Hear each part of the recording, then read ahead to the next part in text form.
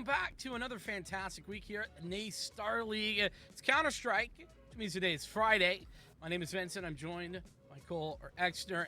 Cole, are you doing fantastic, just the same as me this afternoon? Yeah, of course. I'm super excited to get back into some Counter-Strike action here once again. I love the Fridays that we have here over on the NACE Starleague, and should be another fantastic night of Counter-Strike as always. Yes, it should. And, well, we have sort of this has become a kind of common theme, hasn't it? Where we have some new faces here at the NACE Starleague coming in, or that we haven't really had the chance to take a look at very often, and then some more familiar faces. So let's take a look at the schedule for today, where we're headed, where we'll be going in here. We got the University of Arkansas going up against the University of Oklahoma, and this is the matchup that we really haven't gotten a whole lot of, especially University of Arkansas. I think new here in the NACE Starleague, but they're 3-1. So they've had a pretty decent start. And on the back end of our broadcast, it's going to be Georgia Tech going up against Kennesaw State University, a matchup I certainly am looking forward to as an Atlanta resident. So, two teams right in my area. This is I'd say a rivalry, but I don't know that it's going to be too difficult of a game if Kennesaw State kind of show us the same things that they showed us last semester by getting into the playoffs. So I'm definitely hyped up and ready to go for these two matches, though. Yeah, it should be a great bit of action here. Like you said, we get some of the new guns here in our first opening matchup, and the familiar faces in the secondary matchup as well. And you just love to see that every time, just getting introduced to some of the new collegiate rosters here. And we will get introduced to some of the players on these new rosters that we're taking a look at. University of Oklahoma, a lot of good names on here that you can take a look at. I mean, Shaken is one of them. Obviously, he is one of the more experienced players on this team. Definitely going to be looking to him to try and get most of the heavy lifting done. And overall, I think that he can certainly extend this record that looks to be so strong for Oklahoma. Yeah, I definitely think Oklahoma coming into this are the ones that have the best shot, let's just say. Comparatively, on the other side, well, we don't really know a whole lot about this University of Arkansas roster.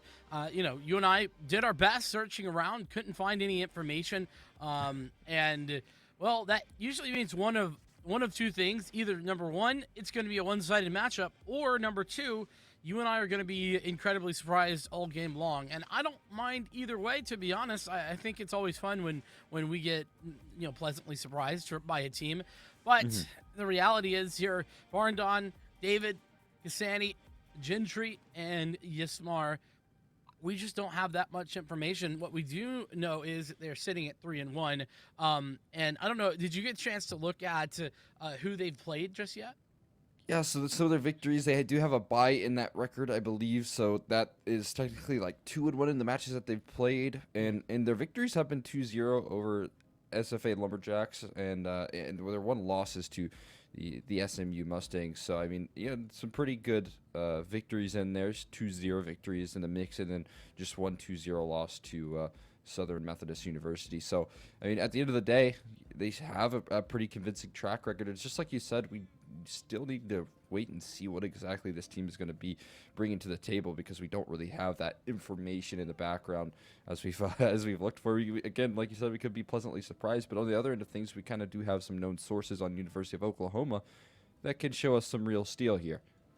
Yeah, and speaking of those known individuals, I think it would not be fair if we didn't talk about the experience that some of these Oklahoma roster players have. Shaken has experience in Maine, currently playing with Steadfast in an 8-0 open team. And it's open, but at the same time, you got to respect the experience, and it definitely takes some serious doing to win 8 games in a row, no matter what division you're looking at, and especially when you're going up against this Arkansas team that, well, we just haven't been able to define. It's easy to kind of sit with what we know.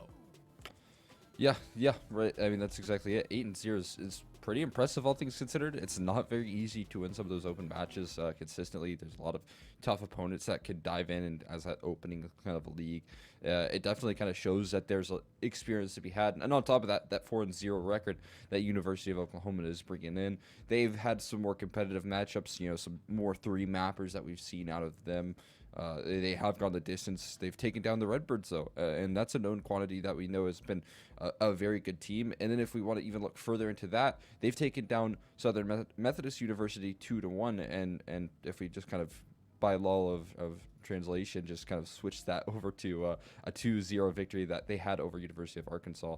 That's going to be one thing to note as well. Yeah, I mean the other side of that, OME Red, that's another team that both of these teams have played, where that both of them did get a chance to actually take a win over. So I think the same law applies. You gotta look at both the positives and the negatives, I guess is what I'm getting at right there. But let's take a look at the map picks bands. Where will we be headed? Will we be seeing more of our collegiate classic matchup? Take us through it. Yeah, I have to imagine so. We get some of the more strategical maps out immediately. Of course, Ancient and Nuke gonna get out of there early. Actually, Vertigo picked out. I've been liking to see this more and more often in Collegiate. I personally like that map, and I like to get to see what Collegiate teams can pull through, and it can be a very good punish pick. If you're not that experienced on Vertigo, then you can maybe catch your opponents off guard, and that's exactly what University of Arkansas, they need to pull through here. They need to be catching University of Oklahoma off their feet and off their toes, and we'll see if that could be the case here with that Vertigo pick. And then the decider, of course, going to be ending things out on Mirage, so we do get a little glimpse at those collegiate classics. Yeah, we do. We actually haven't seen a whole lot of Mirage. We've not gotten to a lot of Mirage deciders, but not getting there really. At least not usually. That being said, yeah, Inferno Vertigo to start us out. I think obviously that Vertigo is the key, just based on this pick ban. Arkansas, if they drop Inferno, fair enough, but they gotta pick up the Vertigo. Otherwise, it's going to be a 2-0 situation. I just don't see, based on the knowledge that we have, I just don't see how Oklahoma will be dropping whatever their home map is. Obviously, we don't have a lot of understanding of what the entirety of the map pool for Oklahoma looks like.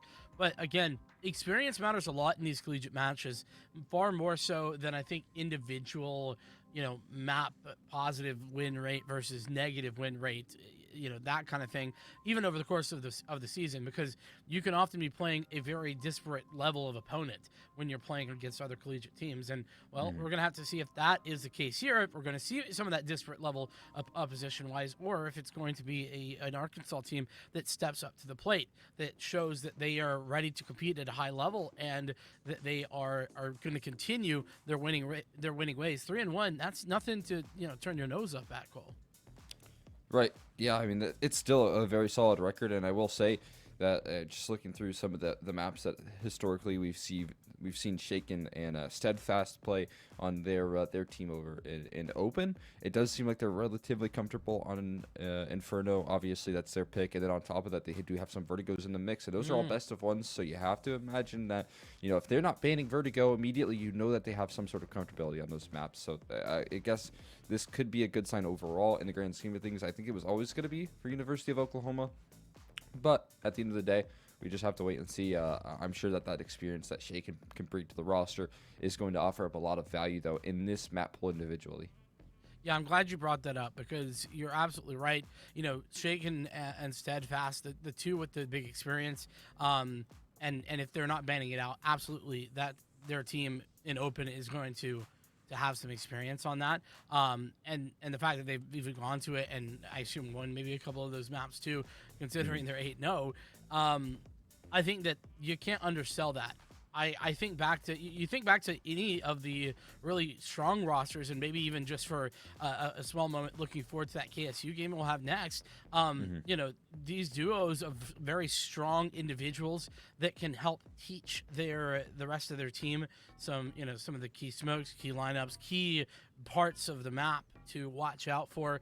That's kind of what we saw last semester with that KSU team, and kind of relating back here to the Oklahoma squad.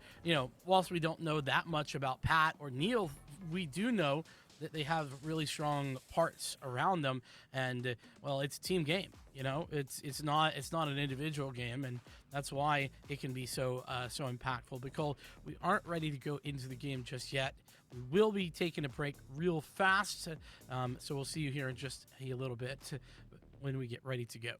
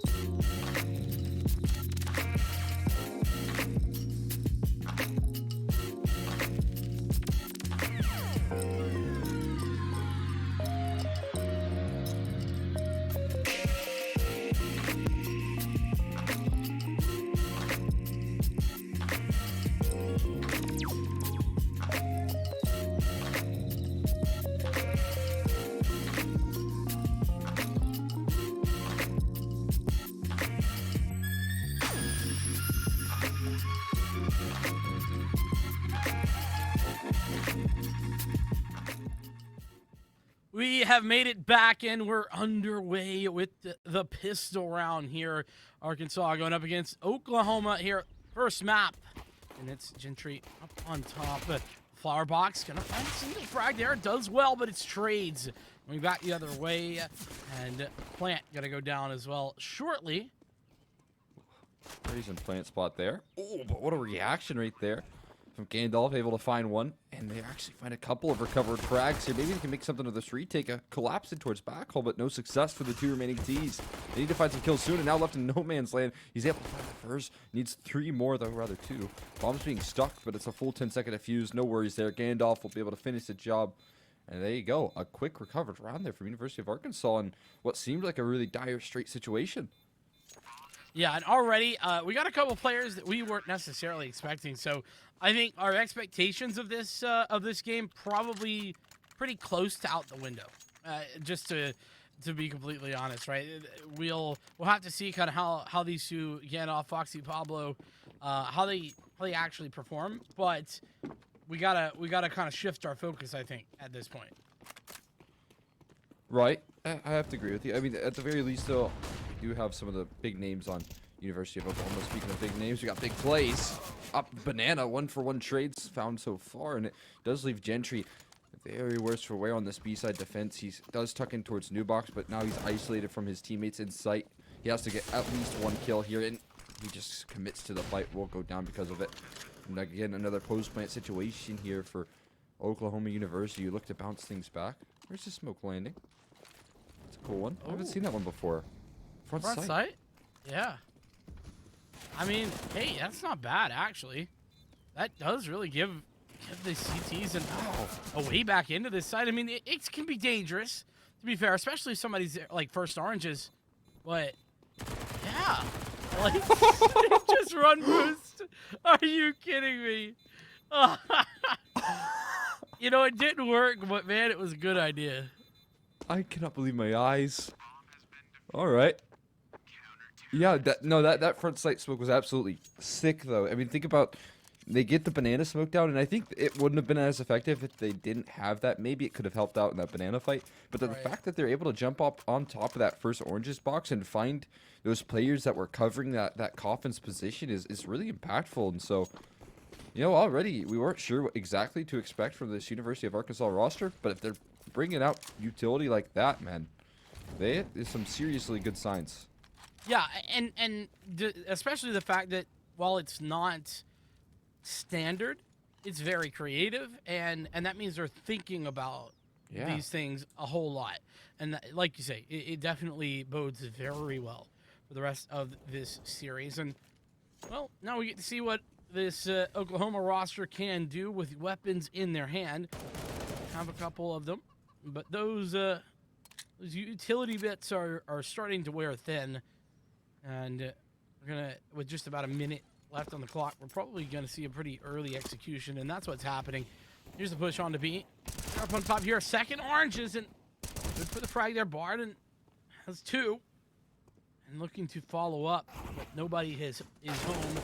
Bomb goes the other direction. Trades working not so much in the favor of Oklahoma. 2v4. We're going to try and find the way back into this round here. There's still one to deal with on the site. That's Foxy holding down the line, and a great angle. Good for the first, and dropping that bomb. Steadfast, sure to drop soon after. There's a couple of HP bars, but just no luck. And University of Arkansas continue to move things forward, 3-0.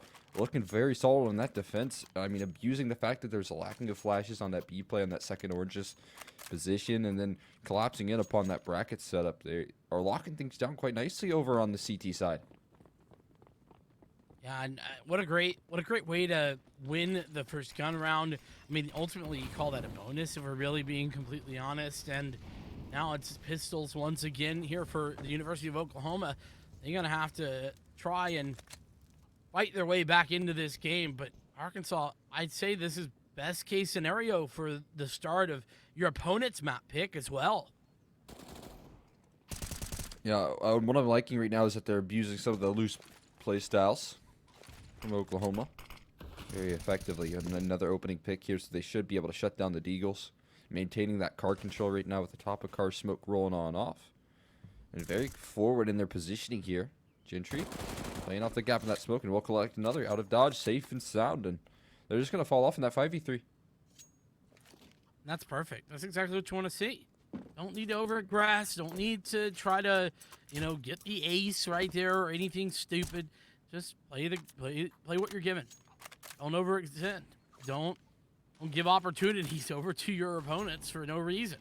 All of those basic things that, well, I mean, in all honesty, you and I both know we see teams of very high caliber do all the time. And this Arkansas squad currently not getting baited into any of those traps. And now with Barden doing well to find a couple more frags, it's 3 for him, and singular player left here. Nicely done. Full house between the 2B players here. Gentry and Barden doing a good job. Yeah, flawless defense offered up right there from University of Arkansas. And the rifles are out once again here for University of Oklahoma. Maybe a little bit of a worrying factor. We have seen some nice little bits of firepower from them, some nice openings. They've been able to get the bomb down in those early stages, but I mean, as of recent, money stacking up a little bit here. Molly down the bottom of mid here. Not going to do too much, at least in the early stages. Actually expend quite a bit of utility here all throughout. Only one Molly left standing, and there's a minute 30, and they really don't have too much to gain off of it. They've lost car control. So I wonder how they're going to play around this. Well, unfortunately, it doesn't always work in your favor. I think that I can appreciate Arkansas kind of going for that play, but you're right. It's not been all too effective. So with banana control now gained, it's going to be the attempt for bracket, and they've got it. It's going to be a frag for Oklahoma, and now bracket control, banana control, all of the preconditions are set for a very strong T round. Yeah, I mean, just one moto smoke, and they've pretty much sold us fake. They're looking for a little bit of a B split here. You can see 3 players posted up in the car. A couple, and that's the one rotator. That's the closest rotator over in that A-bomb site, but maybe they're enticed. Maybe they're hungry to go in towards this A side of things. And little do they know there's 2 players here, but they continue to knock them down. Gandalf not fully able to communicate his position, and it does leave him 1v4 on this site. They're closing in upon him, and there's no help. He has to shut this down by himself. Good for the first, and Dinky down a second. Maybe there's potential here. His clip is running dry, though, and he will fall because of it. Bad, he's going to drop him, and this should be a round secured. I'm a big fan of this Gandalf spelling, by the way. I appreciate it. Also appreciative, Shaken, doing some nice work with the AK-47. Pulling a headshot there and giving the University of Oklahoma a much-needed round. Losing that initial gun round, it can be pretty brutal for a T side if you don't get, one of the next 2, I'll say. Because if those both go the other way, you're looking at essentially a lost half. I mean, you're going to really struggle to fight things back from that point. So, getting involved early and often here for Oklahoma. We got another gun round, though, upcoming, and Cassidy, he's pulled out the AWP. We've seen this before. HE grenade going out. Gentry gonna eat that one. And Barden taking some massive damage. That one from a Molly. So Arkansas maybe a little worse for wear here at the B site. Yeah, starting things off a bit rough, that's for sure. And again, they're deterred from taking that car control, so effectively grabbing that back. Your University of University of Oklahoma, I should say. They have kind of slowed down their approach, whereas they started things out pretty aggressive, very fast-paced. The slowing down has kind of helped out in terms of the default that they've been putting forward and in the map control that they've been hunting for.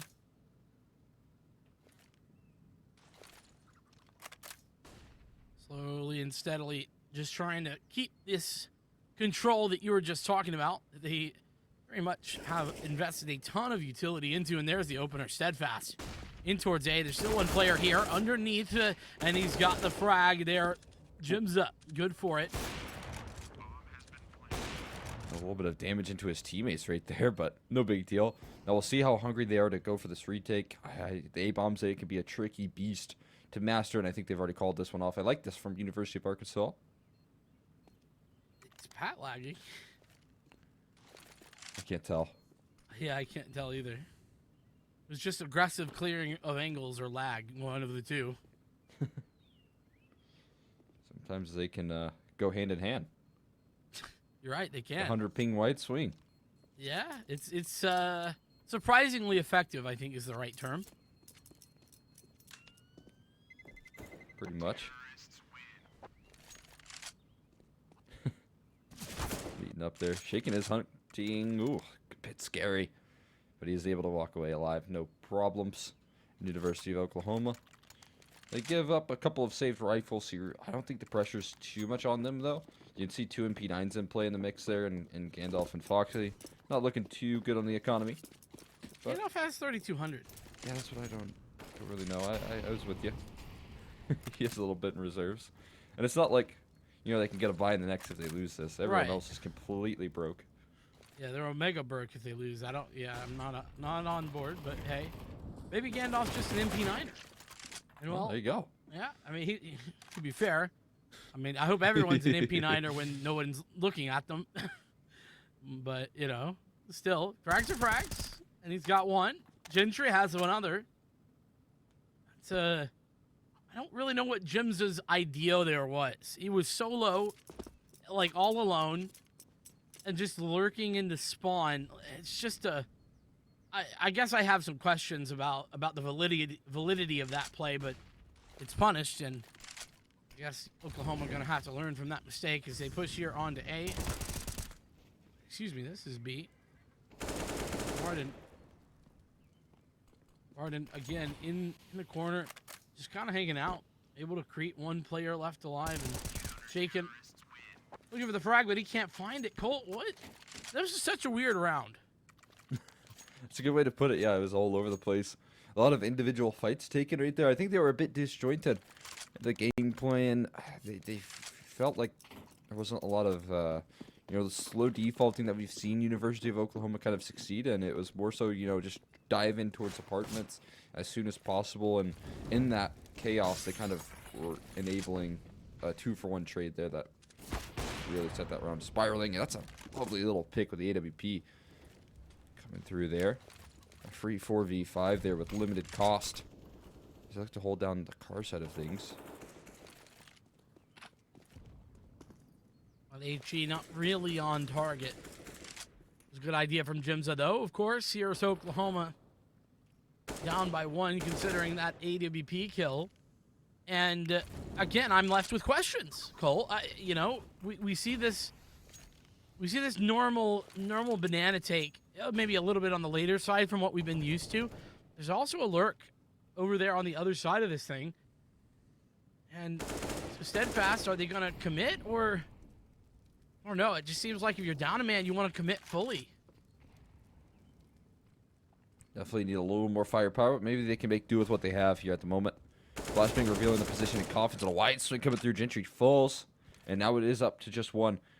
Varden needs to come up with a big site defense and does find a quick kill there, maybe enabling that, but no, just goes good for 1. And they have themselves into a post plant. They're able to claw this one back, and Shaken even going to take further space in towards CT spawn. This makes this hold in the post plant even easier. That certainly does too. Patty just right on the line right there. And oh, not expecting this to back haul. That's a freebie for Shaken, leaving just Gandalf far removed here. I think he's going to save, but he's moving in. I hope he's saving. I mean, really no reason to be going for this, but here we are. Ooh, he's given opportunities. A couple pop shots rattling off. They're going to chase him down. Okay, the double swing coming through there will solidify things. Might have stuck around for a little too long, and University of Arkansas off that. I really don't have too much money to work with. Yeah, I really would have loved to see Gandalf save there. I mean, if they saved, we could have seen him throw one gun away. Cassidy could buy. We could have seen maybe like MP9 for the other two. I mean, that would have been decent. Either way. Well, they can do good work with the MP9 as well. That's a nice pickup. Foxy in no man's land. That's so unfortunate when you try to get aggressive there and you get met with utility. Either way, HE frag there for Jimza. Not something you see every time, but he's picked it up, and only 1 deagle shot to answer this one back. University of Arkansas, more than likely going to be losing this one. There is 1 player still here. Or actually 2 players. They're stacked on 1, pretty much. Second. They know he's a B player. Surely. This is at least good for one. That's so chaotic there. Poor Patty going down there. That's so unfortunate. You know, if I'm just that guy, I'm like, why me? You know? Why has it got to be me in this scenario with the dice? There's like 4 people to shoot at. In the next round, if I have bomb, like if I spawn with bomb, I'm just dropping that immediately. Yeah, I'm not that guy. You take this.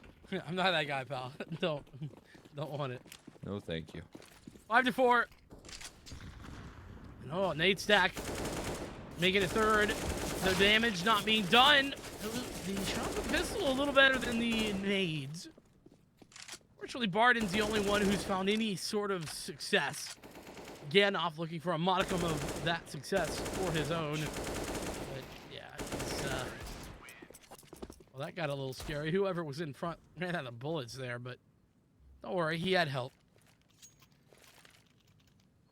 Got a bit of supporting staff there, no worries. 5-5 though, as University of Oklahoma starting to make a case for themselves being more so the favorites in this matchup. I was wondering if that was going to remain a pretty dominant start there for University of Arkansas. They were really hot to start with the kickoff of this game, but have slowed down alongside the likes of University of Oklahoma. Once they've kind of slowed down their defaults, I think that's been offering up a lot more success.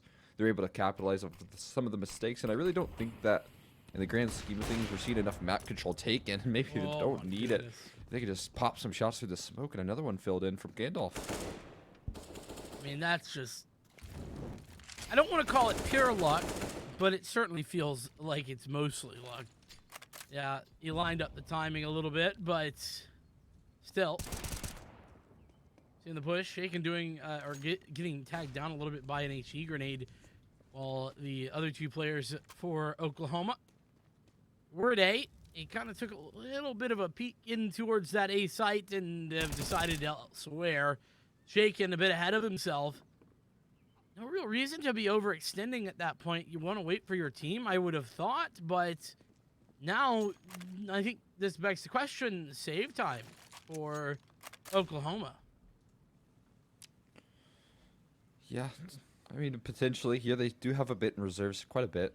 So I imagine that if they're not going for the save, maybe they want to find a couple of kills on their way out, potentially do some damage to that CT economy, although that doesn't look to be too fortunate. Patty did a nice little one-tap on towards that pit player, but all thing will have from Gandalf and the distraction play coming through from the out. Nicely done. University of Arkansas back to winning ways here on the CT side. But it's close, 6-5, and like you said, money's not tight in the slightest for Oklahoma. They got cash and reserves, money to spend, and spend it they will. Even a little bit still left there for Steadfast and Gemza.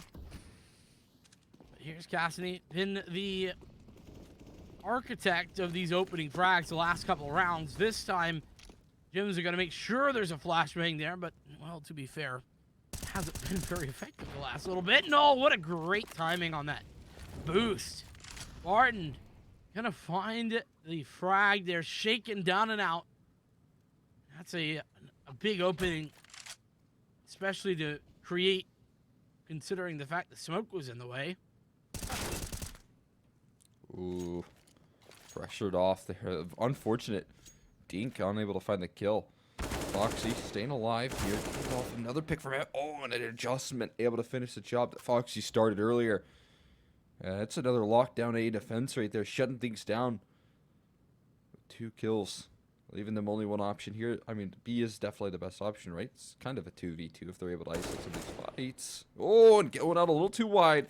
Barton does drop. Now it's just a 1v2. Actually, it leaves Gentry in worse for wear, and he's going to be mollied off now as well.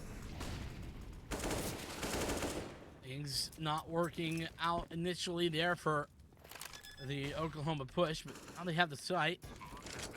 And a pretty long rotation that's underway right this moment. Other part of that is the low HP. Gandalf and Foxy, both very much worse for wear. 20 health apiece, essentially.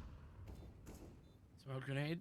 Gonna go out, try to create an opportunity, and Cassidy doing a great job with the AWP. Now it's 1v3, and Pat only able to get one before the trade comes through.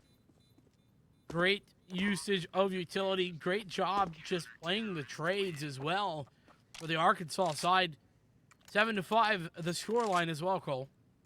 God, I'd say on top of that, an amazing job from Cassidy, who patiently waits for that Coffin's peak. That's everything right there. If it's a 2v3, that becomes a whole lot more doable than a 1v3, where it becomes nearly impossible to isolate those duels. But if you can kind of play off each other, it becomes a little bit easier. And so Cassidy's patience paying off in a big way right there. You can see double op set up for Arkansas. They've gone for this one for the first time now here on Inferno, and it seems a little bit on the early side to go for double op, but we don't know what Barden can do with it. Maybe he is a player that we can count on to consistently find some frags. Currently, it looks like he's set up towards the dark area of B, and at the minute, not a real commitment anywhere for Oklahoma. Just a nice pickup, a rare find. Gandalf's been lights out there, but oh, there goes one of the defenders, and they're going to collapse in upon him. That's just too much to ask for. Once they start to come in, even if that kill initially did come through, it would have been likely traded out rather quickly. Bombs joining up to this B bomb site, and University of Arkansas have already called it in. A save, but a little bit of a hunt here, especially with that delayed plant coming through. Maybe that buys more time. They're all chasing down, in fact. They being Arkansas, really need to save these weapons, actually, if they want to buy in the next round. Gandalf will have money. Cassidy needs to definitely hand something over. And Foxy can maybe drop a Moss. So, anything lost here by either of these CTs is a crucial one. Go Molly. Throw that in towards Big Pit. Might not even be necessary. They're going to overwhelm the offer. Rough. Very rough right there. I mean, only last seconds between you staying alive there and not, and quick decision from University of Oklahoma to hunt them down, right? Because as soon as that bomb gets planted, they know exactly what's in the gameplay. We do have a Negev, though. Oh, we know how that is going to go, man. potentially. No armor. Could be interesting. I mean, they got to shoot at you for you to die. Yeah, that doesn't happen too much when the Negev comes out, does it? No, it doesn't.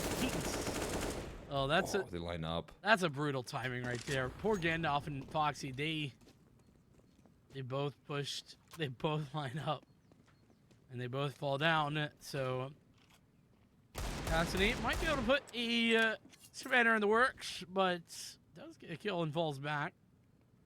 Maybe.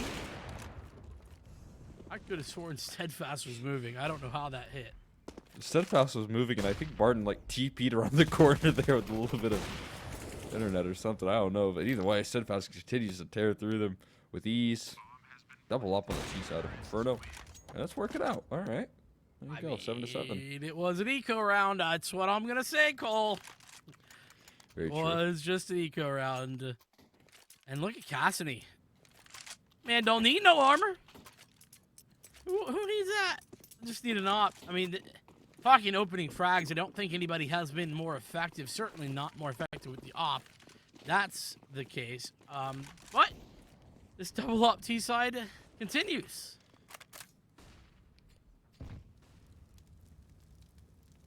Yeah, I'm interested to see how that works out once the rifles do come out, right? It's going to be a real test. Not really passing that boost test. That's a C at the best. The touchdown HE. I think they might have heard the footsteps there potentially. The spam coming through there. It's just far too easy to find that opener. Again, it leaves just one Gentry left to defend. There's a close rotator. Diving through the smoke, there was a risk. What is that? Unbelievable. I mean, hey, they were worth one, to be honest. Remember that shot from Cassidy earlier. So, it's cosmic justice. We'll just call it that. And surprisingly, a victory here on the T side for Oklahoma. They really did struggle in the opening stages, losing the pistol, losing the first gun round. But then they started to fight things back, and whilst it was close all the way, Arkansas do come away with the half. What are your thoughts? Yeah, it was a pretty fast 4-0. I mean, for the University of Arkansas, and so it's a solid half that they put together. But I think anytime that you win a T side, it has to feel relatively good, all things considered. I feel like more so in this meta with the A1S, it'd be a little bit cheaper. CT sides can be much easier. I don't know. I feel like I've seen so many strong T sides in the advanced season so far, but maybe I'm just seeing things, and maybe that's just in advance. You know, always a possibility. That's true. Depends on what kind of place you're playing at, what level. That's very true. Yeah. But so we've already seen Gentry fall. We've already seen Cassidy fall. Finally, Arkansas get something on the board by dispatching with Steadfast and moving their way on to B. But look at this retake. 2 players sitting ready and waiting, and they're going for it.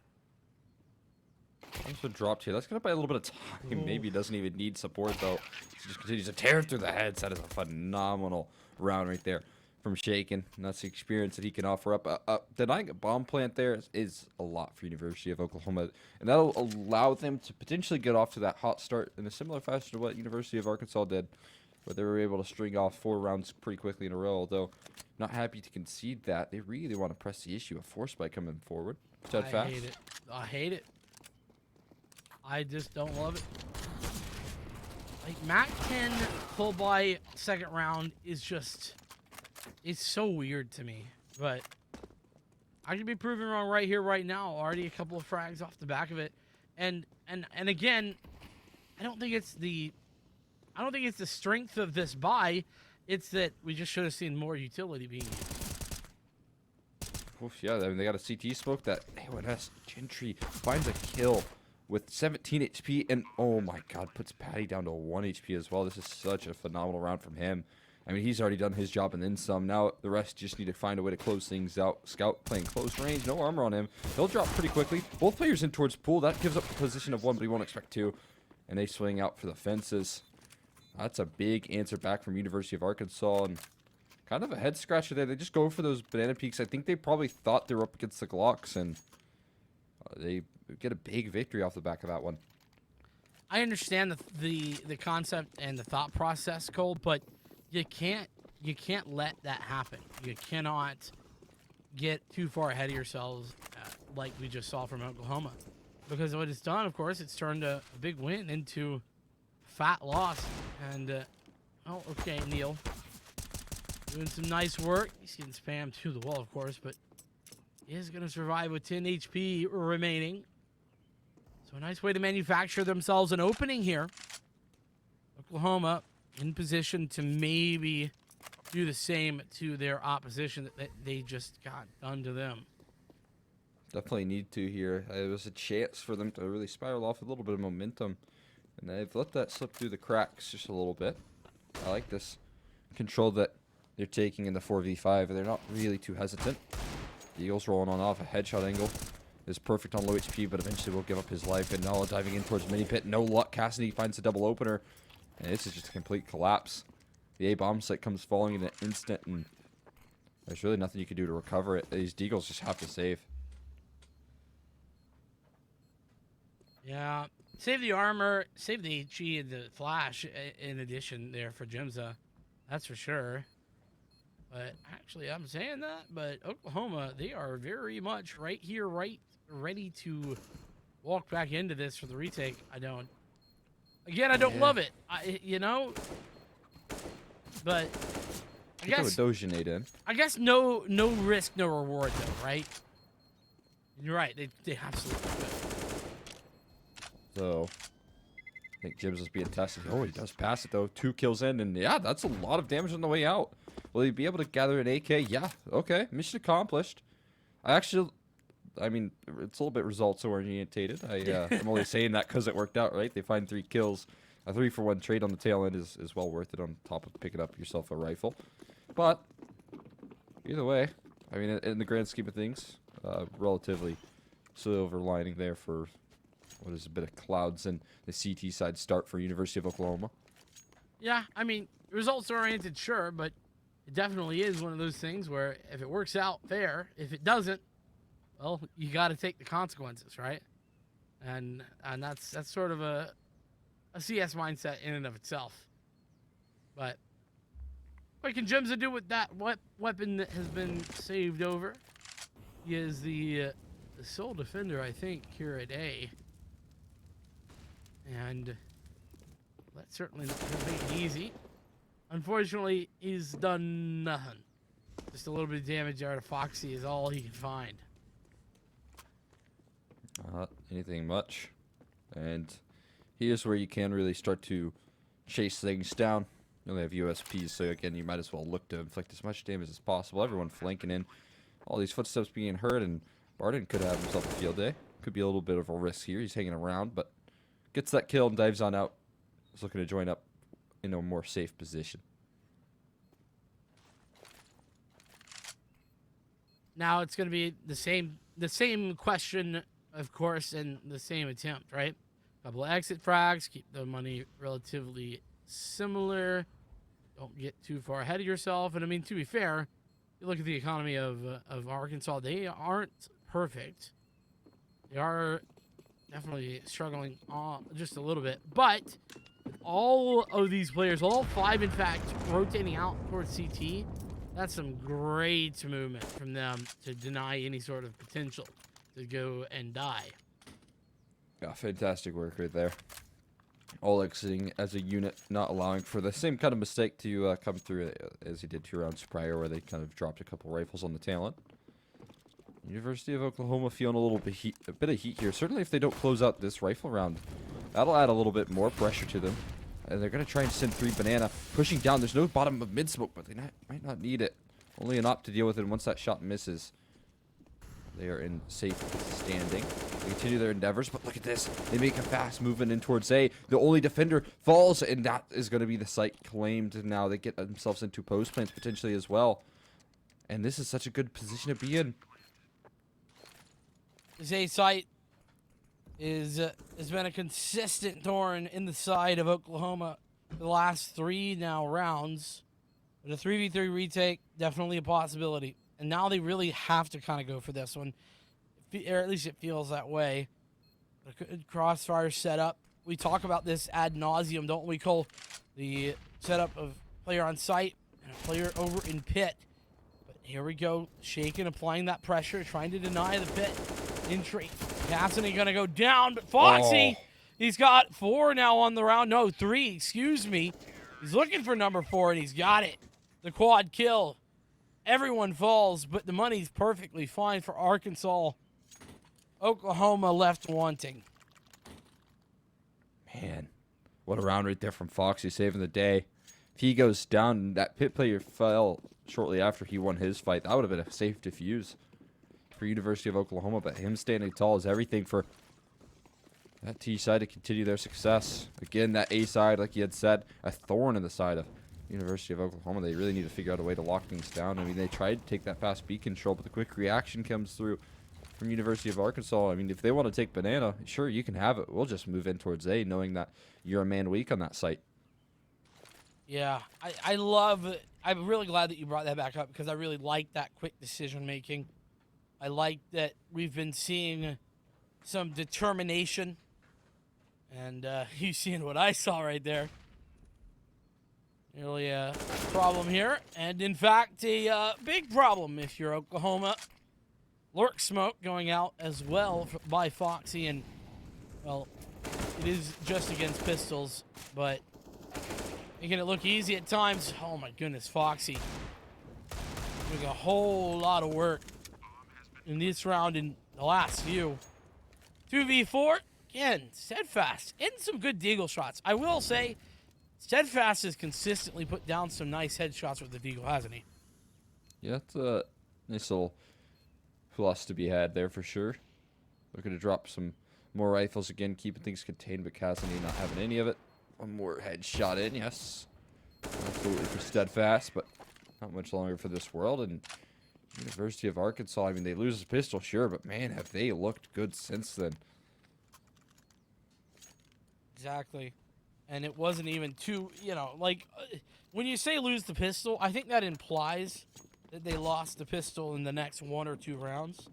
But that's not what happened, you know? It's like they lost the pistol, they force bought, and then they instantly broke the money of Oklahoma for years, it felt like. There's so many save rounds. Nice HE grenade, dropping down straight onto the face of Barden. But looks to me Steadfast took some similar damage early into this round, so it's really a bit of an even trade when you think about it. Tit for tat. I'll take it. So they look to continue their endeavors here, though. Might be waiting for some aggression to come on through. They have that player posted up in Broom. No flashes to support. Attacks to the wall, not following up. And oh man, down so very low, shaken, an effective member. So consistent so far in this matchup. And he's down low to try and recover things. I mean, this is such an important gun round. You really can't continue to afford giving this up to University of Arkansas.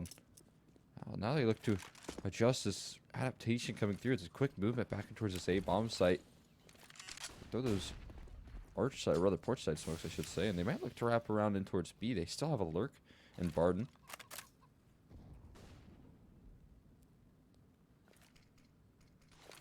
Five v 5, incredibly late in the round. 35 seconds left to play. Steadfast gonna throw a smoke. How's he got smoked that late? What a crazy amount of utility saved in there for Oklahoma.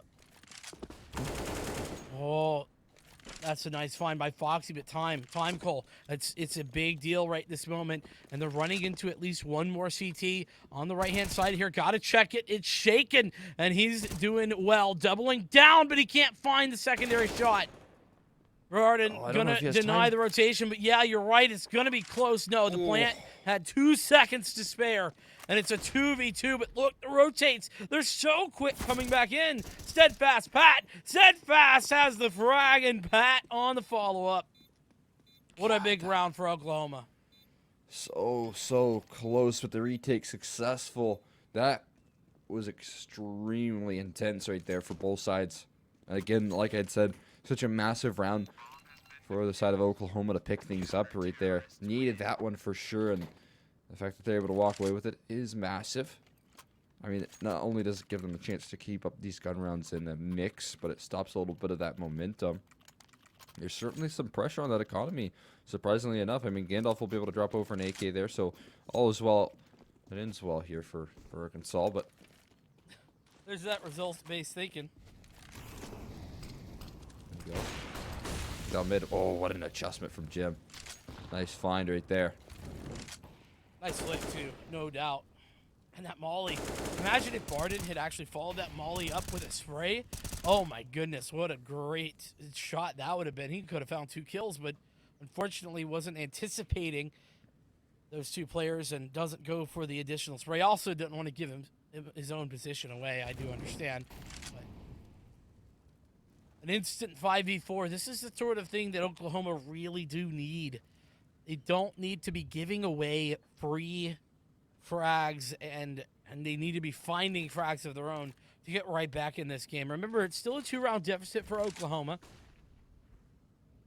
It looks like it's going to be a hit for Arkansas as they regain the bracket area. Been really effective at these A hits, so I like this adjustment in the mid round, even in the 4v5, but a great angle held. It's going to make things very tricky alongside that lurk smoke. Steadfast jumping on top of the default box and is able to double down in a very clean fashion here, leaving Gandalf last man standing. Gonna walk his way in towards the site. Sure, no success to the pad though. 1 kill in, making a double. Uh-oh, doing some damage on his way out here. 1 more on the site. If he can even get a bomb play here, that would be massive. The op has come through in line. Looking to cover the background there. He finds himself another kill. That is insane. 3 kills on your way out. Keeping that economy honest. No bomb plan, unfortunately, but still, you'll take that victory. Yeah, 3 kills in a 1v5. Yeah, you'll take that every day. Doing the damage. Unfortunately, well, the economy for Arkansas can't really survive. If it had, then I think that economic damage would be a little bit more meaningful. But here we go. It's an 8 stack the other direction. And no dice. In fact, it's HE and Molly damage abounding on the Arkansas side of things. Pray and pray. And that is a whole lot of frags this Cassidy left alive.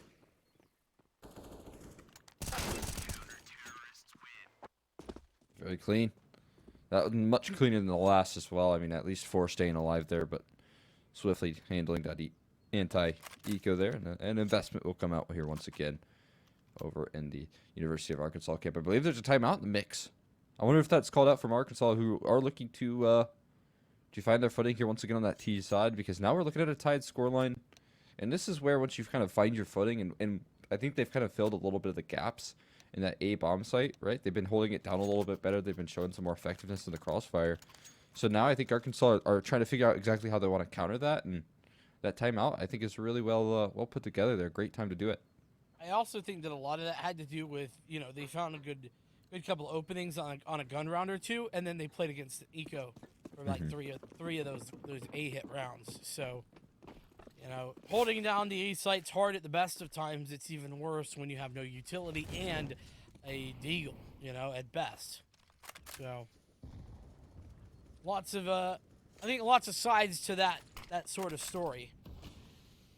But it's a lot of early aggression here at Banana, using the utility to great effect. I think Oklahoma really adjusting well, considering that they know this is a gun round. They know that this is a very important one because the economy really is on the line. No doubt. This good map control here. I mean, it's interesting, though, to see as well. I mean, usually when you have this banana control, you'll start to see a rotate fall off in the B side of things. Yeah, just a tag there. The AWP and sticking around. Oh, does have support, though. Wonderful kill. Offering up that op safety. Now eventual trades do come through. Barton, good for a double. Opening up that A bomb site. Finds himself on third, and all of a sudden, things swing in the way of Arkansas here, who found resounding success. Oh, it looks so good for just a second. Oh, and Gandalf nearly finds a very good opening right there. 2v2. Smoking a flash there for the T side. Just a single flash for Steadfast as he's looking to try and put that in position. Shaking though around the corner. Spree! Oh my goodness, the spray control! Oh my, what has just happened? Gandalf. Wow. 26 and 15 on Gandalf right now. And that transfer was everything right there. How sick was that? How fast was that? Amazing round from him. It was almost faster than the frames we have watching it. That's how quick. Jeez. Absolutely disgusting right there. Saving the day. In a big way right there. University of Arkansas back to the lead. But not over the hill just yet at all. They still have a bye to deal with. Now, if they can topple this, they'll be in really good positions. That's the key. But what a comeback into that. That was a 5v2, I believe, at one point before Barton stepped up to the plate, and yeah, it was. You had Gandalf shutting things down. Yeah, Barton found both of those entries there and found the third frag as he pushed forward onto the A site, and then it was the 1v2. A great point you've made, and a huge clutch for both Barton and for Gandalf. If Arkansas win this map, you have to think that is the play that kind of set that up. This this round, depending on how it goes, I think could be significantly the same impact. As Jim's up, connecting, and look at Neil. Crossfire, ready to go there. Looking the other way. He's got the spray, making a double. Oh my goodness. Neil doing the work, and, well, Cole, here we go again. Yeah, 2v5 once again here. And, I mean, they are kind of playing in similar positions. You know, you got that up, posted up. I think that's a rifle, rather, that has joined Neil in the same position where he had so much success. But this is a little bit different here. There's a quick reaction. There's a quick recovery of those trades in this 2v5. Instead, they still have to recover that bomb. Neil's giving them fight, so dink down. Okay, he is able to escape just barely. And bomb has been recovered in the meantime. There's 40 seconds to maneuver. They have time to work with here, but they have to make a move. They have to find a kill, and I think that in this one, Oklahoma not going to make any mistakes. They've learned their lesson in the last round here and are looking to hold steady. I mean, listen, if it takes a 2v5 to learn your lesson, I hope you've learned it. So, seems that Oklahoma certainly have. Not much time, just 10 seconds, and Gemza opened Pat to close, and Oklahoma right back in this thing. And unfortunately, as incredible as that last round was for Arkansas, it's sort of brutal because now they're back to the save. Yeah, I mean, it came down to that 1v2 that was well won from Gandalf, right? But, I mean, when you win a round with only one alive and you're not able to string anything off of it, it certainly will take a massive toll on that economy. Now, this is forward from Shaken with no support as well. The HG is going to do phenomenal damage, but he needs help. He needs help soon. He gets that smoke down. They're going to push right through it, not scared at all. And again, support is required. They can close the distance here quickly. He's able to find 2. He needs to find a couple more. Maybe he will do so. And he'll lock things down single-handedly. A 4K from him, deterring that B-rush that comes through. It's up against the pistols, but the way he played it was exactly necessary. It was how he needed to. And he doesn't take a point of damage either. Shaken there, channeling young Stu at Boston. Doing the old solo hold at B site, this time with a rifle, though. Absolutely phenomenal work. And I mean, you gotta think how terrifying it is to even just Glocks. I mean, there was a couple of B250s in there, and I think a Tech 9, but it doesn't matter. Those, you know, at close range with 5 of them running you down, it's not easy. But Gemza, that was not the time to give Cassidy a repeat. He's not missing those shots, and 14-13. It certainly isn't going to be groundbreaking if Oklahoma lose this, but Arkansas, they'll be in trouble if they do. No doubt about it. They're collapsing in upon this A-bomb site here. Blinded up, though. Look how many blinded up players there are. The crossfire's too strong. And again, it is the pit site crossfire that we've seen so often. This time in balcony. Steadfast looking to play around it. Does go down, and we're back into evens 2v2. And going more proactive. That is an insane play from Barden. That is absolutely absurd with the op right there. He's going to reposition in towards pit, covering Shaken's angle. No! And we'll land the last one back to 14. It's the back and forth continues. And it's Barden and Gandalf that you can always entrust in those 2v2 situations because they always come out on top. What an incredible adjustment.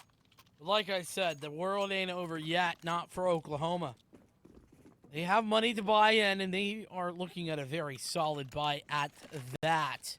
They have plenty of utility. AWP is out. Oh, wow. Gemza, you got to win those. Cassidy made that look easy. Made it look simple. Now, 5v4 once again, but Shaken has done the due diligence, has found that frag, and coming through the smoke, a bit of a weird decision, all things considered, there by Cassidy, and Neil able to make this a 4v3 in the favor of Oklahoma. Big kill to swing things back in the way of Oklahoma. Again, that A-bomb said it hasn't been the easiest of defenses. Barden, luckily for Oklahoma, is taken down in this round, so that's not one player you have to worry about here. But the recovery in brackets, that's a risk that you cannot afford to lose here. He's gotten himself tucked in towards Cubby. Gandalf, he's got that smoke down, but he's not going to clear Cubby just yet. He hasn't peeked out. Instead, just holding his ground steadfast. How much can he get away with here? No one's cleared that corner, and they're all going to be blind to it. Oh my god, he only gets one. The team kill comes through instead. How has he only found a single kill? A recovery, though, it might not matter as Neil's able to find Foxy on solo HP. Drops Gandalf as well. He's looking to hunt him down in the corner. He found a reload. Barrel spotted, but not a problem. Neil will close things down and deliver mat point to Oklahoma. Oh, and I got bad news here for the Arkansas fans. The money is not good whatsoever. Barden, Gandalf, well, we know why they have cash, but everybody else is down to a Mac 10, a Tech 9. We saw this happen the same way at the beginning of half number 2.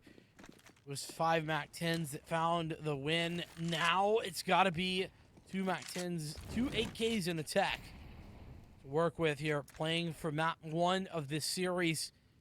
And Arkansas in position to potentially send us to overtime on the map pick of Oklahoma nonetheless. Either way, it's a good result on your opponent's map pick. That is something that I'm glad you reminded us of. Arkansas looking very, very solid despite their backs being up against the wall. If they could take this into overtime, they'd still continue to look to fight forward here. This would be a great pick off, a great start. You can see they've certainly scared Jimza off of that aggressive movement. A couple of deaths in a row, and he's like, I don't want anything to do with that aggressive play. Push through the smoke, though. They've cleared out Carr. This is going to be a fast rotation of a fourth player joining up in that A-side defense and a brilliant read of the situation. No, doesn't commit to it just yet. 40 seconds left. They recycle that smoke towards B, so that allows for that fourth player to eventually join up. But there's a heavy presence towards Moto that will join into the site. This is going to be so hard to crack through for Arkansas. Yes, it is. Nice blind initially. Here's the player in mini pit. It's Steadfast with 2. Steadfast going down, though, to Foxy, and it's Gandalf to find another on the opening. It's a 3v3 now with a final rotation being committed. And Pat taking out Barden with the frag is shaken. And Jimza, the 2 left alive, Cole. Everyone is on site, though. No post plants in the pit, and that is big. That will make things a little bit trickier for this T-side. Shaken has been good for the clutch. Somali, he hasn't thrown it out just yet. Instead, looking to take those aim duels. And oh my God, Barden has been clinical all game, and it continues to do so. There's no saving here. Jimza a little bit slow to start in this retake, and he has to find 3 with the op. It's just not the right weapon. I think overtime might be locked in. What can Jimza do? He's running out of time here. He has to chamber 3 shots. That's simply not enough. No scope doesn't even connect. And Barden, to close things, how fitting it is that he takes us into overtime. A huge push from both Barden and Gandalf there at the finals. The final few, 5 rounds? These guys just teamwork out the wazoo. I just don't know what to say beyond how impressive it is that they have brought it back. 26 for Barden, 27 for Gandalf. That's now overtime, like you said. It's going to be 1st to 19 is the score we're looking for. 18-18, we do it all again. So you can get to that coveted 19 first here, or if we continue to play on. Kicking things off again, they're just going back to that A-bomb site. Why wouldn't you? So much success. Gandalf has been lighting up the server. He's been just shutting down everything on that B, or rather A side of things.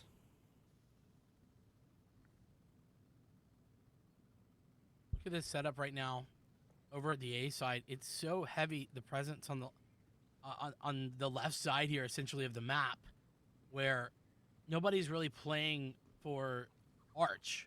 Nobody's playing for a library. Everybody playing for apartments, or it's that double setup on top of porch. So could be an interesting decision if they end up going towards Arch or trying to split towards B. But ultimately, nothing happening just yet. And decision making needs to start to be a thing. 40 seconds left, not a lot of time. Again, they're walking into the op of Jimza. Lights out, hits 2 tripwires, and will deny access in towards this A bomb site. Finally, something going their way. Although maybe it could be short-lived success. Steadfast drops here. Bomb is in their hands. Not for long, though. It's been recovered. Gandalf looking to find that opper. No, swinging around. It turns the other way here. How has it become so questionable? And Gentry finds Neil. Look at this. They turned it around still. University of Arkansas, there's no situation where they're down and out. It's 2 opening picks, but then somehow they just reclaim that bomb site. Yeah, Oklahoma really needs to be a lot better at not allowing these rounds to fall away. I mean, it's just been brutal. 2v3, and I'd argue this is one that you might go for, but it looks like the answer is no. University of Oklahoma going to be running away, getting out of there.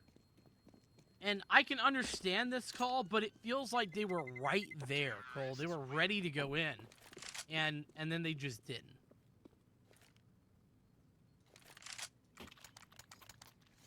Yeah, I know. I don't know what needs to be done here. It seems like in these man advantage situations, they look for a little bit more when in reality maybe they could just kind of fall back, play their sights. Saw Jim's, he was sticking around there for a little too long. He's peaking for a 4th time. Yeah. Once you miss, if the first, you immediately kind of have to give up that space and continue to take that fight. Something you can't afford, knowing that What that's do you been an mean? issue and shaking a heavy hitter taken down. That's so insane. How many is that Cassidy has found just entirely blind or through smoke? It's like the 4th or 5th with an op or something. Just wild. I mean, listen, this game is one of the most skilled esports there is, but at some point, if that keeps happening, you got to say there's like some luck to it, right?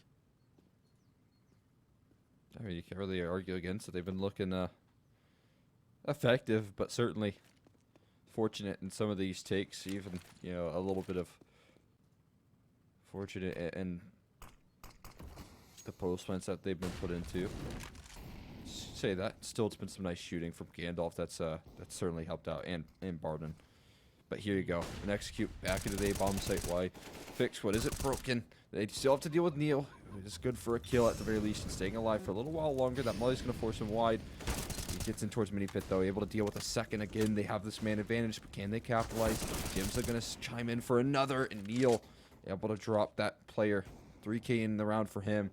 And Cassidy, I don't know if you can pull yourself a clutch here now without bombing your hand. Maybe he can make something of it. Oh, they're giving him 1v1s here. Patty, though, will shut things down. If Cassidy would have found that shot, it would have been a heartbreaker to lose for Arkansas, but they close things out.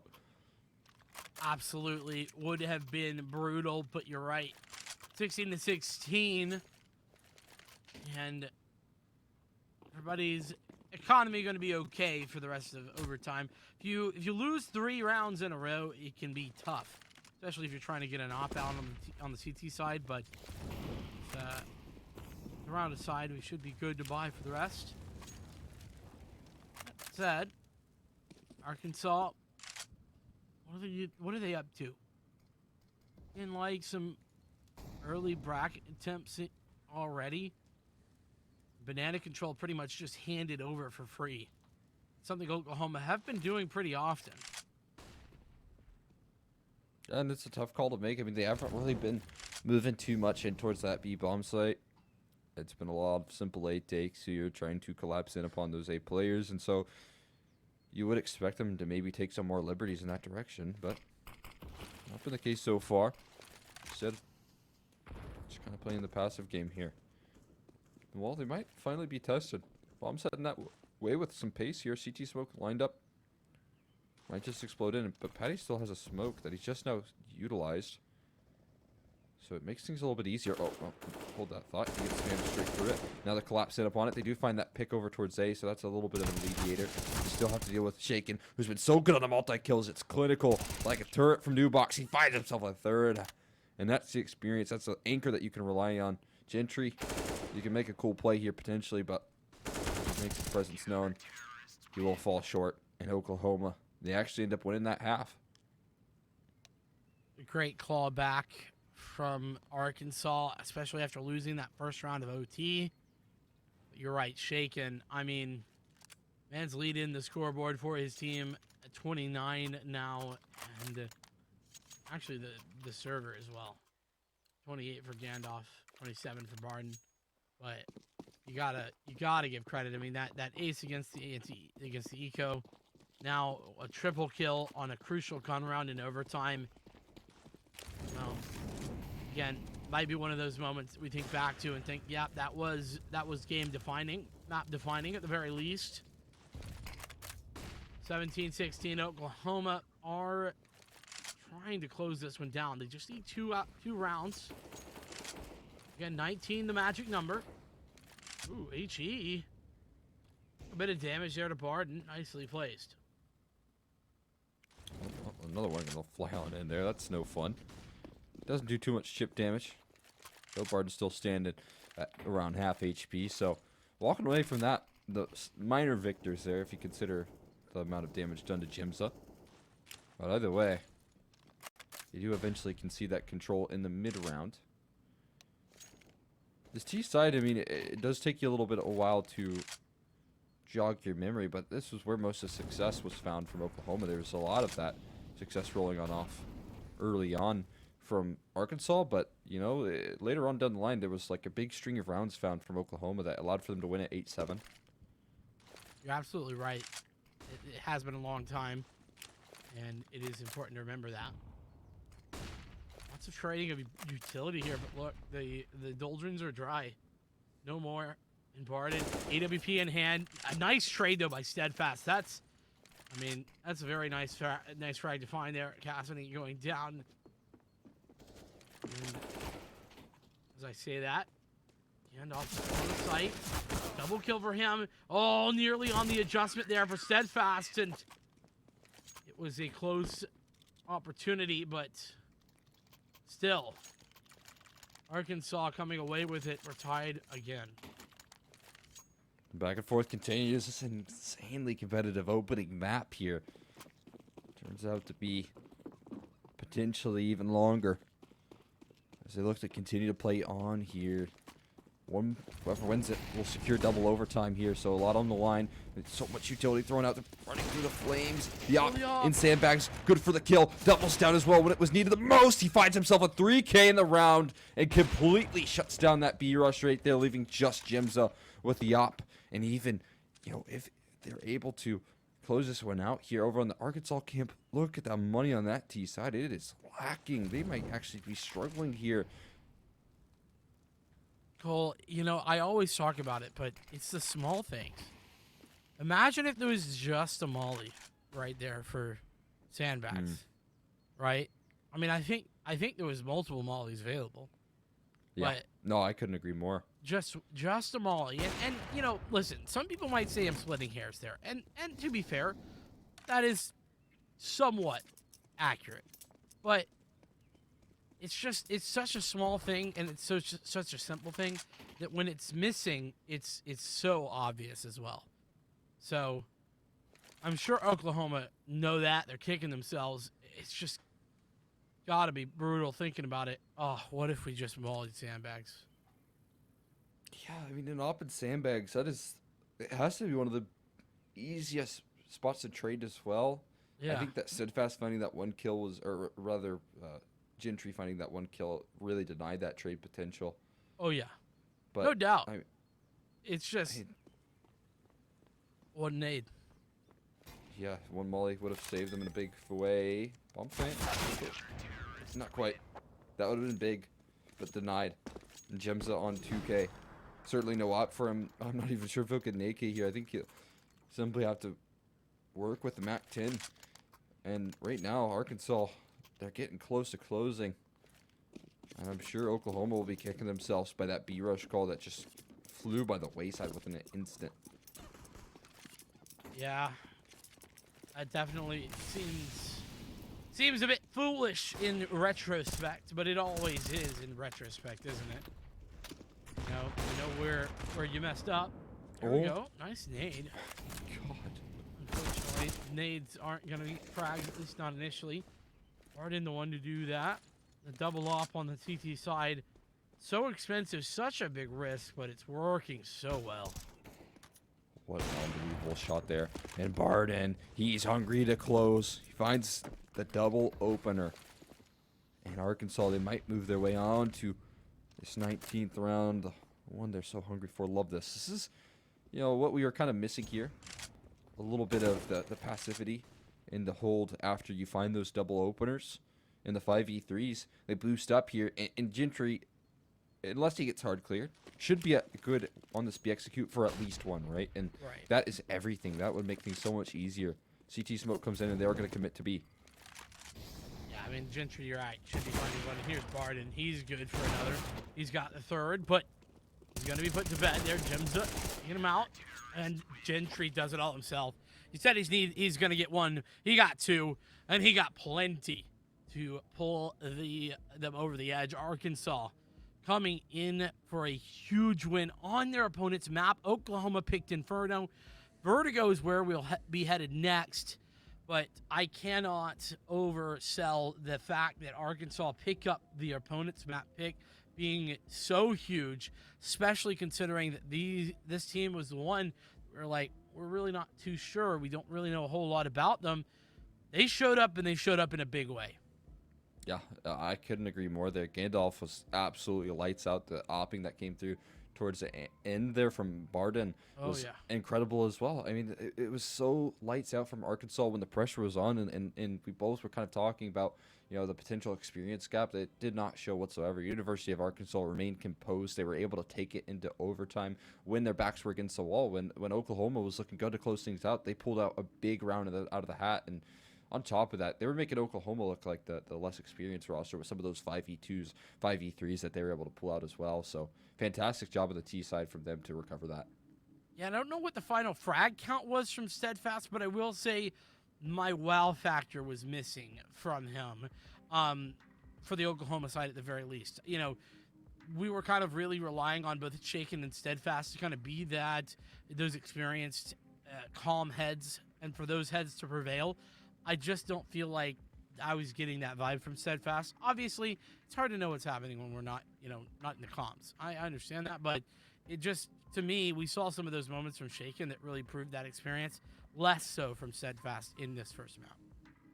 Yeah, I agree with you. There are some certain signs of life there. I saw some really cool entries from him that he was able to line up and make things look pretty easy, but even still, it came down to, I think, a real team effort there. Arkansas able to collapse those A bomb site attacks, and man, like Oklahoma, they had so many opportunities to close those one out. So if they were just able to win some of those clutches, not even clutches, I'll say. I mean, some of those man advantage situations, some of those 5v3s that you just have to nail down. You have so many crossfire opportunities on that A bomb site, but it seemed like they never used it to full effect. Like we often see it as one of the most useful crossfires in collegiate, that pit site setup that is very, very effective, and for good reason. It's hard to crack through, but even when they had those man advantages, it seemed like they were a little bit disjointed in their defenses. That it did, but we're going to give Oklahoma a chance to, sit back, think, relax for a moment, try to figure out what they're going to do on Vertigo. It's going to be map number 2 on the flip side of this short break. We'll see you back here in just a couple moments.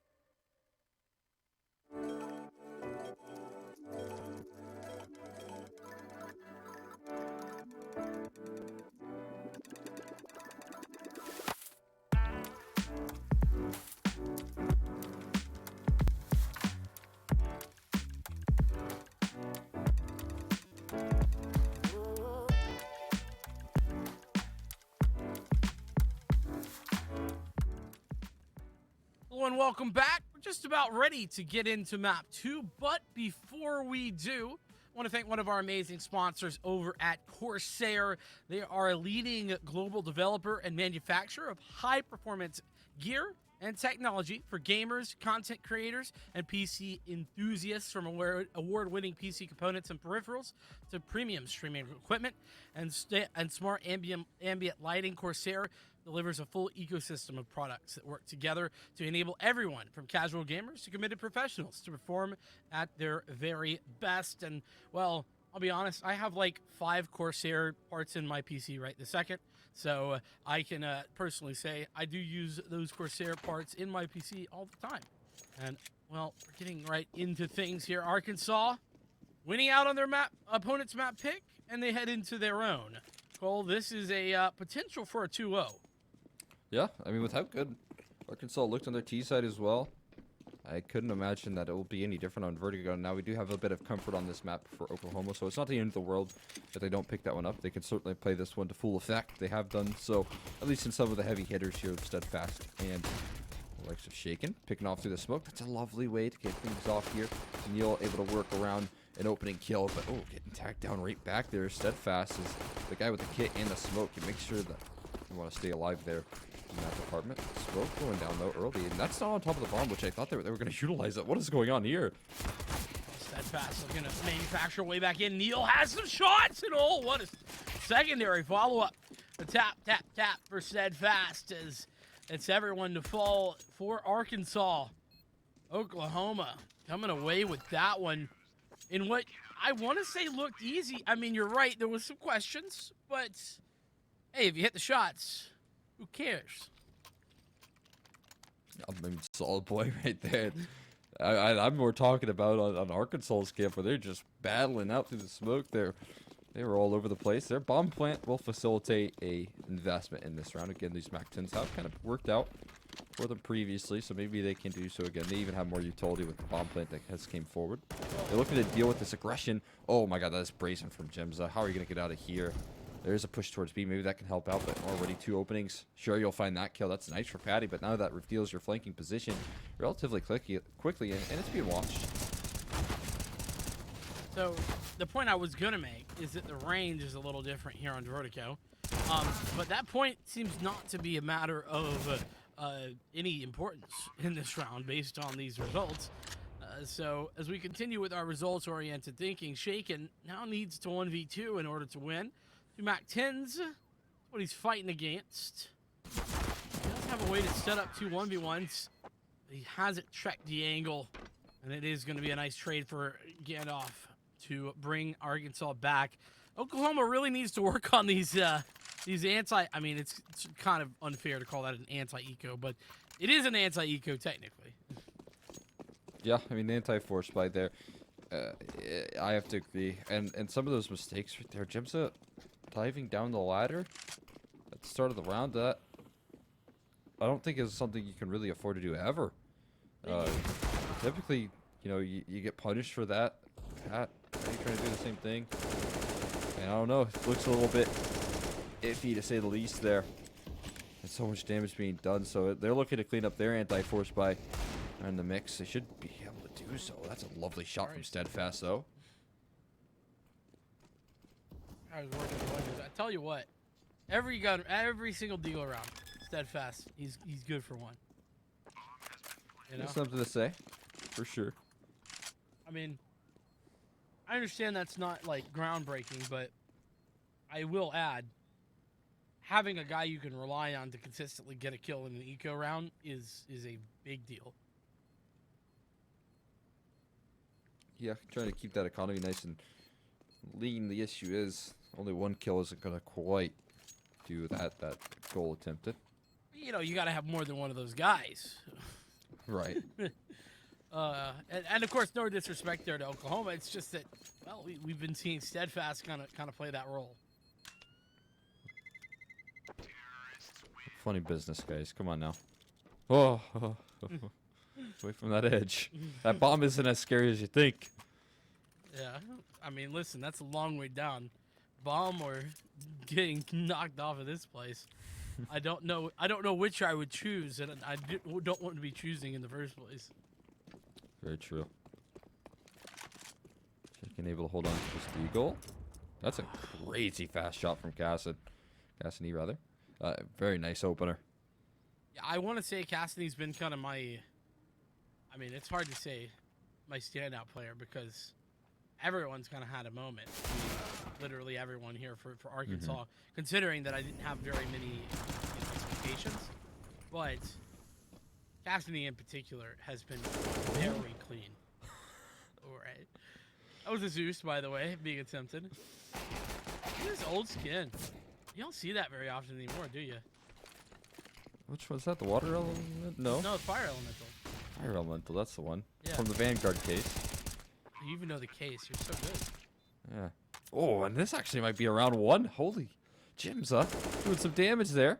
But he will go down eventually. Now it's just a USP. I start to believe a little bit less. There's a rifle that can be retrieved, though, on his way in. I think that with this proactivity from Gandalf, though, he should shut things down. But yeah, I only know that because that was the first ever red skin that I won, the Fire Elemental. Or unboxed. When I first started Counter-Strike. Wow. Going back in time here. Yeah.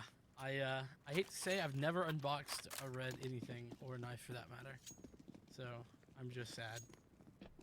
That being said, go ahead. It's been downhill since then. I mean, yeah. Don't worry. Don't gamble, kids. Yeah, that's the best way to put it. Yep, sure is. But we are back underway here, and it's a gun round. So let's focus up a little bit, thinking about what has changed and where we're at. Oklahoma, remember they picked this one, so we'll see if they're on their CT side right now. I think their setup's pretty decent. What do you think? I like it. Flashbang for the ramp peak here. A lot of space to be given. Gonna boost up towards Ginger for Gintra. Looking for a kill.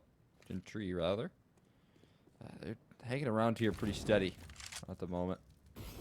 And not a lot of presence being faked out here from Foxy. Kind of holding. Waiting for aggression here as they do look to scale up the B side of things. Is he ever going to peek out, though? He finally does. Angle's being held from the high-low position, so even if Foxy turns that corner, he should be only good for 1. They're going to burn down that molly. Foxy will drop on that A-lurk, but they know that there's one back there that aid could do him, and it does. What a touchdown from Gentry. And now looking to close the distance here on towards site. That's a great smoke. He's going to get on top of that headshot box. Tricky to deal with, and Shaken going to follow as well. The site's claimed by Gentry. They even have a mid-lurk here, but Jimza is going to chime in for 2, and Steadfast does as well. A great way to fight things back, and yeah, I mean, Jimza really doing the work there to deny the push, in addition to the fact that, I mean, Gentry found a double entry onto the B site. That should almost every time get you the site, but it doesn't. Arkansas taking a little bit of time to get to those positions, I think, and Oklahoma take advantage. Yeah, I have to agree. Not really fully joined in on that take, and on top of that, with that ramp control that was had from Oklahoma early on, it really does facilitate a little quick rotations to come on through. Well, they maintain that control here. Oh, this is never confidence building. What do you mean? Keep jumping. It's great. I think they tried it, but they didn't go for it. Oh. You're right, they didn't. Let's go back to them. Will they try it again? Okay, no, I think they gave it up. They tried it a second time, and it failed a second time. So they gave up. Probably for the best, if we're being really honest. If you can't hit it, I mean, if you can't hit it the first time, you think you'd be scared off. It's not easy, to be fair. Oh no, it's very tricky. But I mean, just hey, if you ever want to know how difficult it can be, go try play surf map if you don't surf. Oh, strafing. Same thing. No doubt. Can be an easy way to start things off 4v5 for the CT side. When it works, though, it does look like a great way to get an opening. When it works, we really are resulted. Okay. Oh my All right, god. Gandalf.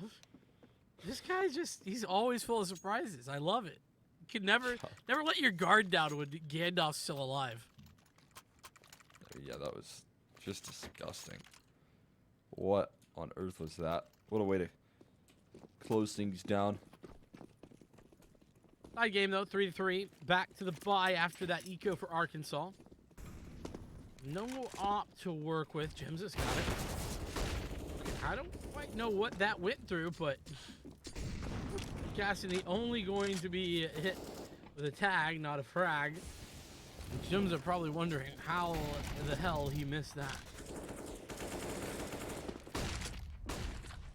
There's some question marks in the air there. The utility That just rains down on this A bomb site though for the T side.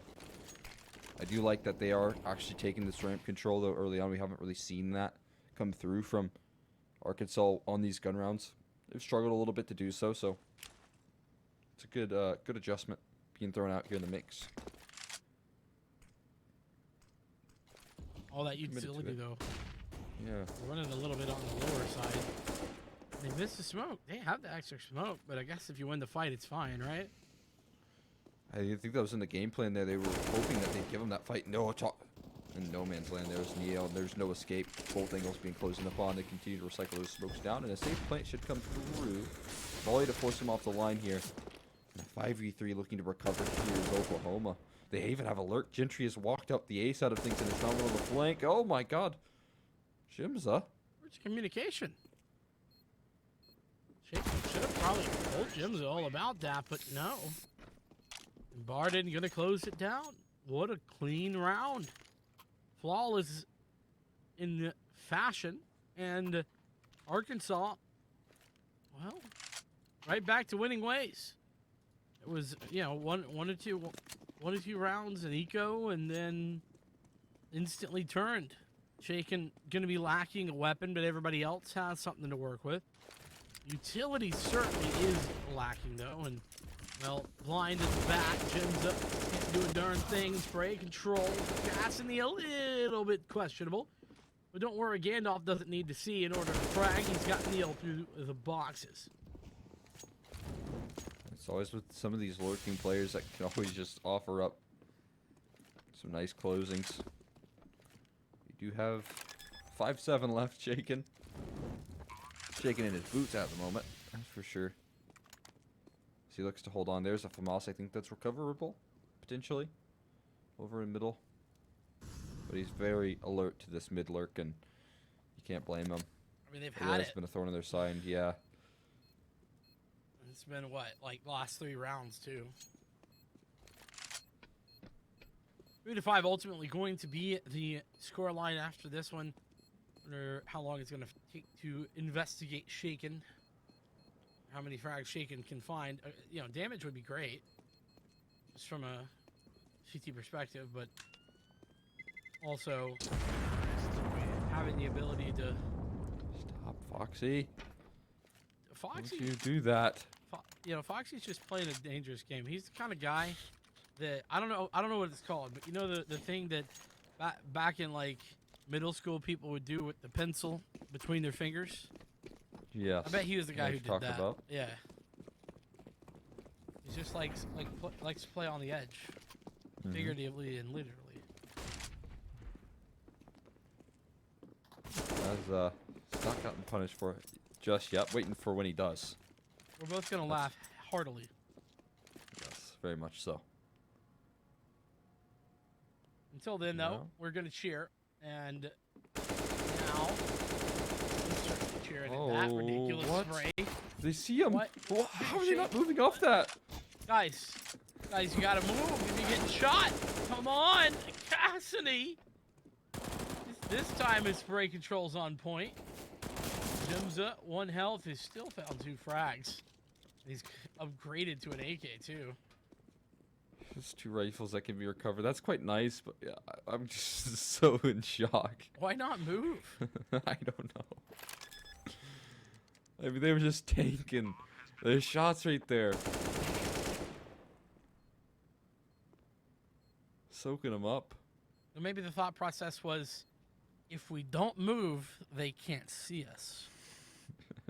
I could see that. You know? Yeah. It's like, what's his name from Guardians of the Galaxy? Yeah, I've watched that recently. I should know this. It's fresh in my mind. Yeah, the blue guy or whatever. Yeah. Listen, nobody knows the guy's name. It's fine. He dropped off. He fell, but he's still alive. What? He got lucky. He got so lucky. What is he stuck on? What is he stuck on? I don't know. He got stuck on something. He got saved. Unbelievable. Hashtag saved. Oh. You know, I guess sometimes you just gotta go by faith, not by sight. Cassidy, though, he only deals with what he can see, and he can see frags just manifesting themselves in front of his AK-47. He nearly found Neil once again, but fortunately, Steadfast was there to help out. Oh, big double from Patty to swing things heavily back in their favor. Didn't even take too much damage off the tail end. Great angle he's playing on. And finally, it does seem like we can see some recovered ground here from Oklahoma. And a much needed fashion as well.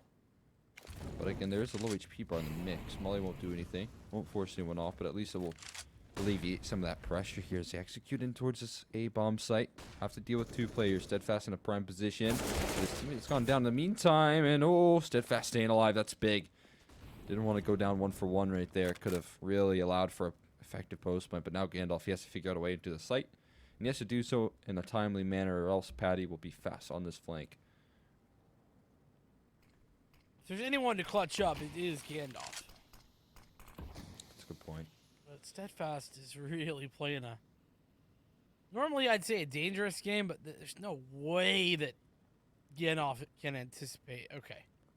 All right. We've got a little bit more reasonable here.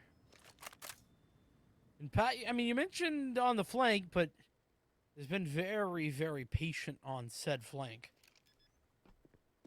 So it's actually going to be Steadfast to swing the angle, find the frag, shut it down. Steadfast ultimately with 3 in a round like that one, and well, Oklahoma back in the driver's seat for the minute. You can see the money though for Arkansas is still grand.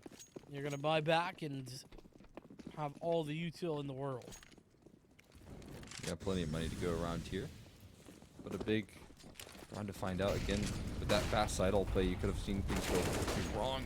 Again, they just are so aggressive towards this A side of the ramp. Nothing can really deter them, can they? They just run up, and there's not even a smoke to deter. I feel like there has to be a smoke almost every round on that ramp. You have to get that down. Unless it's an eco, you have to make sure you're smoking that consistently. Trying to lurk out though, shaken. Not going to allow for things to go too wrong too quickly. As Jim's looking to find multiples, he needs to do so. Mollied out now, out of emo. He'll be forced to reposition elsewhere. Good reposition and a bit of a weird timing for Arkansas. Oh, Gandalf. Oh my god. The flank, just every time the flank. This time it's Barden. It's been Gentry in the past. But if they find Barden right here, this good. Yes, one, but shaken straighted. Jim's the last man standing. He might be enticed to go for this. Just a 1v2. It's somewhat more winnable, but he is taking down a half HP. He's recovered a kit. They're doubled up here. Side hall position. They line up here. One killing K turn in time. He finds a second headshot, and Jim's able to pull that one across the line. What a victory it was. Oh my god. He's been one of these guys who's, I felt like over on Inferno was just a little bit hit or miss. But he's been pretty consistent here on Vertigo. Picking up that big 1v2 clutch as well. Now leading the team in the frag department as well as the clutch department. No doubt about it. Saving it the day right there. I mean, that was a really necessary round for them again with this fast day play. And finally, they do chirp up for a defense. Needed to do so. It's been a long time coming since we've seen a clean opening in that direction. And Jimza, who's been kind of spiraling off of some of that momentum, no surprise after a big victory in that last one, is able to be the player that is holding on to that net.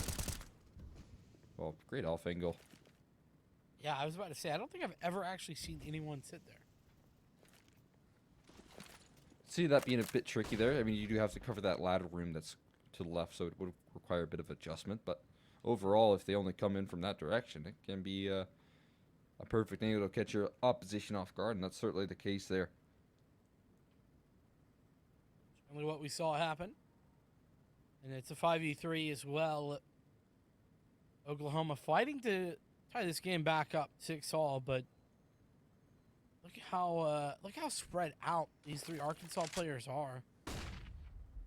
They're, I guess, generally in similar areas, but as a whole, really not not too committed just yet, I guess.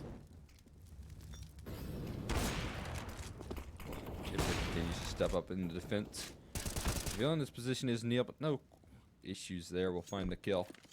Able to finish the job on a Foxy and leaves Gentry in a 1v5. A bit unwinnable now, as no time is left on the clock. Gentry looking to find a way out with a couple of kills, just one though. And now Oklahoma, they've broken the economy of Arkansas in a good way as well. You say broken. Gandalf and Foxy Pablo have some cash. I think they're going to be able to throw over a couple of upgraded pistols, maybe. Well, okay, maybe less so. Type 9's going over from Foxy, but Gandalf going to keep the money, I guess, to save up for an op. Here we are. Looks like a setup towards B.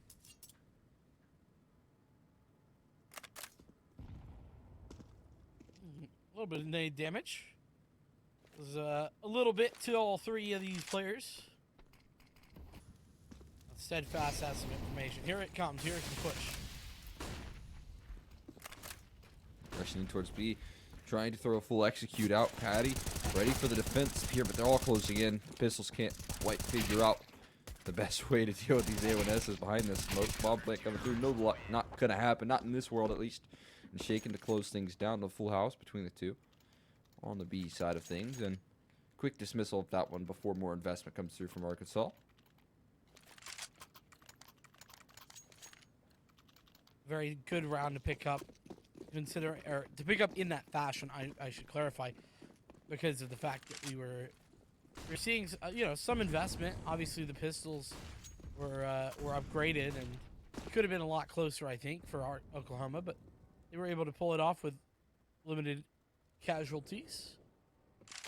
This round's a big one. Of course, it's very likely to define the last round of the half if Arkansas lose it. If they win it, then, well, there's money here for Oklahoma.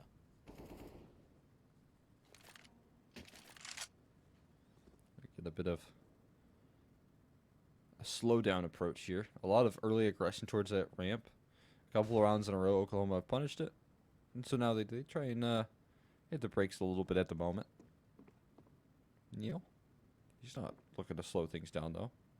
Gets pretty forward behind these sandbags. They have a boosted up player as well. I imagine that they're looking to take first contact, whereas then Neil can swing off the back of that, but nothing peeked out yet. Shoulder's been spotted. Neil nails the first. That might entice him for a trade. And walking right into the boosted up players. One, but not a second.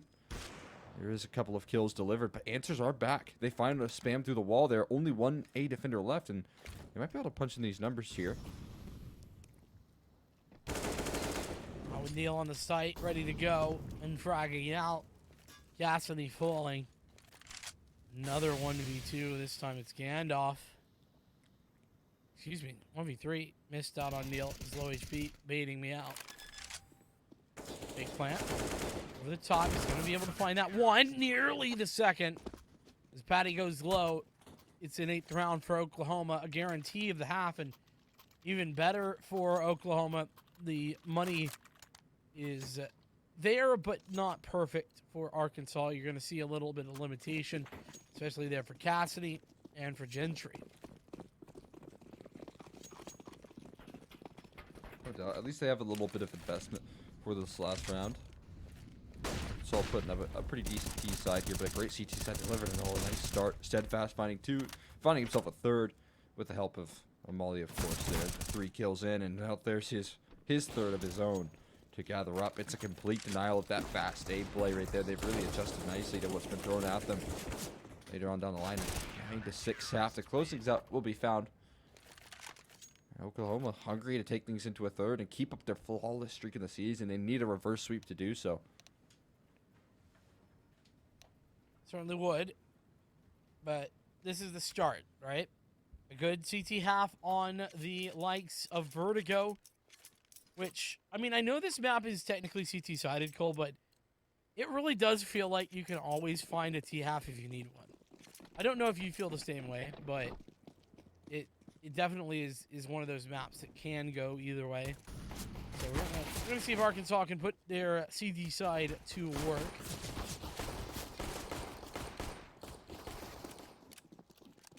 Gentry with a couple. Though, waiting back. Here's Gandalf. And, oh, what a second shot from Gandalf. Even better from Jimza. And, oh, my goodness. Tapping away either side. Oklahoma winning out. But, hey. How many times have we seen Oklahoma win a pistol round only to be overcome in the follow-up?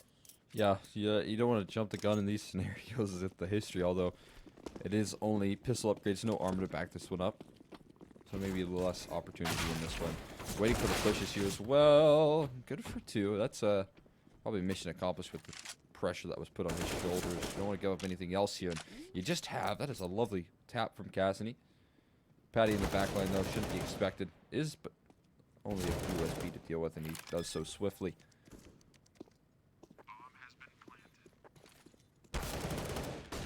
Damage control now. Cassidy, the last alive. Don't want to give him anything. Already with 2 kills, that's pretty good for Arkansas's investment. Any more would be a little bit egregious. Nonetheless, it's been solid for Oklahoma. Again, Vertigo, not their pick, but certainly their playground. Yeah, looking, at least at the start of this T side, pretty comfortable in it. They put up a much better CT side defense as well. I mean, it was that A-bomb side on Inferno that they just really didn't seem to have figured out, despite so many early round success. This time, once they did find that early success, it seemed a lot more easy to adjust to it and find their footing. But with that eco coming through in the last round, they are able to afford rifles in this one for Arkansas. So we'll see if this T side can stand the test of the A1S is up against them. Well, I mean, the good news is that's the second round of the half win for Oklahoma on the series. You know, they've won some pistols. They've got until then to win the second round. But Cassidy, this is a very big round for the defense here. They need this round.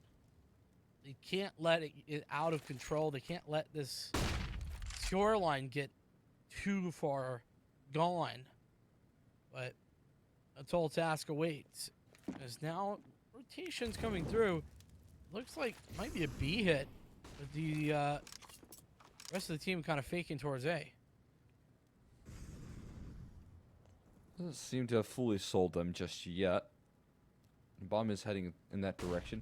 Flashman comes through, will blind up Gentry. It won't scare him off his perch. Good for the first. So much damage on the second. There's still a player in backup generator. I'm sure they didn't expect 2 to be hanging around to your right.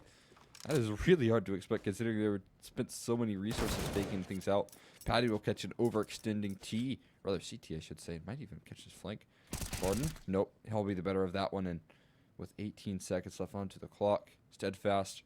Stuck in between a rock and a hard place without bomb in his hands. Whoa. Interesting. I don't know what Cassidy thought, but I guess they just assumed that Barn wasn't there. Arkansas gonna win the round, but so much damage being done. Everyone falls, and look, I mean, that CT economy, that's not something you can allow to let happen. Yeah, I mean, that was kind of a hollow victory for Arkansas. MP9's in the mix there. They're still trying to figure out what they want to buy, and a lot of this map comes down to early positioning. If you don't gather that, then things can become a bit of a liability here. They've been committed to this double mid setup here. Potential to expose some gaps here. They've already moved up in towards A, rather B, that is, and ready to collapse in upon this. The Moss standing tall, good for the first, and Gandalf still on full HP, dodging up these flashbangs, and I mean, only one by one do they go in right now. Patty was the only one committed as of so far, and no one else really behind him. Shoulder advantage from Foxy, and he will drop one as the other side of the map. Another big round here for Arkansas on the cards, potentially. Upgrade as well for Foxy on that AK. But speaking of getting upgrades, going to upgrade from just a timer to a bomb. Bomb put down, and 3v3, but that low HP is a bit of a problem here for the T side. Maybe, maybe not. Yes, it is. Neil, 1v2. He's already found the first. MP9 at close range is certainly deadly, especially with the health difference, and it's good. Destiny, again. A win, again. Very expensive. Yeah, bomb plant as well will facilitate potentially a chance to keep up that pressure if they so choose. Oklahoma, I wouldn't mind them going for a bit of a half by here. You know, you maybe invest a Khalil for Neil, Tech 9s for Gems, something along those lines. But overall, I think a safe call and kind of a waving of the white flag here in the forced buys back and forth between these two teams will come through. Timeout gets called in. Both teams knowing a lot on the line here. Both bits of economy on a knife's edge here, so no mistakes could be afforded. Yeah, none whatsoever. That's certainly the case. And with that Jimza buy, it does seem like we might be seeing a full investment. Seems likely. Jim's invested into the AK. He's left a bit in reserves here. And he's the only one really going for it, so. Oh, no. Is that enough? I don't... He's got 2,400, I think, off this loss bonus, so yeah, not quite. Unless they get a bomb plant. Yeah, it's going to be close. I guess he's maybe playing for that. I mean, they do have a little bit more than nothing to work with. But, oh, my goodness. See, steadfast. Every time he's got a deagle, he's got one. Gentry looking to put this to bed right here, right now, and he's certainly making him rest. 3 for him, and Gentry even survives. That is surreal.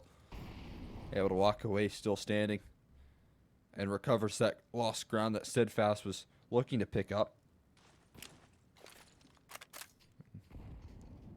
Happy in this 4v2. They don't want to make any mistakes here. They want to hold on to as many rifles as you can.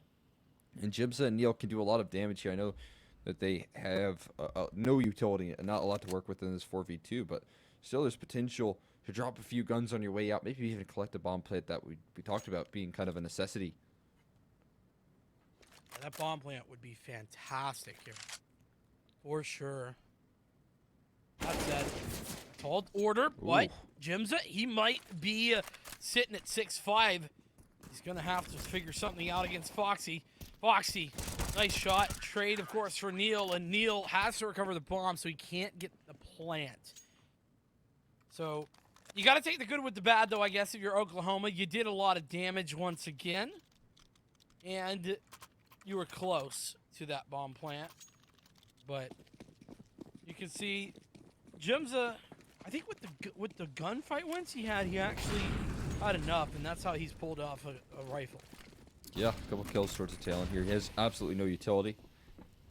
But the rest of the team does have some to work off of. And with this early control, it might not be the biggest of factors. Had an absurd amount of damage delivered. And he takes none in return. That HE looking to follow suit. And it chips a little bit off of Foxy's shoulders, for sure. But not the biggest of worries. You're taking that trade any day of the week right now. 2 players on notice. Again, so much mid-presence here from Arkansas. It seems a bit atypical. I really don't see that all that often. And trusting a lot in Gandalf to hold B. Trusting a lot in these 8 defenders, and maybe for the wrong reason. Jimza tears through the defense. He doesn't need a bit of utility, as he's just destroying with that AK and Steadfast to drop Barden. So I think this is an easy save call. It's got to be. But I don't see the saves. And now I think they're going to get baited in by that frag to think, okay, maybe we can go for this. I really hope not. Oh, Chicken's down. Yeah, that lurk. It's been an effective piece in the puzzle here, generally speaking, for this game, but this time not so much. Uh-oh. Smoking a kit. Yeah, this is now a very big possibility. This shot there by Steadfast. Second attempt, not so much, but through the smoke. Oh, man. And Arkansas, you have to feel for them because what a great attempt, right? But I really think that they really needed to save. The reason being is if you look at the economy, it's busted. It's in pieces. It's shattered. Yeah, you got to respect the attempt there for sure. I mean, the fact that they pulled that 2v5 rather, into a 1v1 is just absurd. Crazy for sure, but Here we are against the Eco. Oklahoma really recreating the initial advantage that they've had with the rounds as they move forward. Moving in towards the free and open A bomb site here.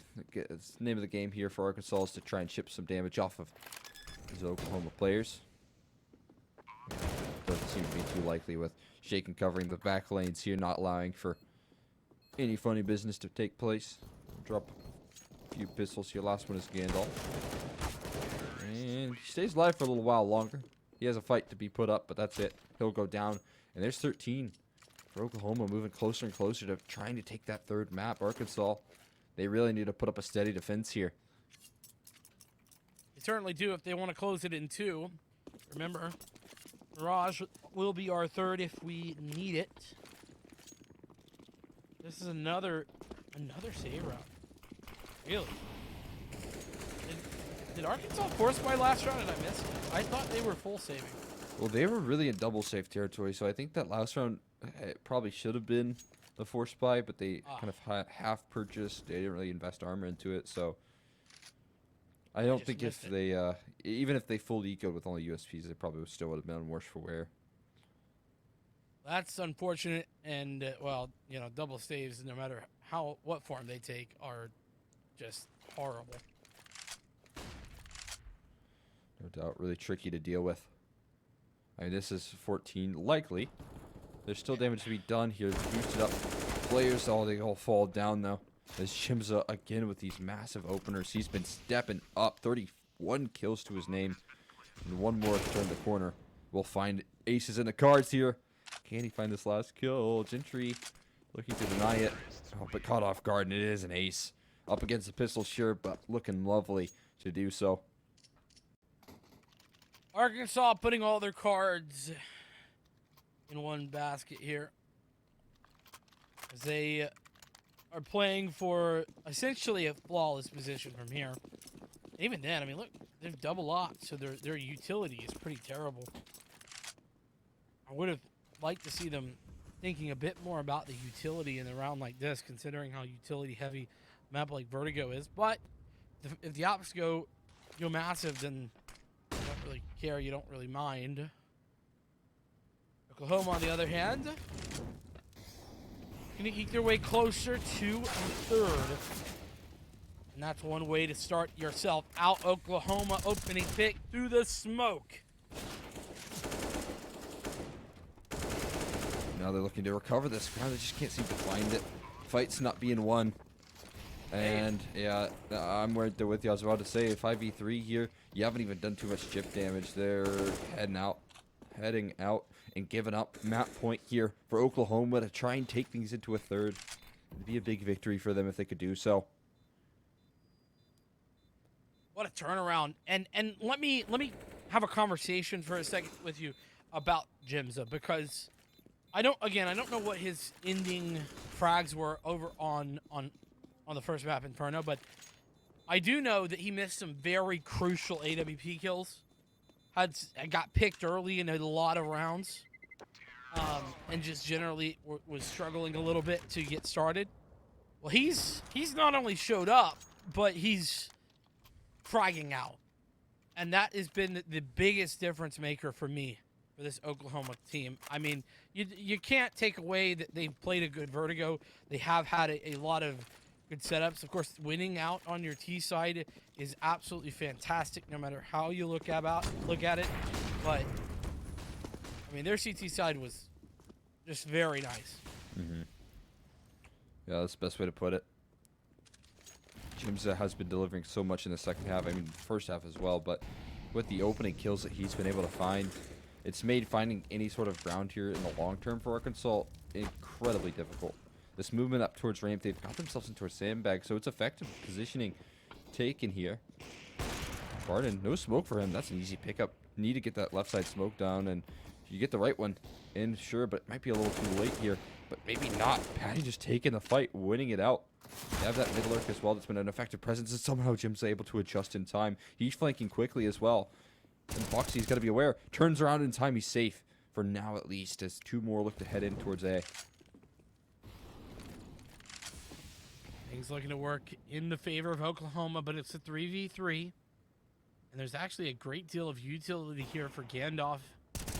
This retake comes through, and with Foxy Pablo winning out that gunfight before the plant can go down, it's even better. Now, Foxy, that's a very aggressive position, but Foxy winning all 3 fights. Who needs help? He's got the frags.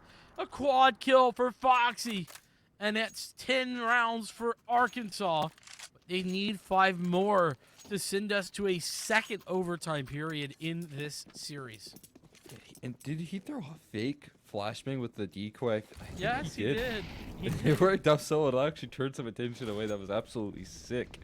They're going for a fast B play here after the A site doesn't work, and it might be for the best. Only one defender in the back lane, so the second joins up in this defense.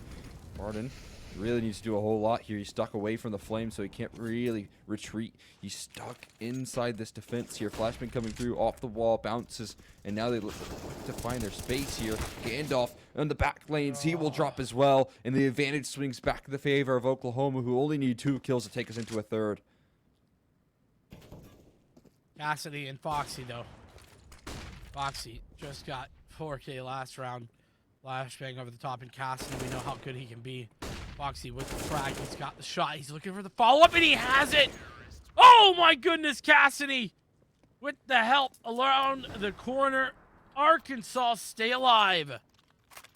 Man, oh man, it doesn't get any easier than that right there. Get yourself a 3v2. You have to get yourself in towards the bomb site, but some hesitation kicks in. They kind of hold these weird angles. You don't really get those numbers punched in. I think that bomb was elsewhere, so couldn't find the finishing blow just yet. They play on. You still have something to say, and can they really pull off a comeback like this? Can they really take it into overtime? Because Arkansas, they've kicked into gear all of a sudden. Yeah, and Oklahoma is starting to miss some marks.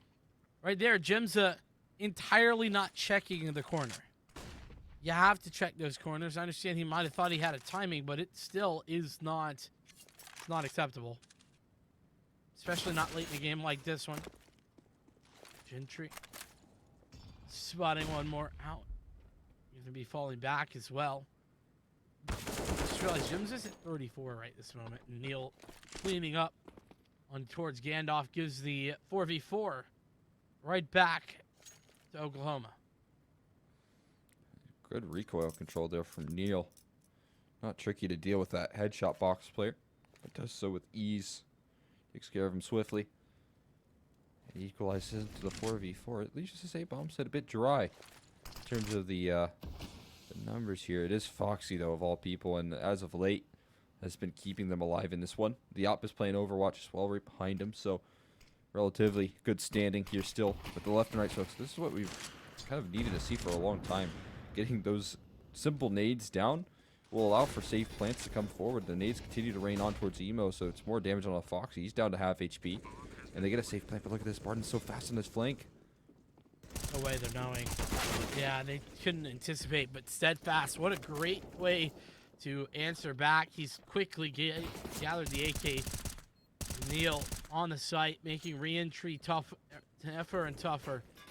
2v3, and it's now all on to Cassidy. One in the side hall. He's got that frag. 2 more to play for on the ramp itself. Headshot position, can't find it. He's planted on the wrong spot. And there we go.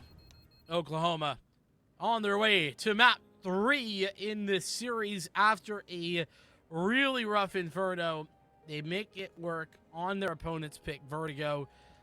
Gotta be impressed with that.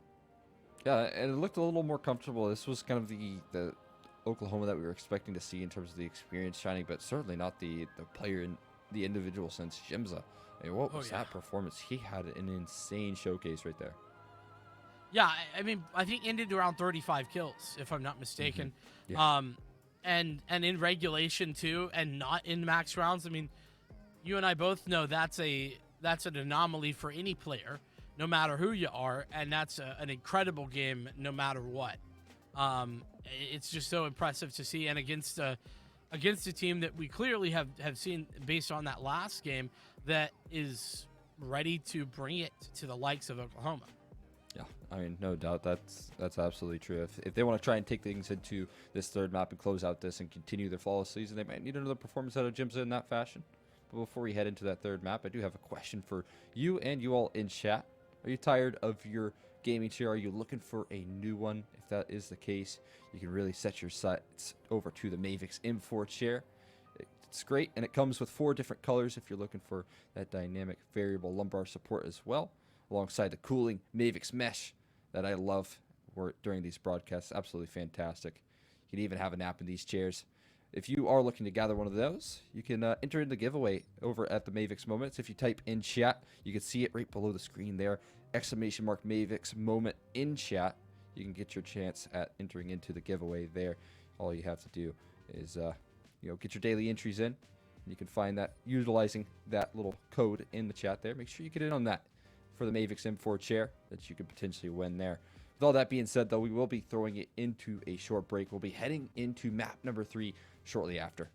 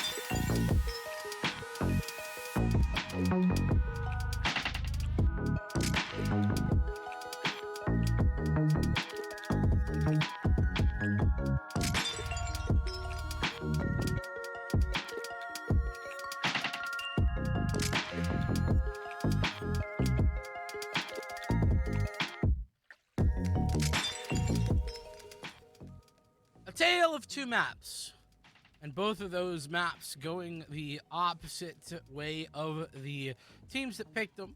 That being said, Mirage is on the cards as we go forward. Cole, can you tell me what you think the keys to success are going to be for Arkansas or for Oklahoma, whichever you see having that advantage? I mean, it's tough to really tell. Oklahoma really relied on Jimza in the tail end there for the closing. I mean, that is a massive performance from him overall. The series that he put together was absurd. Or rather, that map in an individual sense was very nice from him. So I'm wondering if that's kind of going to be the win condition if they continue to rely on him over on Oklahoma, and you have the supporting staff of some of the other names there. I mean, they still have very effective players to back them up. So, I mean, if he can just keep up that same pace or at least a similar pace, I think they'll be in a good standing to try and continue their flawless streak in the season so far. Yeah, I think that's a good possibility. But I want to maybe make an argument here for Arkansas. I think as a squad, they have showed us better team chemistry. Because team play suggests that Oklahoma didn't have good team play on Vertigo. Mm-hmm. And while Jimza had a fantastic showing, I don't think that it was just Jimza. I do think there was a lot of good execution. I think we saw, especially on the CT side, sure, some question marks, especially over at A, but we also saw some really, really quality retakes and retake setups coming through from Arkansas too, from Arkansas as well. So when it comes down to it, I think that Arkansas's chance here is going to be on the, whether or not, especially on the T side, they can kind of have that, get that mid control early, use that to then execute in towards the site. Because neither of these two teams, I don't feel like we're out bragging each other at any given point. Yeah, individuals were having their moments, but as a team, that wasn't happening. Yeah, I mean, if you take a look at Inferno, I definitely feel like Arkansas were pulling up with a lot better of the team play overall. The T sides were insanely crazy, and I do think there was a little bit of firepower in the mixer, given that Oklahoma did lose like a couple of those 3v5s, and on the 8 bomb side as well. That's kind of the more a bigger point that I wanted to bring up there is I do think that overall, in the grand scheme of things, Arkansas, they really did a great job of finding their success in the mid rounds and abusing some of Oklahoma's either overextensions or lacking in the crossfire coordination. And so you can definitely see that if maybe Mirage can lend itself, a lot of crossfires are important on this map, A bomb site specifically, then maybe if they can pull through with that, then we can see some success. But Oklahoma, they did look very good on Vertigo. They did look like they were kind of pulling through as a better unit. The rotations that came through from some of the players there, it's less so impactful that you have one site defense because retake ability on both Mirage and Vertigo is so much easier than Inferno. So I definitely feel like these last two maps can also favor Oklahoma more so in a certain way. Yeah. The other note I want to talk about from Oklahoma is, hey guys, could y'all win an anti-eco round on after winning the pistol? So many good moments, right? Ruined by the fact that they've just lost these anti-eco rounds or anti-force buy rounds, as you rightly put during that Vertigo matchup. But it's a big deal. It makes it so difficult for you to continue to have success off the back of a pistol round win. It's like undoing all of the good that you've done in the pistol in one fell swoop. Yeah, it is just kind of a rough way to carry forward. I think that overall, if Oklahoma was able to pull that one off, I think they won a pistol on the CG side of Inferno. They immediately got Mac 10 eco'd in the next round, force buy rather. And that one I really think set back some of that momentum and allowed for Arkansas to claw their way back into that. Whereas if you could have seen Oklahoma spiral off a little bit of that early momentum in the same way that Arkansas was able to do in the early stages of their CT side, it offered up a lot of potential. But Arkansas have done a great job of robbing that away from them in a pretty consistent fashion, and that's kept them in the game so far. Maybe we can look to see that in the future, but like you said, Vertigo, it did look a little bit cleaner after those conversions came through on the pistol. Yeah, it definitely did, and continuing on that conversation and kind of moving our way into where these two teams are at from a map perspective. Mirage, let's get in a little deeper on that, right?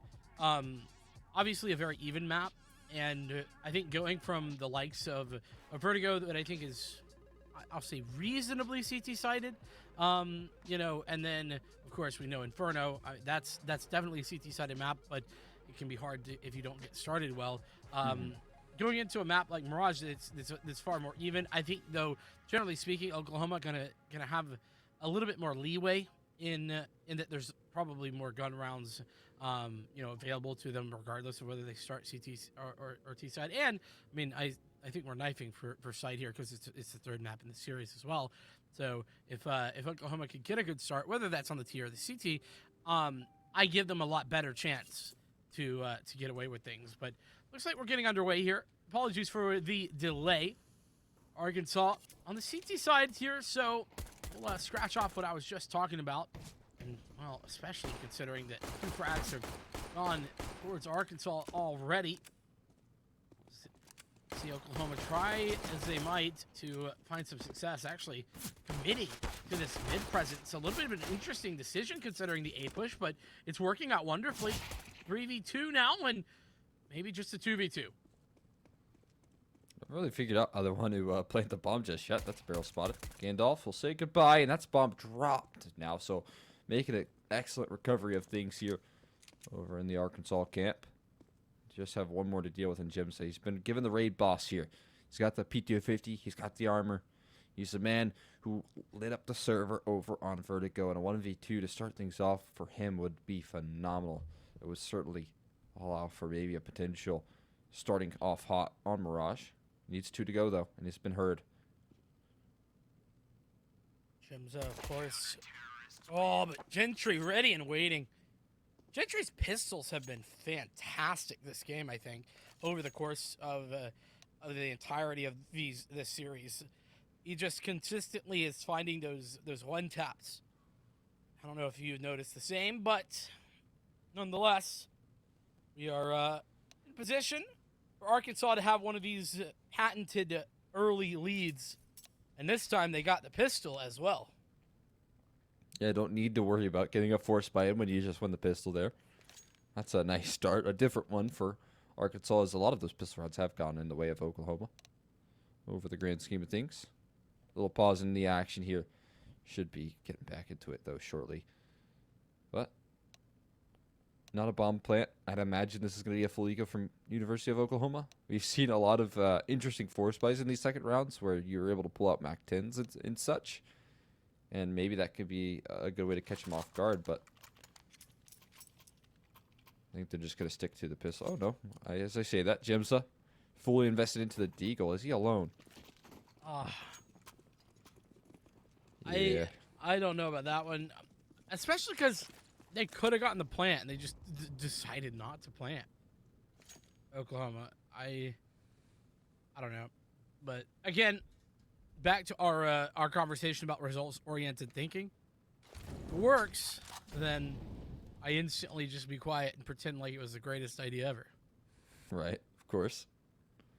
See, that's the case. It's just a bit risky here with only Deagles. I don't know. Foxy revealed his position early on. Maybe they'll be able to collapse it up on him. There's a player in Palace. Foxy certainly requiring some support here. One dig through his teammate's shoulder to find the opening pick here. We might see the Deagles do some damage, but they still have to cross Gandalf. Not letting them pass right now. Oh, that's brutal. I understand right there. I think Shaken wanting a timing, or Steadfast rather, was the one running through that smoke, but it's just, you look very, very dumb when that happens. Gentry falling, leaves Jumza, the hero from last map, all alive, but down, and out. Only one player to fall for Arkansas. And that's a pretty darn good anti-eco. Yeah, I mean, I guess the silver lining here is that you've gotten yourself a bomb plant. Even still, though, when you're forced by that deep into things, you're looking for round victories overall. So, not able to gather that. No, they keep the force buys up here. Okay, just Jimsa. Definitely love scratching my head here right now. I'm not scratching my head. I'm asking questions. Like, why? And for what purpose? And how is this possibly a good idea? All of those questions going through my head, Cole. I I mean, he's down so early as well, so it's like you've lost the Galil. It's kind of irrecoverable. It's just such a bad start, and it's a bit disjointed here after what was a very good Oklahoma vertigo. They grabbed that Galil at the very least, and they'll pick up the mantle there, but weird to see for sure. That's to say the least. And you know, for anyone in chat thinking, why are they making such a big deal, right? Are we making a mountain out of a molehill here? I don't think so. I mean, the economy, of course, is such a big deal in a game like this, but okay, Shaken able to recover that Galil and find Foxy Pablo on the site. Hopefully they can turn that into something a little bit more. But Gandalf, ready and waiting, missing one shot and the follow-up as well. So there's a chance here for Shaken. He's gone down and, are you kidding me? No scope through the smoke. Oh, Shaken, poor guy. All right. That's one way to defend the bomb site there. Just getting a couple lucky shots through the smoke. Including the no-scope here. The numbers continue to drop here, though. That is a lovely one. Deke looking for more there. Finds a second. It's good damage, but no bomb plant. And here's where we kind of talk about the issues when it comes to economy. Now, I think that maybe an AK could be dropped over to him, so it might not actually be the end of the world. Yeah, that's the case. Oh, no, never mind. Cancel that. Mac 10. And you really want to come in with the full force of the rifles here and around like this, and especially with Jimza and how well he played in the last map. You want him on a rifle for sure, and just not able to afford it right now. It's back to this. It's back to the conversation about small things, right? It's a small thing.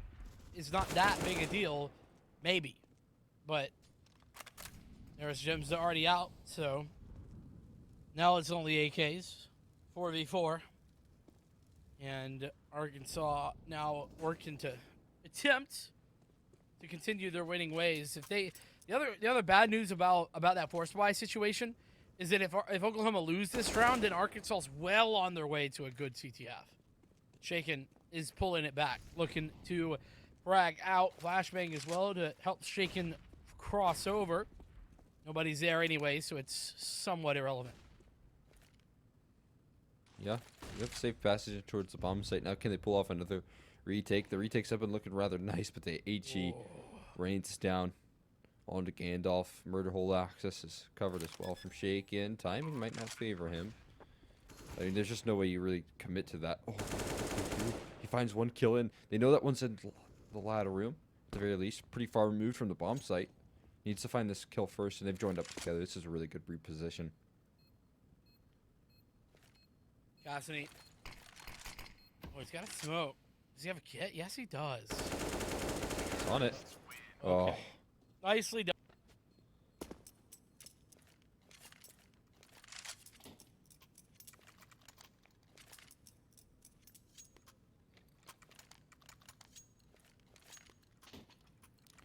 Now up against just USPs here. They have a couple HEs. I imagine that'll be thrown in towards the top of mid, maybe in towards ramp. I'm not sure, actually, to be honest. And now they are taking control of middle with full force of a couple pistols. Ready to attack, but just swiftly handled. Gandalf is left last alive over towards the A-bomb site at the moment. And I think this one will be cleaned up flawlessly. That's the case. Oklahoma picking things up there and looking to tie up the scoreline here, but off that full eco, might have overinvested here because, again, they're in that double safe territory and unable to buy just yet at the moment. They look to hold on with these pistols. Eagles in hand. We'll see if they can have any more success. There's not a lot of armor put up, so again, I feel like this is money a bit all over the place at certain times. I mean, if they didn't invest so much into those HEs in the last round, they probably could have got a pretty good buy in this one. Instead, it's just 2 ecos with the Eagles and the like, so interesting for sure. Arkansas, though, doing what they can. These Eagles, and okay. Oh, wow. You know, the sheer reaction times that Yusani has is pretty impressive, to be honest with you. We've seen some of those like just tripwire shots that he hits and makes look easy. I'm gonna give him any more opportunities, and I gotta say that's understandable. players here on the site, one of which dispatched, and the second following me. There we go. Oh. We hope to find up. something out of that. I was thinking. Had a good opportunity to do so, but there's another one, Foxy. Who's running? That's a shot. Very clean, and that'll do a little bit of damage again. They can maybe find some kills on the way out as well. I mean, they allow that bomb to tick down, although with Foxy Pablo going down, Gandalf shouldn't have too much success in those closing. Oh, turn. Yeah, no luck getting the eagle spam. Yeah, I was connected. What was that? Jumza hits the dirt. That's a nice shot. And, I mean, you do hit that magic number of 3 kills, so you've done some decent damage and have forced a lot of reinvestments. Yeah, you have in Arkansas. You can see the money. I mean, it was good, and now it's pretty empty. So, especially with the rebuy of the AWP. So, Jimza has one of his own. See where that's going. That's going to mid, top mid, in fact. But it's actually the double op setup. I just realized Cassidy has one and Barden the other. This is a very effective CT setup over on Inferno. Little pop flash for himself. Gather some early ground. That's pretty neat. Doesn't spot anything as of late.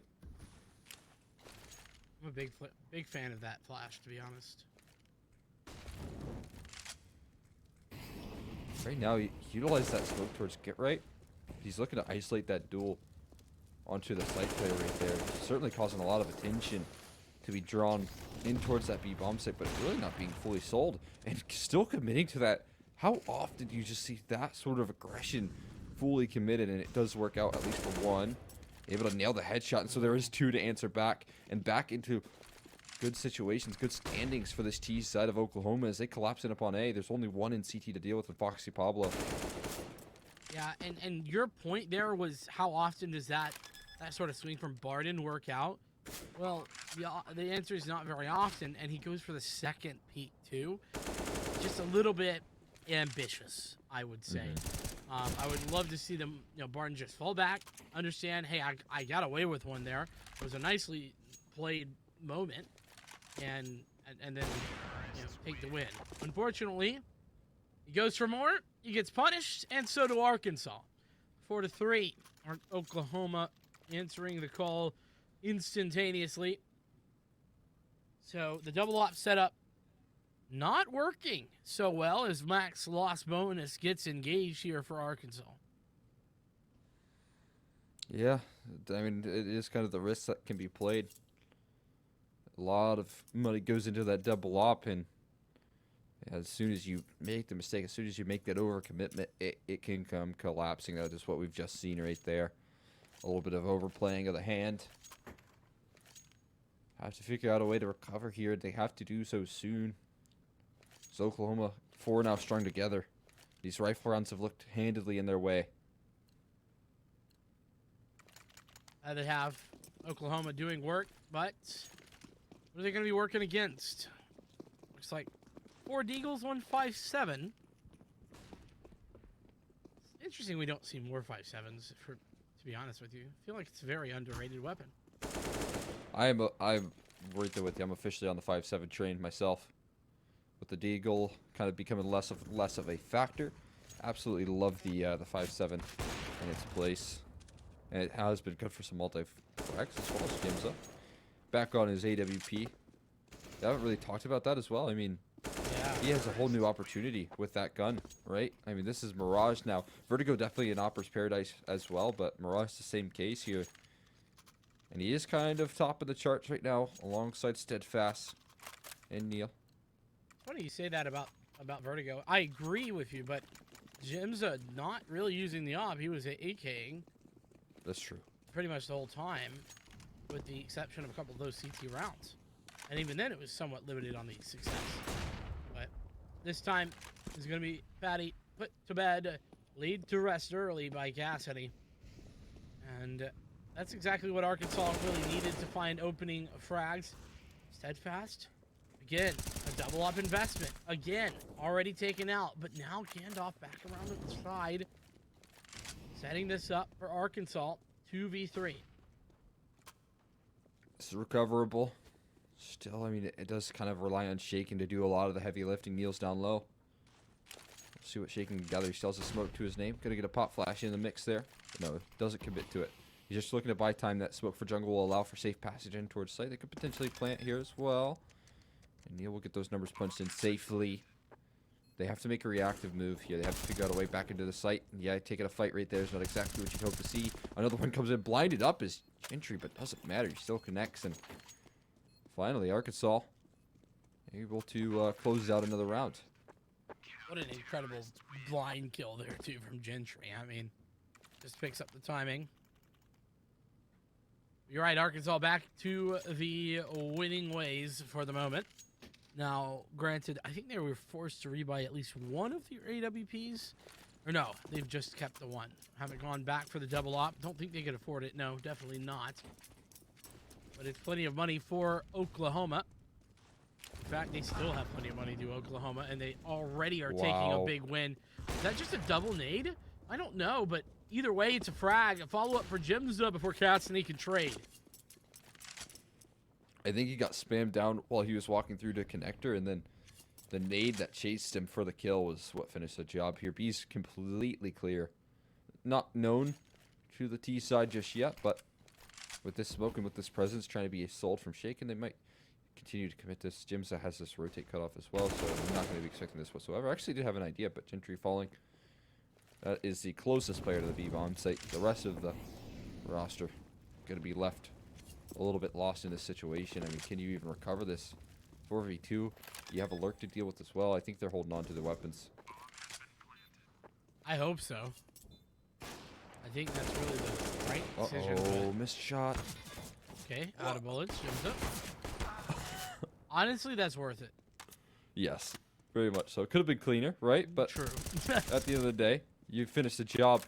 Foxy Pablo able to drop a few guns here on the way out. And makes a safe passage on the right side, but committed to connector. And there's one up there. Been spotted out now. He's committed in towards triple. There's no escape here. One kill in, one more to go. Pat T's shown his position. He's not going to do as much damage as he'd hoped. And, well, there you go. Foxy going to hold on. Not with the round, but with the 5 kills onto the T side. Yeah, you got 4 out of those 5. And you got to say that's probably, I mean, that is best case scenario for that save position. But you really wanted to keep the op. You really did. But plenty of money to buy back for Arkansas, and the same is true for Oklahoma, especially after that bomb plant. Even then, their money's still pretty good, despite losing all 5 players. And the econ for utility, though, is not there. Cassidy, how is he even allowed to do this? And how is he not spotted Shaken? So many questions. I mean, still, it's an effective 1-for-1 trade. It's such a phenomenal position to be in, and the fact that he only gets 1 is a big deal. Site's compromised. Jungle is smoked actually deep. Interesting set of smokes that they're throwing out. The lurk from Patty is good. Last is in towards CT and already been found out. Headshot delivered from Shaken. And back to winning ways. I mean, winning ways continue, rather, is the best way to put it, for Oklahoma. Well, immediate answer back. I mean, they had the economy, you know, sort of on the ropes there for a second in Arkansas, but Oklahoma winning that with all 5 players survive, or sorry, not 5, they have 4 surviving, excuse me. But still, 4 or 5 sort of doesn't matter, but because now, I mean, look at the money, 9,600 here for Pat. You got 66 for Shaken, 6K for Jim's and Steadfast as well, and it's a save round for Arkansas out of necessity. Yeah, they're in a really bad position right now, Arkansas. They can't seem to really find their footing here in the CT side. They found 1 gun round total, and so far this T side economy has just been stacked up to its full potential. Haven't been put on the ropes just yet. Catwalk split very effective up against these ecos. Extremely so, and what is one of the most common anti-force buy or anti-eco maneuvers, but Foxy Pablo, blinding headshot towards Catwalk, only to be answer back from a ramp lurk, and that molly's too perfect. Gandalf, no escape. He'll drop as well. Gentry on that B side is good for a kill, but again, those numbers just overwhelm. Cassidy all alone, but already decent damage being done. But 1v3, any kills here are fantastic, and none will be found. Pat with the final frag, Oklahoma winning the round, and doubling up the round count here of Arkansas as well. Again, not the end of the world, but they've already won the half. Yeah, they're doing really good work right now on the T side. They don't show any signs of stopping as well. These gun rounds haven't been too tricky for them to deal with. A simple A rush starting things off here. They haven't really thrown their full smokes. They will soon come in at least towards CT spawn, but they still have Foxy Pablo to deal with. Double molly thrown in. He swings for the fences. He's able to get out, taking limited damage as well. So good start for them. And he stays safe. That nade I thought was on target, but it was not. Only does about 15 damage either. 4v5 now, Oklahoma down. This is unfamiliar territory, at least for the last 5 or so rounds, it seems. Oh, they spotted him out. They know what's going on now, but so safe. Yeah, I mean, as long as he stays alive, he should be in good standing, although that melee just doesn't allow for that to remain a factor for too long here. They have to cross in towards site in the 4s. Cassidy puts things into a 4v3, dropping Neo inside the smoke. They will plant safely for now. Are they going to flash this one? No, shit. He's going to swing through it, and he finds the first but second trade. Gentry is good for it. Now there's a big flank coming through from Jimza. On the opposite side of the map, he'll be able to make his way through Murder Hole.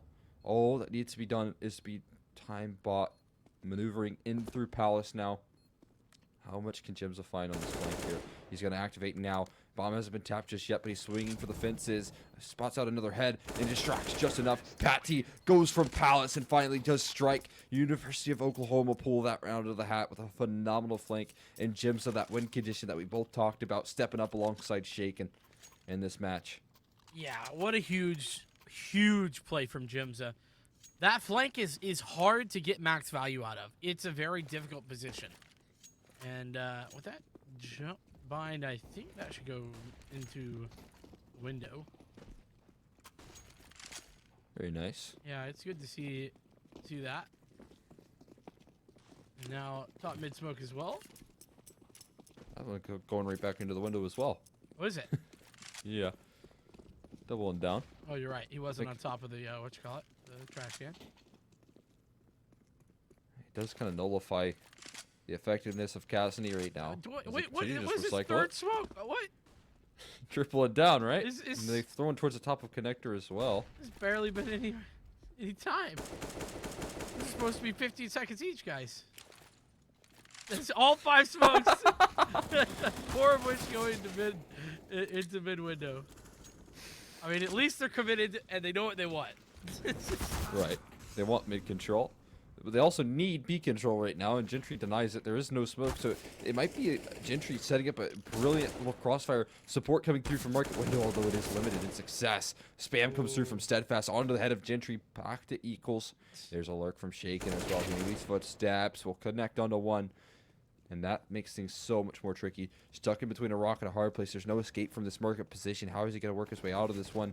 Headshot angle held from bench, and Patty drops one, same with Shaken to close things down in Oklahoma. It looked a bit silly with all those Market, or rather those window smokes thrown in, but yeah, I guess it gets the job done.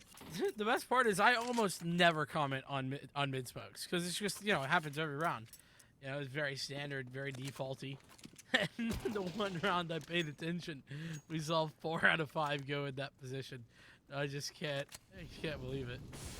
Either way, never stopped. This time there's no need for those smokes. They know they're working against limited buy, though that limit is certainly not a FAMAS. As Jemza super fast made his way into the window room. Nearly finds that second frag. Fox playing around this smoke, and he's got it. Shaken is certainly going to be shaken down, found out, taken out in this round. Last of the half. 2v4. We've seen it, though, so many times. This be clawed back to a win. Yeah, they've been able to pull things back in a big way, even in these situations. And Jibs is still standing. Now not for long. At least his teammate has gone down. That's bomb dropped as well. So Jibza, there's no way out of this one. I feel like he is stuck in this jungle position. At least he's fighting his way out of it for the meantime. Cassidy's on low HP. If he can find this other duel, then maybe this becomes more possible. Very interesting now all of a sudden. Cassidy again on that low HP bar. Foxy Pablo looking to go proactive in with that scout tag. That makes things near impossible. Double swing coming through. Nicely done from Foxy Pablo to close things down. But a wonderful attempt from Jibza, who will gain some confidence on his way out of that round. Yeah, for real. 4 kills out of 5. But let's talk just generalization here. But if you recall back to Inferno, our conversation point was that we were seeing Oklahoma kind of fumble rounds where they had advantages, right? You know, that multiple 2v5s if I'm not mistaken. You know, 3v5s, and same for like 2v4s and all that kind of stuff, right? Now it's the opposite. Arkansas the one that are sort of fumbling those sorts of situations right there, in their CT side. So interesting to see if that's going to continue. Oh, nice shot from Pat though, starting us out, and he's got a second as well. Has helped with the flashbangs. It's useful when they can't shoot back, but they certainly can once they have some time. Cassidy doing that and doubling down. 2 left alive here for Oklahoma, and it's quickly just a single one. Yeah, lovely work right there. And this should be a chance for Arkansas to bounce right back into things here. Shaken. Gonna move forward in towards the site, looking for the retake. 1v3. He's got a kit to work with, but that's about it. Can't isolate these duels. They all come collapse again, and that's a free pick. And there you go. That's exactly the start they need. The mistakes that we talked about, like you had said, it can become null and void if they're able to recover a good T side. You know, you don't have to worry about those 2vx situations that you've dropped. Those 2v or 3vx situations the same. If you can bounce back here. I figured it out. I figured out the Oklahoma force buys here. Jim's just auto buys. Like, he just hits the auto buy button. Because, dude, that guy was so fast at the end of the round, I didn't even see him have money. He was already at 0. That's a bit absurd. It's like when you get your paycheck, but you've already spent all the money in your paycheck on the credit card. And you just got to pay the credit card off. It's kind of sad. Economic management has been all over the place, Jimsa. He's tried his luck with the debt that he's been put into, but nothing really found out. Yes. Zeus action. I want it. Come on now. Give it to me. Oh, very nice. This could become interesting. Need some deagles though. Steadfast is the one to do it of all people.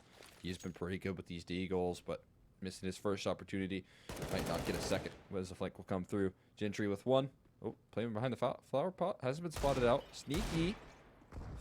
Oh, but misses a headshot there, and they will fall off. Gentry wants nothing to do with Steadfast Deagle.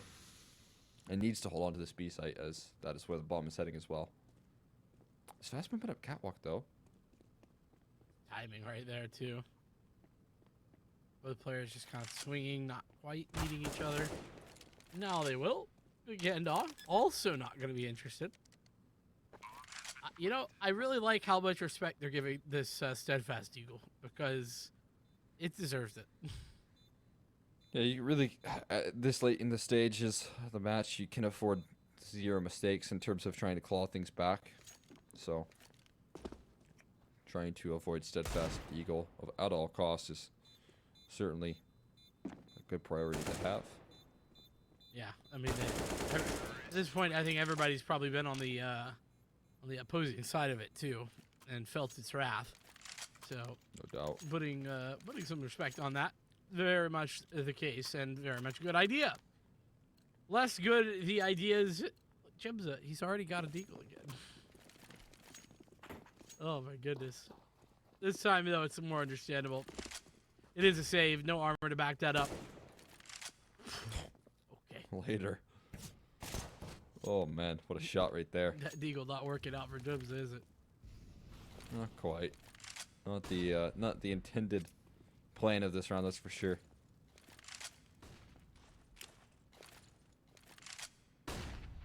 Bit of a collapse into this 8-bomb site. Not much to deal with here. Foxy been looking good. We'll continue to do so. Sometimes he's not. Foxy hasn't, all series, hasn't hit like the most shots. But the shots he hits are damn good. Oh yeah, I have to agree with you. He's been hitting some nice shots so far. You like to see it. And you know, interestingly enough, he's kind of been in a couple of those anchor positions for the most part in the A-bomb sites. And on Vertigo, he's pretty effective at finding some of those early successes for Arkansas. Now he's leading the pack. Important that he steps up.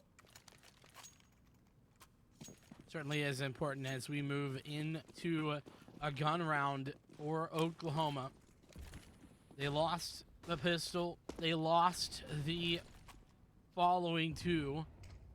And now Arkansas, despite losing the first half 10-5, is within spitting distance.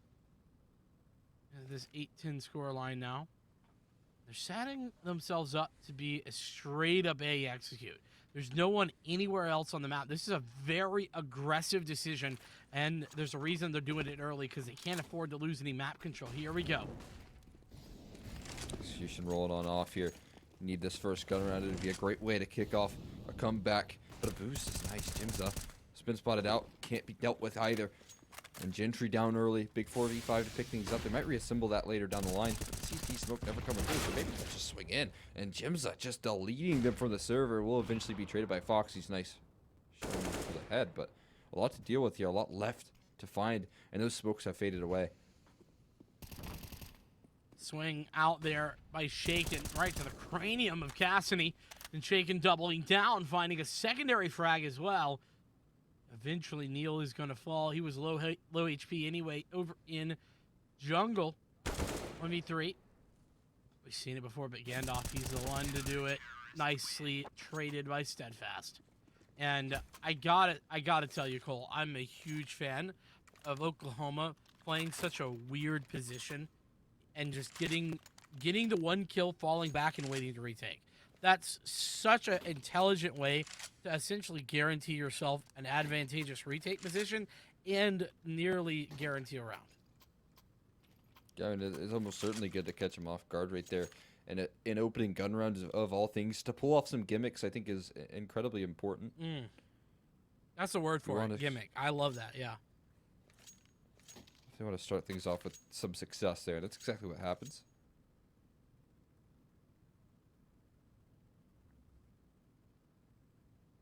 Can they keep finding that success, though? Up against what is continued investment to come through here. Big swing round. Oklahoma could start to string things together if they're able to collect onto this one. But the same case is true for the reversal. Arkansas very well could do the same thing. A lot riding on this round as both teams. Money on a knife edge here. Calling a couple of pauses in the mix there as well. Understandable as well, considering. Like you just laid it out. Essentially, this round defines the economy situation for the next two. So, and if Oklahoma were to win that, I mean, think about it, right? 2 rounds after that, you're looking at 14. No doubt about it. Timeouts expire in this big round, this big swing round. A momentum builder or destroyer coming into the mix here. Will they be able to hold steady? So on the shoulders, for the most part, of Oklahoma to offer up some solid defense. Interesting. It's a mid-aggression that comes through at the start of the round. I think they had kind of cleared out the top and middle. Not much to deal with here, as it's pretty much vacant at the moment. They'll continue their endeavors in this direction of the map. And, well, I mean, this is a lot of early information. If they do pull off a quick A execute, this might look good, though, still. You know, even despite this information that is had, there's still a heavy beach stack, so only one to deal with this attack here. It's up to Jimza to do all of the heavy lifting. Yeah, and I think that Jimza probably just wants to get a kill and fall, or even just fall back and play the full retake. I would think that would be fine, but actually that Molly over in ramp is made so much time, and now Steadfast playing around the smoke. A brilliant frag as he looks for more. Can't quite do it, but now the HE prepped and ready, going to go out and find Gentry. The push is there, but Shaken taken out from behind. 2v1 as oh my goodness, he's got it! What? Barndon! Are you kidding me? And I mean, he was the only lacking presence here so far from that first map, from Inferno, who has stepped up in a big way, and that map who has kind of been quieted over in this one. And now with that sort of round, with the implications that we said on this one earlier on, you know, it kind of comes at the price of 2 for 1. You know, you should be able to convert off this Deagle round. And so finding that is incredibly impactful for Barden to hold on and keep Arkansas in this matchup. Absolutely. Arkansas, that might be their way right back in and might be their way to potentially win this series overall. I cannot explain how impactful winning against Oklahoma would be for this Arkansas team's perspectives in the Central Conference as well. There's playoff implications even potentially on the cards.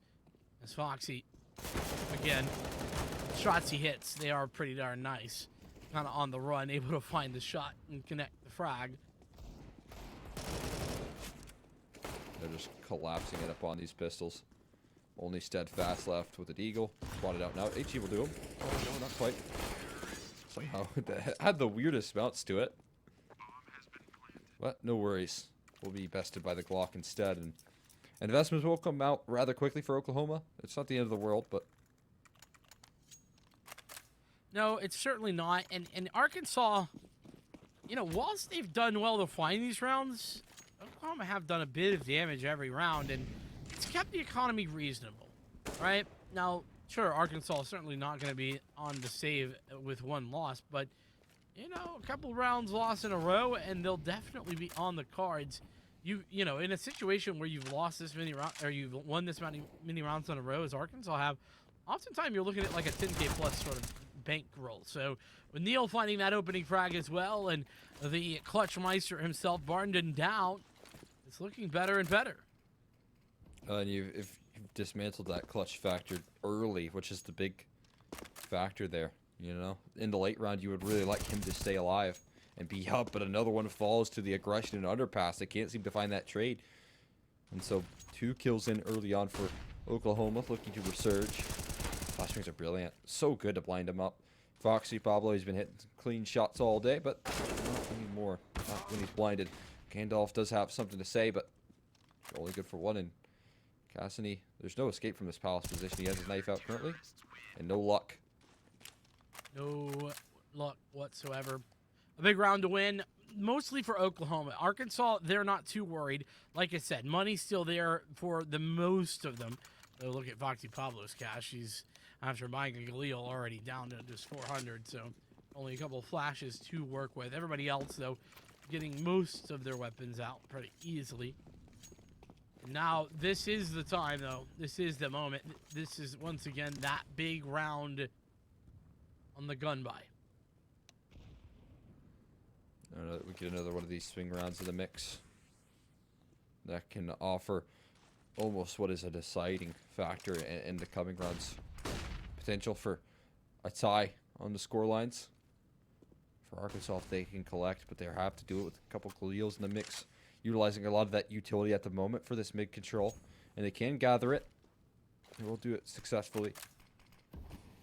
But what's the game plan afterwards here? They have this control, yes, but all 5 players committed. Maybe if they can find the picks up, control elsewhere might not be the biggest of factors if they just continue to dwindle the numbers here. They've done so far into a good 4v5 start. And it might trigger some re-aggression in towards 5 players and towards mid. That's a mistake that Oklahoma cannot give up. There's a gap in that. Well, there's only one smoke left, too. You're right, Steadfast, he's found it. Great call. Foxy Pablo no more, and a equalizer as well. It's a mistake that you really get punished for in this sort of situation. High pressure, and mistakes just cannot be afforded. There's still 3 players to deal with on this B side in apartments early on. It will be Neil striking with 2 from above. 1 more delivered from him. Steadfast actually rips it away, and it is a clutch factor that is left alive here, sure, but man, it's just too far-fetched here. 1v4. And he can't find the first piece of the puzzle. That's a big one to gather for Oklahoma looking to close things out. Yeah, and that just absolutely demolishes the economy of Arkansas. They got nothing left. Look at 1250 after the buy here for Cassidy. He did pick up a deagle, but that means he was starting at 1900.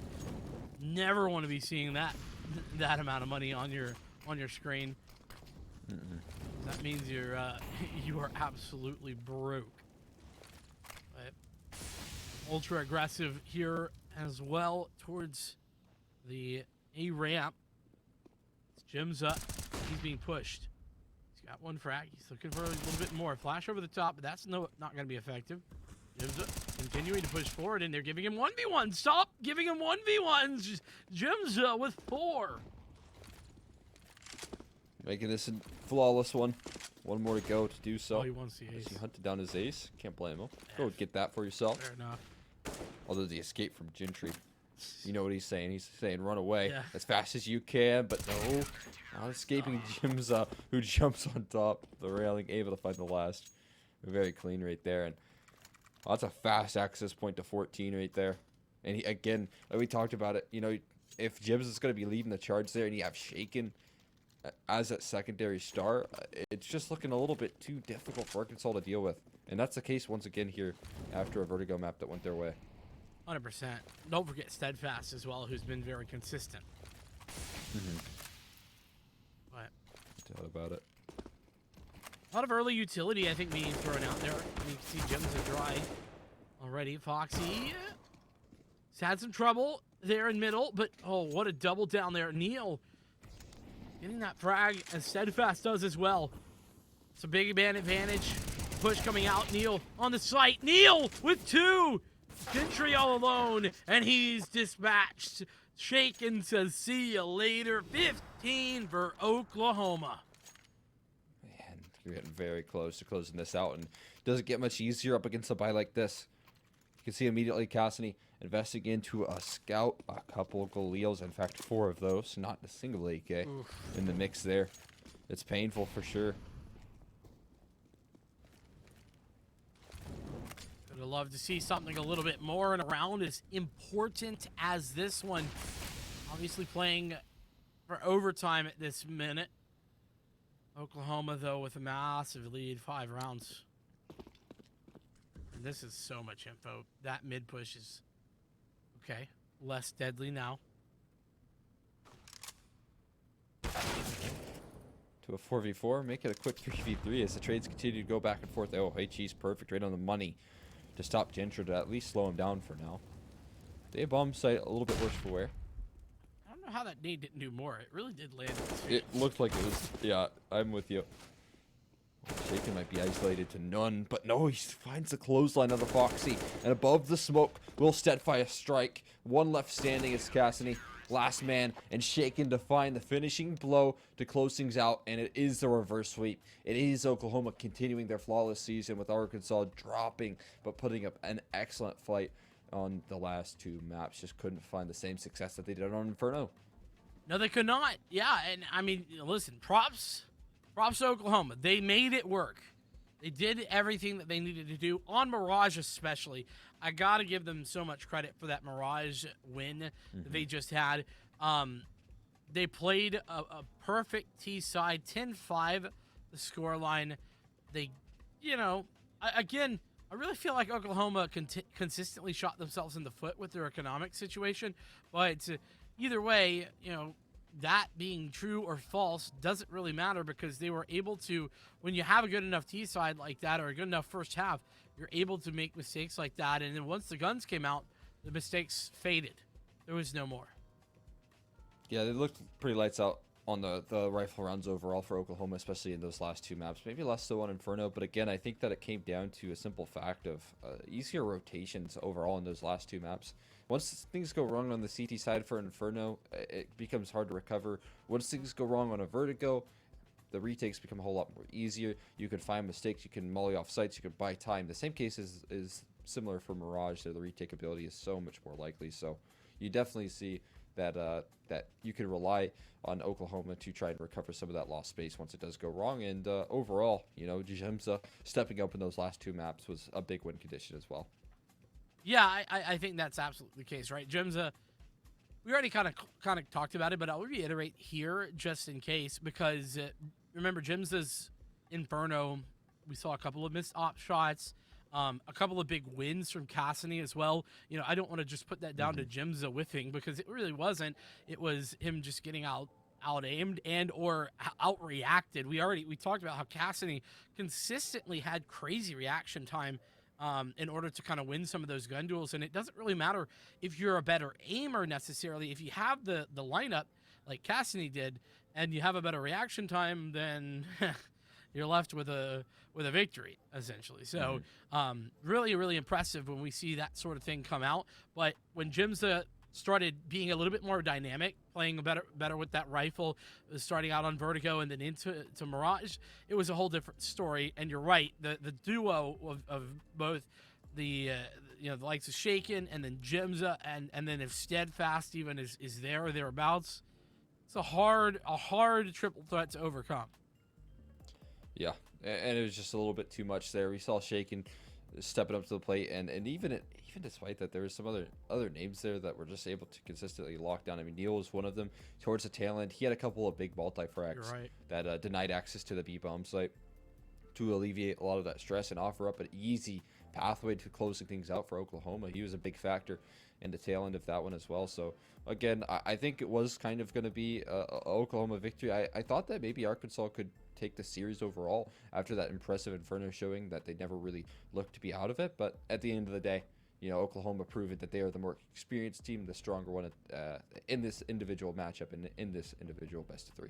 Yeah, they definitely have, and like you said, continuing out that flawless season. In this Central Conference, there's we talked about the Redbirds before. It's not necessarily super easy, and the likes of Arkansas giving them a real run for their money. I mean, if you think about it, right, we were very close to max rounds, and we were at max rounds plus overtime in the first map as well. So by no means were any of these games dominant. It was always back and forth, especially in the early stages of a couple of them. I mean, if we recall, I think it was tied 6-6 in Vertigo, and it was at one point like 4-4 or 5-5 type situation on Mirage before things started to go awry for Arkansas. So the early stages of these maps really very close. So whenever Arkansas is kind of going back to this and think, okay, what went wrong? I think a consistent factor that we were talking about is the small things, right? That little bit of gap in a smoke, or using 5 smokes or 4 smokes in mid window. All of those types of small things, they can add up to a overall loss when you're talking margin of 5-6 rounds.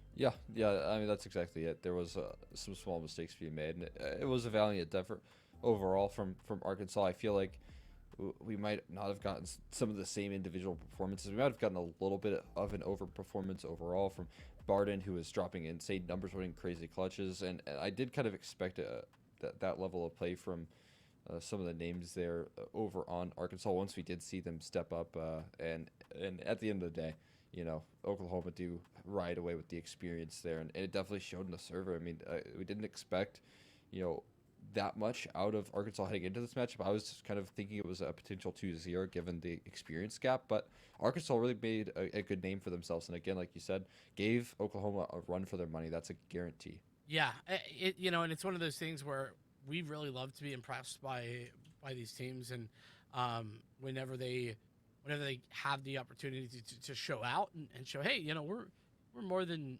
just a bunch of randoms here together. There was so much good chemistry, I think, from this Arkansas squad. I'm really excited to see what else they have to bring, because they're, if I'm not mistaken, I think this team's new to the Starleague. So coming in, showing out well, unfortunately getting the L tonight, but it doesn't necessarily mean that they're out of things. I talked about playoff ramifications, and I'll go back to that conversation for just a moment, because 2 potential spots out of each conference. So You can always fight for it. But with that being said, I do want to talk a little bit about a very special individual whose name is Jaden. Jaden was diagnosed with T-cell acute lymphoblastic leukemia, or ALL, in November 2018. And prior to his diagnosis, he was a well-rounded athlete playing nearly every sport. Till one day during a football game, he fractured his arm and was done for the season. After his cast was removed, he was cleared to play sports once again, and it was basketball season. So as the season went on, Jaden was always feeling tired and complaining of headaches. After seeing several doctors and being screened at a children's hospital, Jaden's family received devastating news and his diagnosis. The doctors took immediate control, and he started treatment. As of December 2018, though, Jaden went into remission and remains in remission to this day. LLS provided life-changing support for Jaden and his family, and they are forever grateful, as Jaden is an LLS hero. So just like LLS is making an impact in the cancer community, the LLS hero of the game represents a player who made the biggest impact in the match played, whether it was a clutch play, a sacrifice, or provided strong leadership when it mattered most. Today's LLS hero of the game is Shaken. Well, unfortunately, we won't get the opportunity to interview, though, but let's take a look at some of those big moments from him.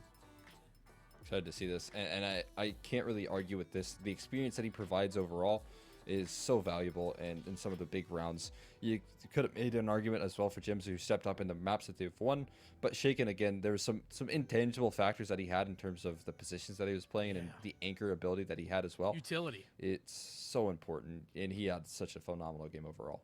That he did. With that being said, thanks so much for watching the first series of the day. But don't go too far. We got another series coming up here just a few minutes. It's hopefully going to be a really good one. This one was fantastic as well. It's going to be Georgia Tech going up against Kennesaw State University. We'll be back in just a little bit with that second matchup.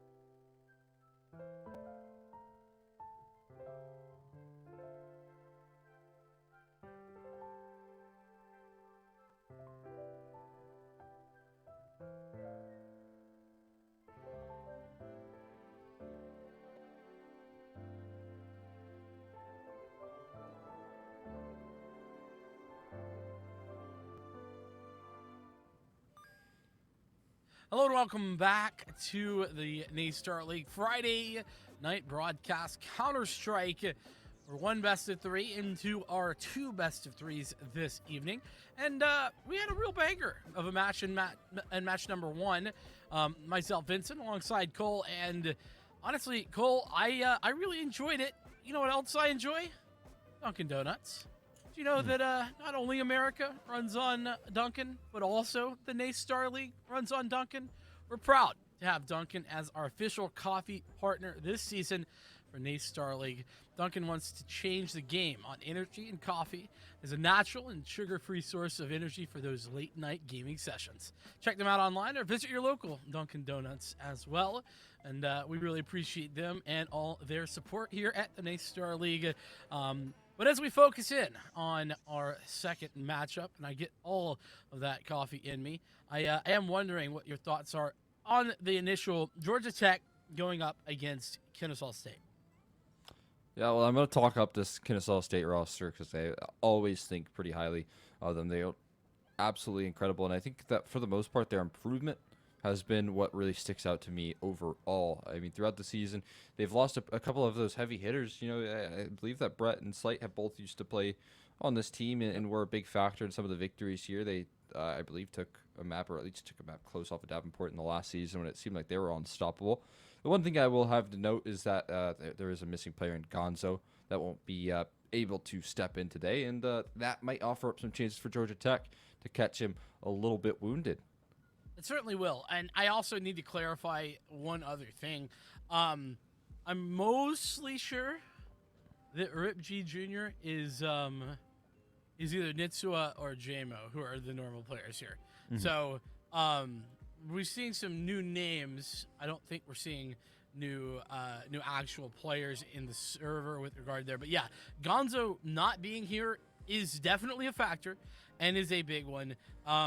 I would say that Gonzo, not meaning any sort of disrespect to Seb, but I do think Gonzo is the more clutch of the two between Seb and Gonzo, and those are the two heavy hitters that we usually look to with the fact that, you know, Brett and Slight have left. Yeah, definitely. They've stepped up to their play. I think that the experience that has trickled down has offered up quite a bit for this KSU team, and it's pretty exciting. And Georgia Tech, they do have a lot to offer for sure on the other end of things. The standing that they're in at the moment, in 2-1, I mean, it is a bit rough. I think that the actual loss, though, was a forfeit loss, from my understanding, at least from what I see on the page here. And so, you know, it's not the end of the world. I imagine that they would still be looking pretty good. The victories that they have are 2-0. But this is kind of their real test against some of the steel in the Southwest Division, or Southeast Division rather. They have to close out a victory, and again, they have a prime opportunity to do so with one less player missing. The thing is, at the end of the day, is that it's still a KSU roster with a lot of names, and of course, you know, some names that are familiar to this team still coming through, and Seb, and even Lucidity, who's a very solid player as well. Yeah, 100%. And you know, the big name, new name is Abner. We haven't seen. By the way, I did double check. Jake Morgan is JMO normal, which is a normal rostered player. They just changed their name. And Rip G Jr. is Nitsua, who is also the normal player.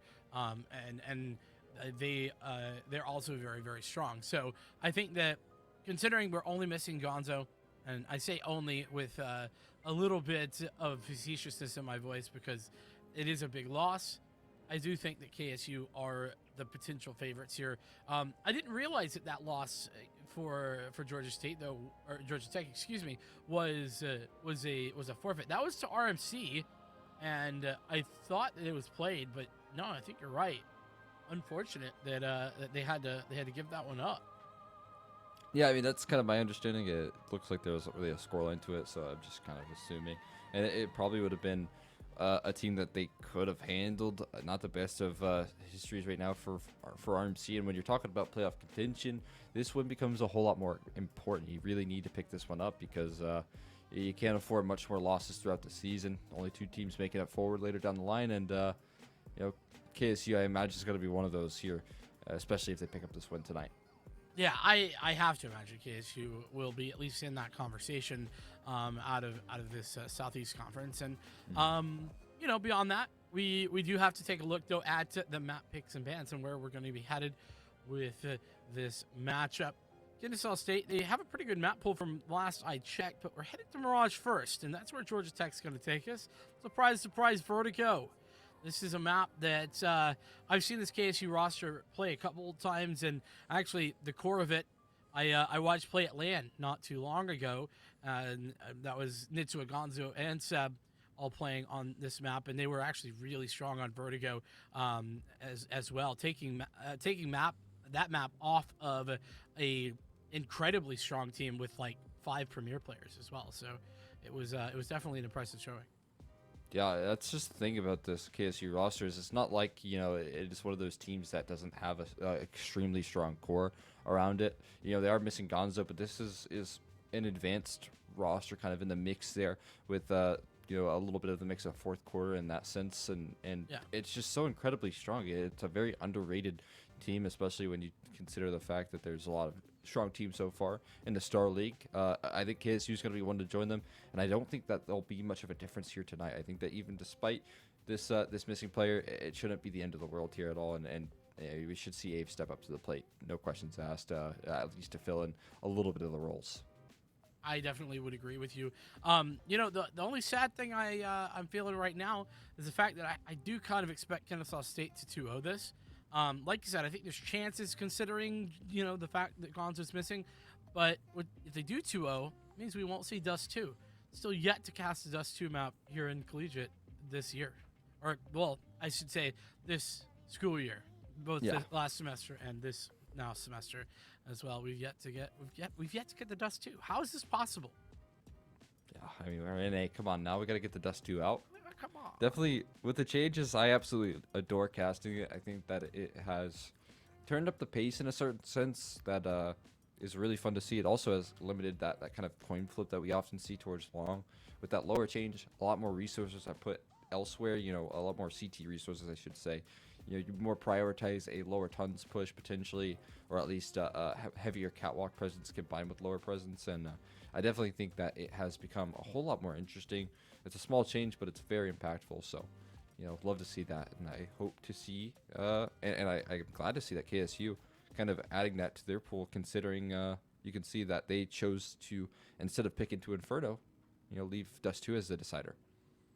Yeah, and I think there's a good possibility that also has to do with the fact that I think Georgia Tech probably has some experience over on Inferno, went over to Dust 2 with what we are anticipating to be a bit more firepower. Makes some sense. But talking about this Georgia Tech roster, I think the only reason we're really talking about them in the way that we are is because they haven't been proven yet. And I kind of think, Kennesaw State, they should feel like they were in a similar spot last semester, because they were absolutely there in a place where not a lot of teams were expecting them. And now this Georgia Tech team, they had a good team. Georgia Tech had a good team, probably 5-6 years ago, and they've struggled since. Maybe this is the year, maybe this is the time where they can really show up in a big way, considering that only loss they have is a forfeit loss. I mean, that does open up a lot of possibilities for a similar sort of situation that we just saw with Arkansas. Yeah, I have to agree with you. And on top of that, their wins have been rather convincing. I mean, 2-0 victories so far in the season. If they can add a name like KSU, not only would it bode well for their confidence individually, but it would really bolster their chances into playoffs here if they can close out the rest of the season and make it further down the line. Again, that's what it's all about right now in this stage of things. And in a rather competitive situation here, I mean, we do see a lot of good teams. KSU is one of them. Making playoffs isn't going to be easy task, especially kind of giving yourself that handicap of lost in the forfeit fashion. So, limiting yourself just a little bit, that's for sure. And so far, KSU, all their victories have been pretty one-sided. I mean, they haven't really been dropping too many rounds in general, and haven't dropped a single map so far this season at all. That's fair, but I do want to also bring up the fact that they haven't played the big dogs yet. I mean, Kennesaw State, I think, obviously a big dog here. But UCF, yes, lacking that old school, core of Rascal and Steedle and Blue Sky, but it's still not a bad team by any means. I think that they are definitely a team that can compete for a situation at the end of the season. And same for UVA. Georgia Tech not playing either of them. Mirage is getting underway here as we get under this Georgia Tech Kennesaw State matchup. Into the action here. Kick things off with the opening pistol right now in KSU. Starting things off, I believe, on that CT side.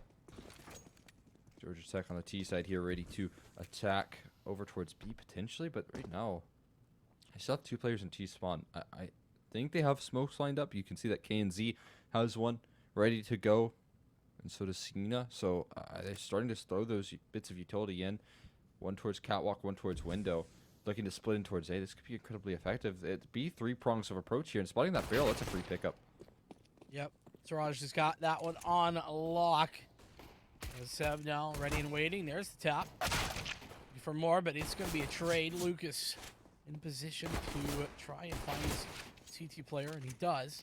So a good setup for Georgia Tech as they find the frags to give themselves a 4v2 advantage.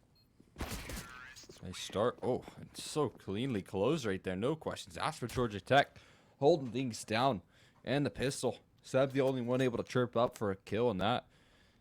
And again, I mean, that is a really well put together round for Georgia Tech. I like that execution that they threw out. You could see 2 players were in spawn very late into that stage of the pistol, waiting for their teammates to scale up towards the underpass side of things. And then, you know, once they execute in, it's too much to deal with.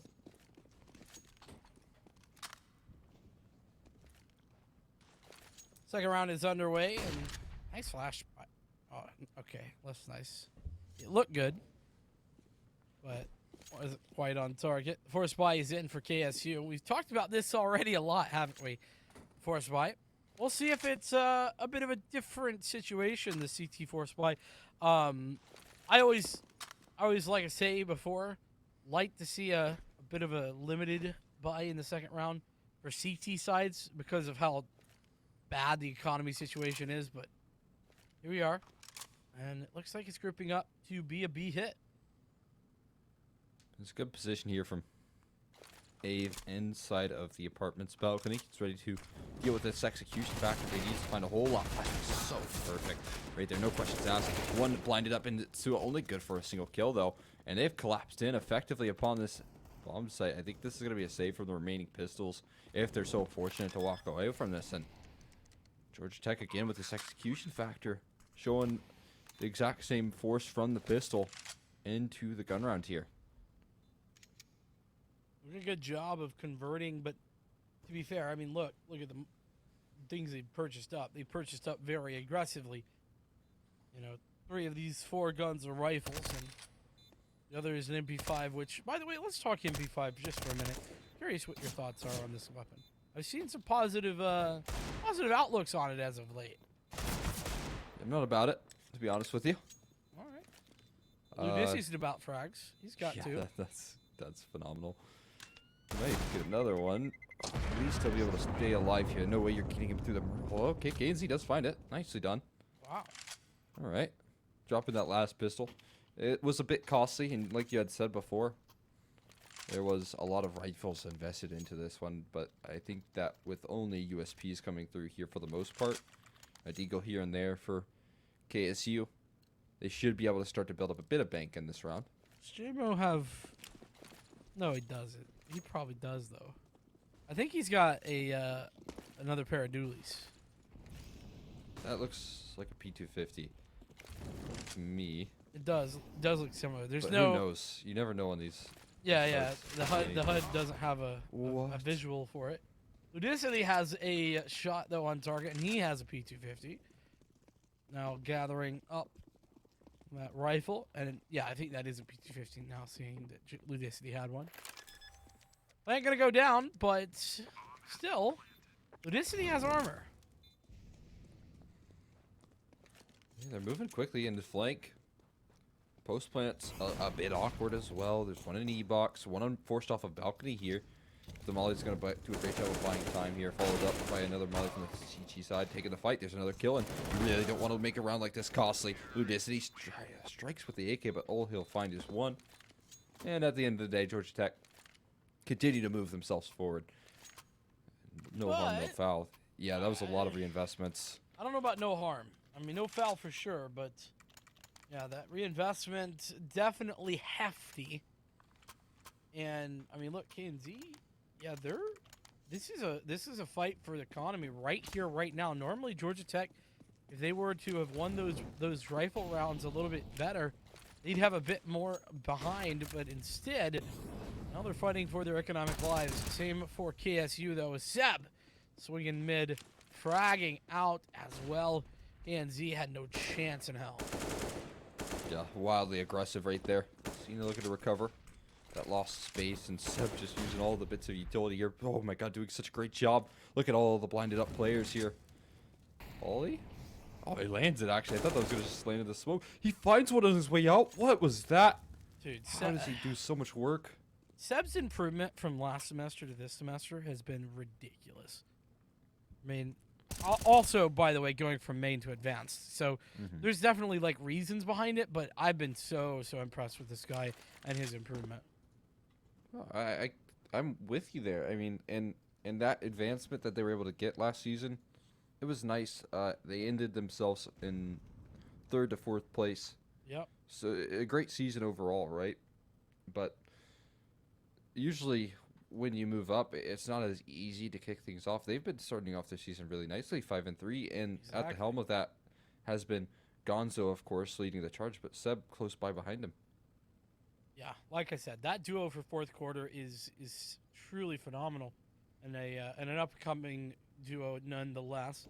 So Avner got one, though is going to be traded. 10 of the last alive. Trying to connect, but it's Nitsua to connect the final frag. Going to be able to recover the op as well. No, not to happen there. KSU forced to rebuy if they want another op, and I don't know that they can afford it. No, nobody with the cash. Fortunately for them, Georgia Tech, they're going to be struggling to get guns at all. Yeah, one AK in the mix there. It's not even like they have a lot of Deagles. A couple P250s in here. A lot of utility bought up. I guess 2 Deagles, sure, but certainly worse for wear on this one. Throwing some quick utility towards A. Palace pop in the mix here. The issue is, JMO's in a really well-positioned spot. Able to dodge on that flashbang. They start to collapse him, but he's just not lighted up. He was playing dodge flash 1-2, makes it a 3rd, and now JMO completely shutting down this attack. Seb helping out in the mix there. And Lucas quickly found himself last man standing without a chance in this world. Yeah, I mean, you just talked about it, but a great anti-flash setup. Knowing, or at least anticipating that there's a possible change of pace, that's the perfect spot to just catch off guard an A hit. That's just so wise. Able to swiftly deal with that A pop right there. Lucas gonna make something about this one, and we'll collect a kill. At the very least, finding one in this round is a little bit better. And doing no damage. He's retrieved a rifle as well. Definitely making this one painful. Staying alive. Seb's trolling us a little bit, I think. It's called a speechless. Yeah. Graffiti right there. Look at you knowing the names of a graffiti. What is that? I got a couple thousand of them. Oh, well, I guess that'll do it for you. I'm a big fan of that graffiti. Seb is playing to my favorites for sure here. Look at this. This is a fantastic multi-kill. So you can see at the start of that how he adjusts towards Palace at the perfect time after that flashbang gets heard. So really well done. Yeah. Pretty much flawless with regard to the strategy. Not so much with regard to the kills, but Georgia Tech, I thought they would have more money, but they are broke. They forced into the last round, and now they're hurting for the cash. Demo already going down. Seb, are you serious? Oh my god. What is that? I'm literally speechless as Avner has put some to bed. Oh. I guess there's a reason he put that speechless on the ground last time, because he makes both of us. I was lost for words like that. That was absolutely sick. The closing as well was fantastic. And a round that could have kind of gotten dicey. They had the opening. Especially with the fact that Seb doesn't have an op. He just had a scout. That was scary. Oh, man. That was a sick shot right there. That was phenomenal.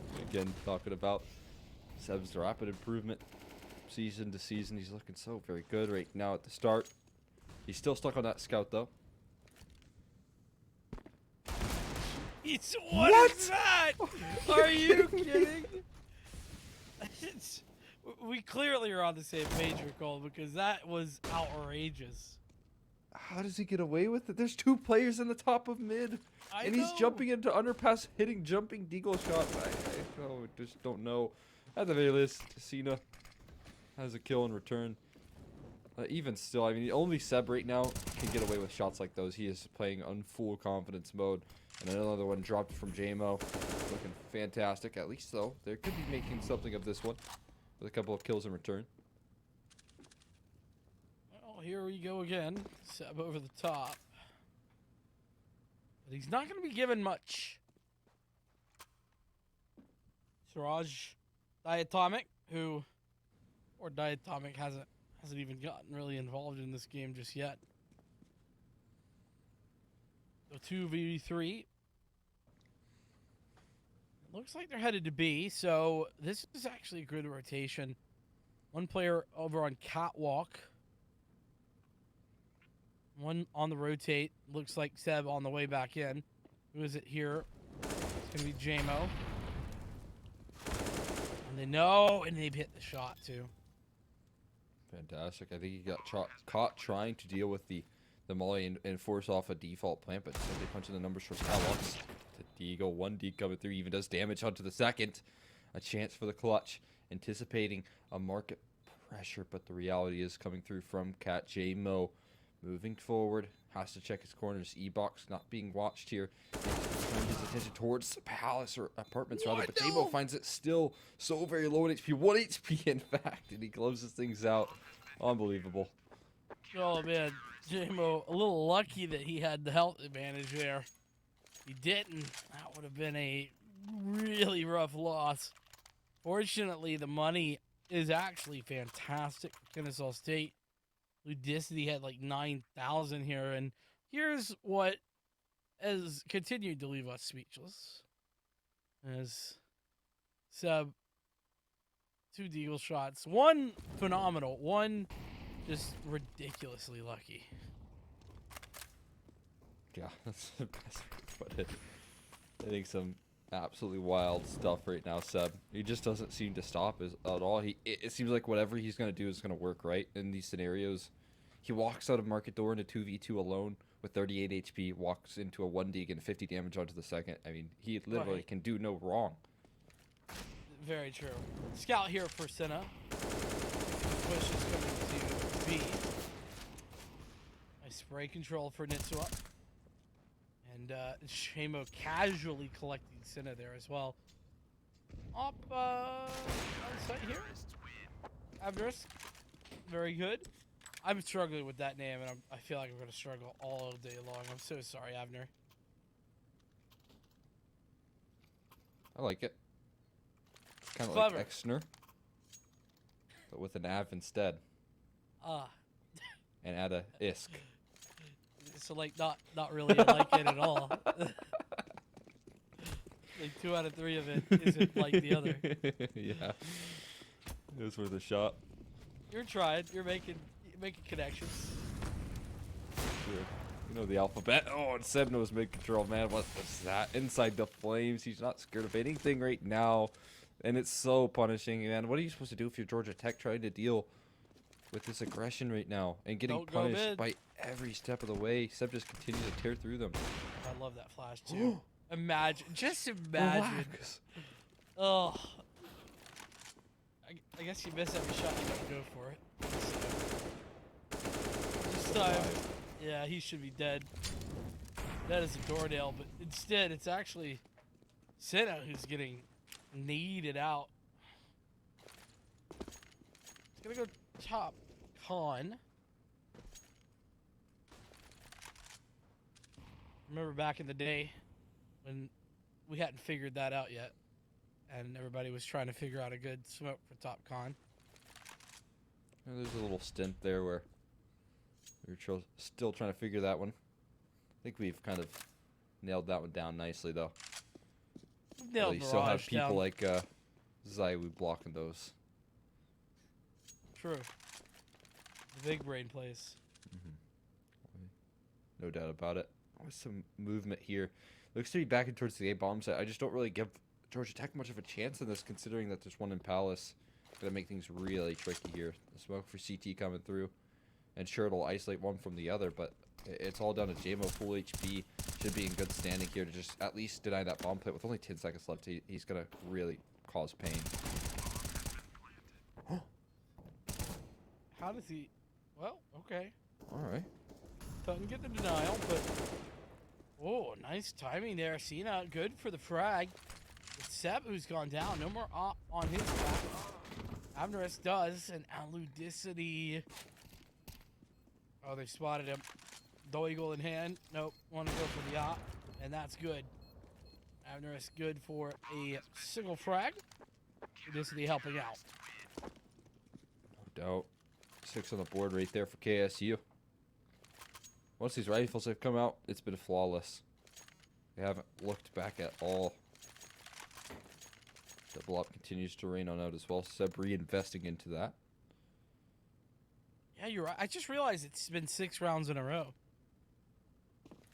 It's been kind of hard to tell just because obviously, you know, Georgia Tech picked up 3 in the early stages and it looked very close. Otherwise, yeah, no looking back here for KSU thus far. Maybe this will be the change. Ludicity falling to Lucas. That's a nice tap.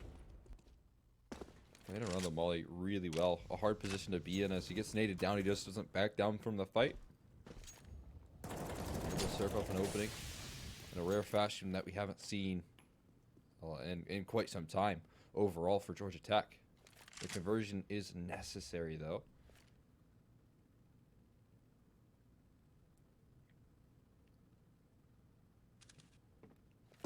B execute's got to be really good.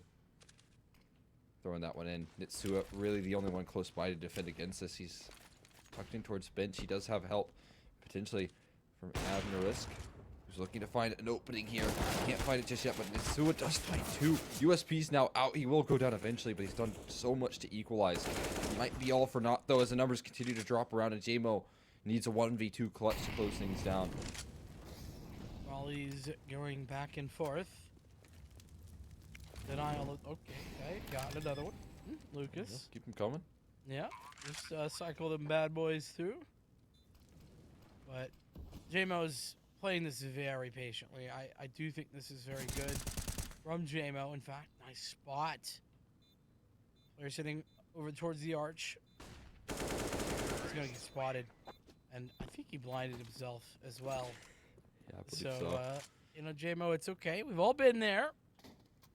Either way, Georgia Tech manufacturing a position right back into this one. And it's off the back of a nice B execute. You said it had to be good, and it was. I mean, they're so good that they just kept on chucking some utility out towards market. They're never allowing for that retake to come on through there. And Nitsua, I mean, credit to him for putting up an excellent defense. He found 2 on that one. And still bought decent time, just a couple shots not connecting. This is just so ambitious, bold from Seb, but it's good for the opening, denying Cena that mid control here.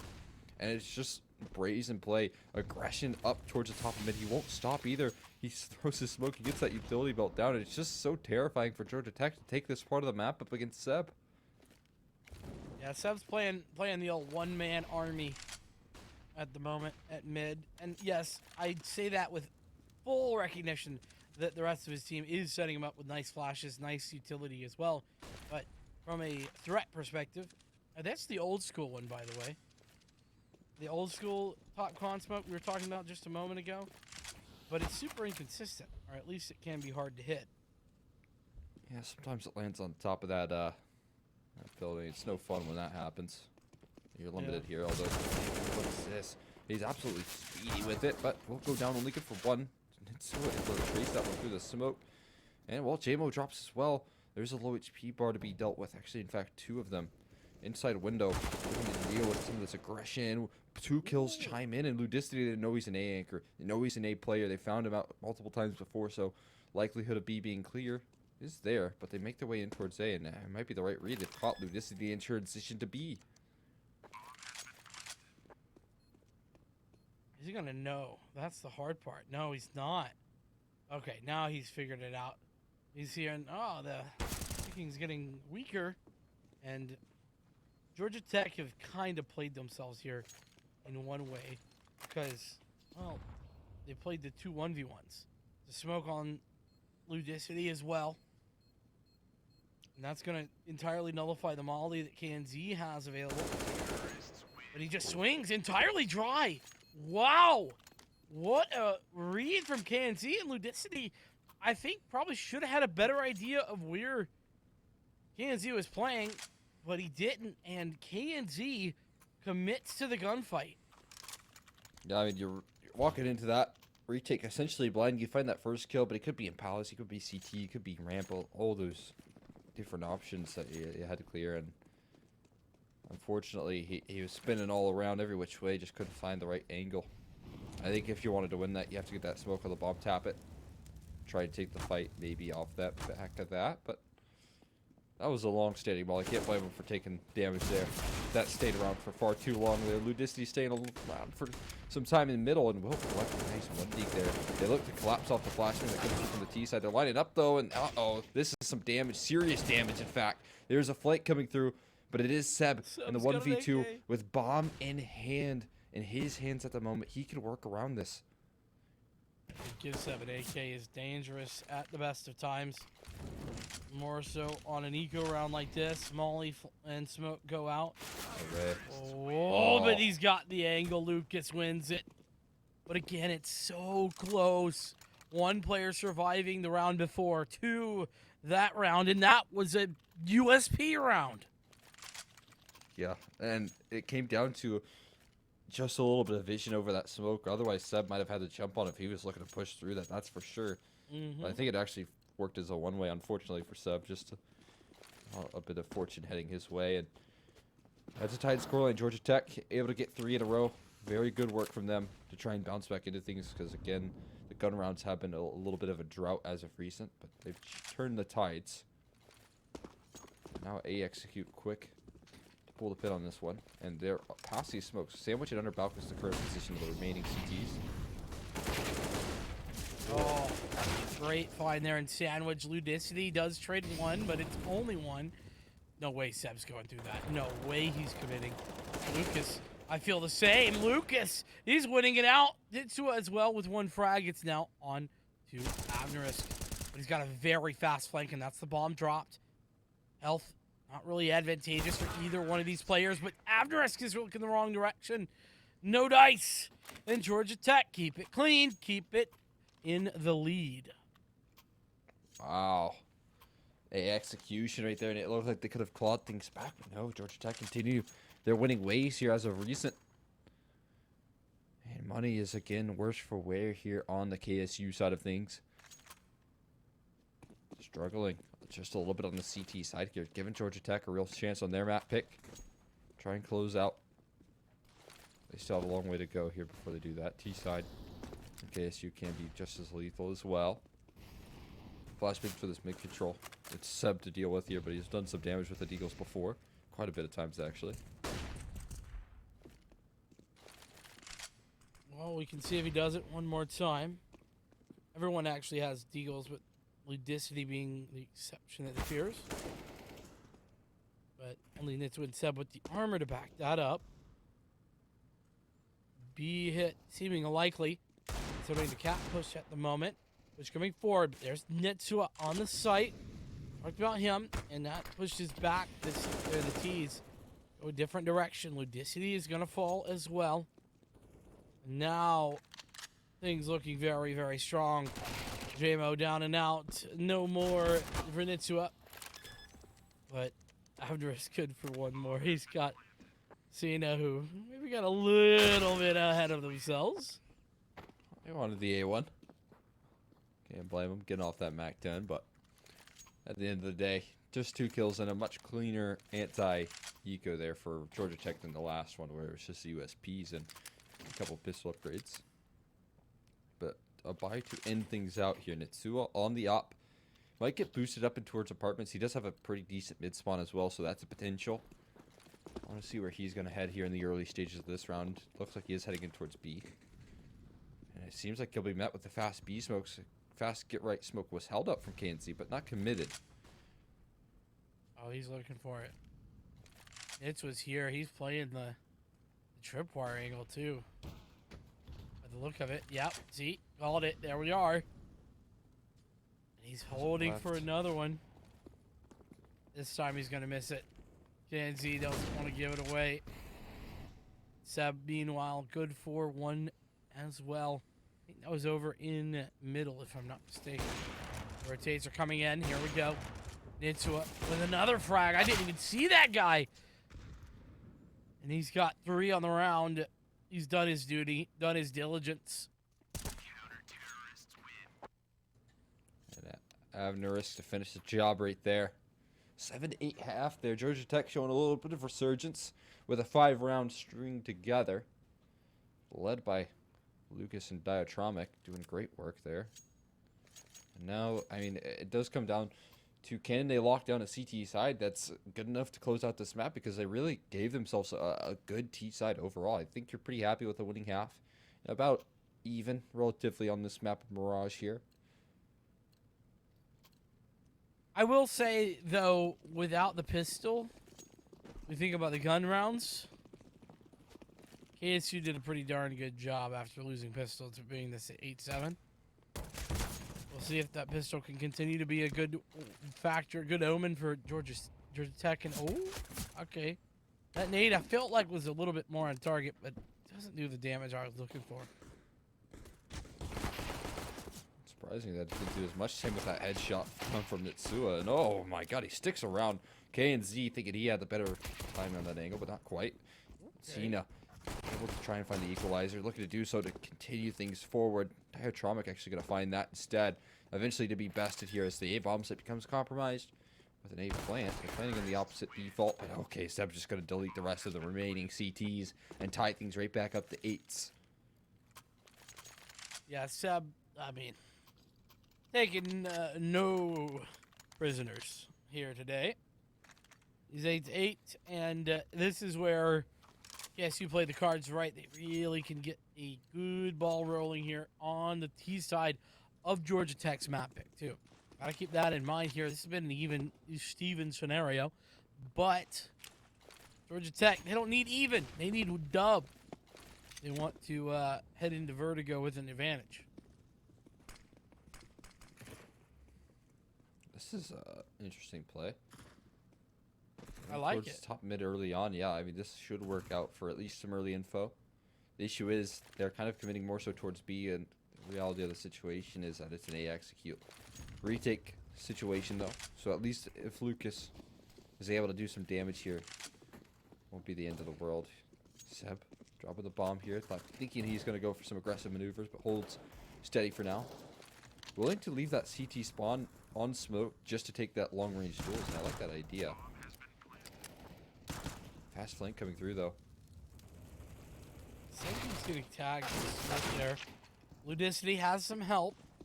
Amnerisk as well. Resmoke there for push from jungle. Look at the low health here. Might be a 3v4, but the low health says otherwise. And oh, what a frag. That 5-7 we've been talking about. Lurking wonders. Here it is. A possibility. 2v1 now. Low health. It's Seb to fall. JMO, the only one left alive, has to play it, and he's got it. 4 health remaining. JMO clutching up 2 rounds with less than 5 health to play at the end of them. Oh, man, that could have been really rough there for KSU. It's planning not for them. It was planning on the other side of that box right there, Yeah, and that could have been a disaster. But instead, winning out that clutch, Seb and JMO able to offer up a crossfire that's super effective despite the low HP.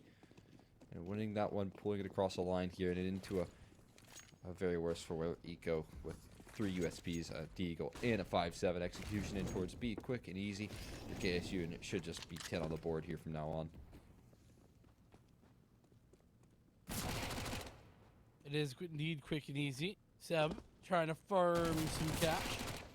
1,200 already. Avnerisk doing well to collect a couple 2 frags for himself. Lucas is the final one left alive. Looks like Seb's on the hunt, though he didn't spot him behind the flower pot. Oh, he's waiting for teammates. I see. What is he gonna take the shot? Lucas? Hello? Not gonna go for the shot. Interesting. Huh. Well, yeah, he's missed his opportunity now, hasn't he? I mean, everyone slipped on by. How he's spiraling for a little kill here or there, but nothing gonna be afforded. In fact, he gets taken by Nitsua. Unbelievable. So unfortunate. Not the biggest of deals, though. Yeah, poor guy. 10-8. Kennesaw State doing well. Winning the pistol, winning the follow-up rounds as well. And now they have to contend with the full buy. Op out for Diatomic. We didn't see a lot of opping for Georgia Tech last half, did we? Not really, not on the T side too often. CT side, we certainly did see quite a bit of double ops, and that's kind of to be expected, to be honest with you. Nice angle here, very effective. One way for KNZ. Not able to capitalize off it, but does finish the job eventually. So a man advantage here to start things off is a very nice way to open things up on the gun round. And oh, make it a double. What a shot from Lucas, spamming through the catwalk. Smoke, the B side has become compromised even more so now that the second kill comes through from JMO. They've taken market control as well. You can see pushed in is Seb looking for more. He has a MAC-10 hugging the corner. No one expects it, and he finally does strike. Good for one. A second, not quite, but he has his USP out. Is he really going to win this fight? Are you kidding me? And now the op running away inside the flames. He will go down to Atromic, holding on, but there's a flank. There is one on A. It is Nitsua ready for this, and the scope's been heard. There's no chance of this roll. He's behind him. He's going for the knife. Ah. Bro, if I'm Diatomic, I'm absolutely pissed right now. Why is one of the two players left at A? I mean, that's just gotta be mind-breakingly just angering. Oh my gosh. No doubt about it. How is he on A? How and then you is get it? Oh, knifed. You get knifed too? It's not like you just died to a guy who's in a random spot. You got knifed! Brutal. I mean, I'm angry on his behalf if you can't tell. Yeah. Like, oh my goodness, that's a desk slam at least. KSU showing a good form in this T side, and this can kind of be the case when you talk about some of the names in this roster. You give them a chance to, you know, peek into angles. You give them a chance to really play some of the individual fights that they're looking for, and granted, they are a good unit.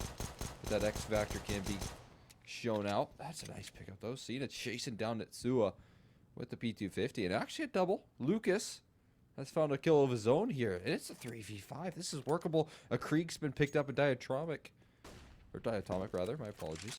Yeah, this is a great position. That it is.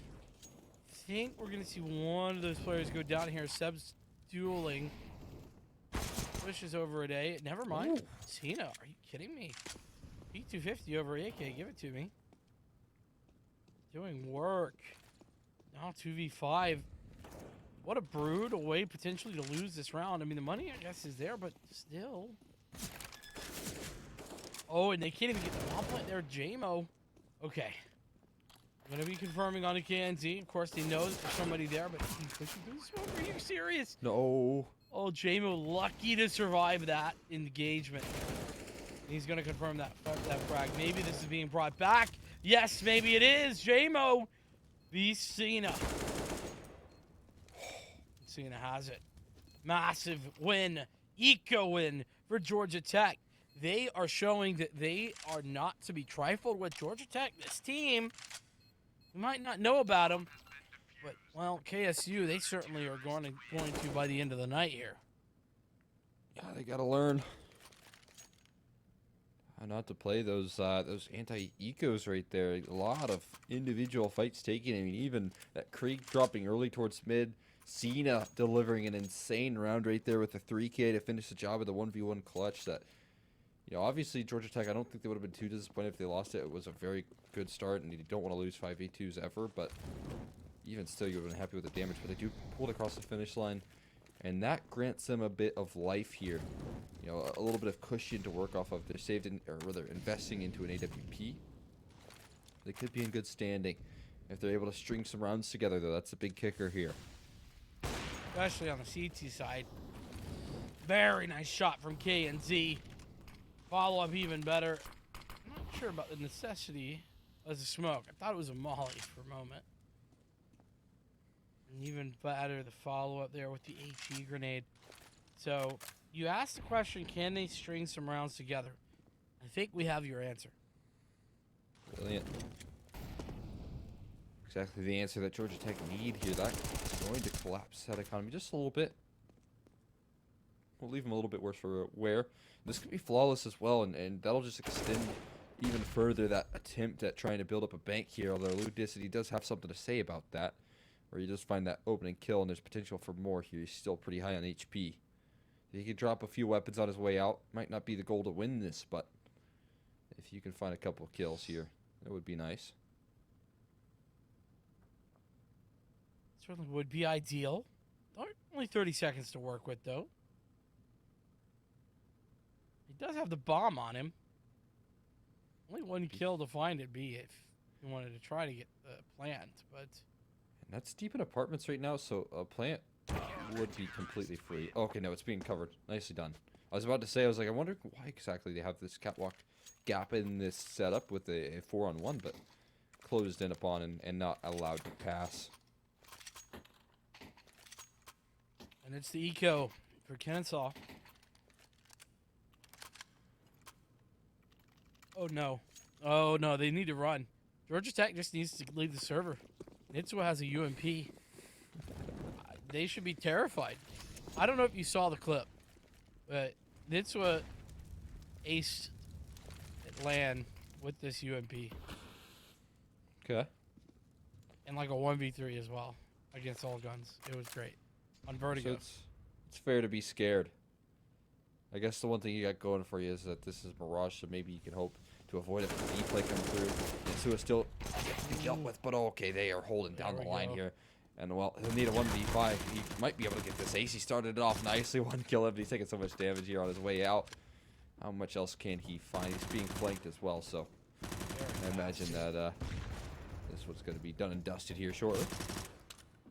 Oh, wow. I'm telling you, dude, he's good with Are you his kidding me? UMP. Knife? Oh, okay. Diatomic, he wanted revenge, but then he thought better of it. He thought, well, I might be letting all my teammates die.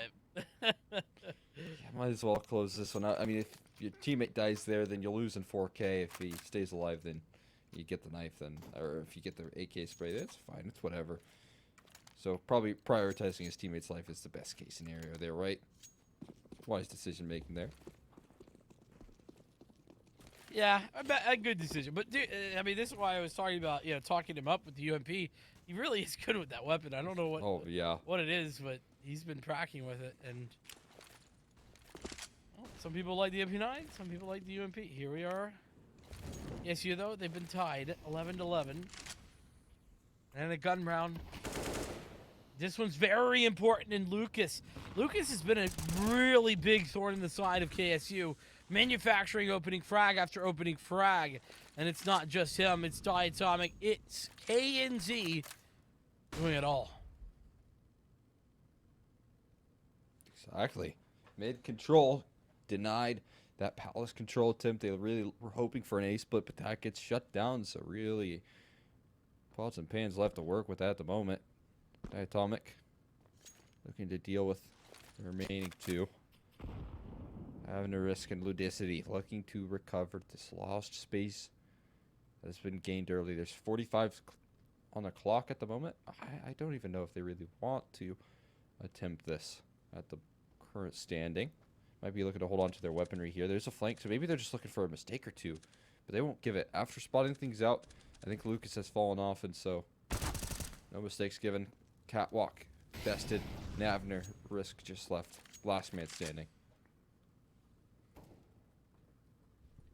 Honestly, lucky to stay alive here, if anything. He's going for a duel, so he's definitely not staying alive. Georgia Tech leading the way once again. They lost that for a little bit, but now they've gained it back. Well, Kennesaw State.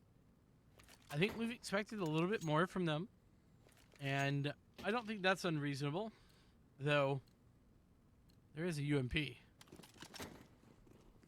never want to count that out for Nitsuo. They might be going back to a little bit of that brick wall, though, over in the B-bomb site. They are spread out a little more thin in this early stages of the map here, so I'm not going for that same B-rush they attempted earlier. But KSU, they really need to find their footing. It was that Ikaron that has changed the tides of this game here. It was a massive pickup from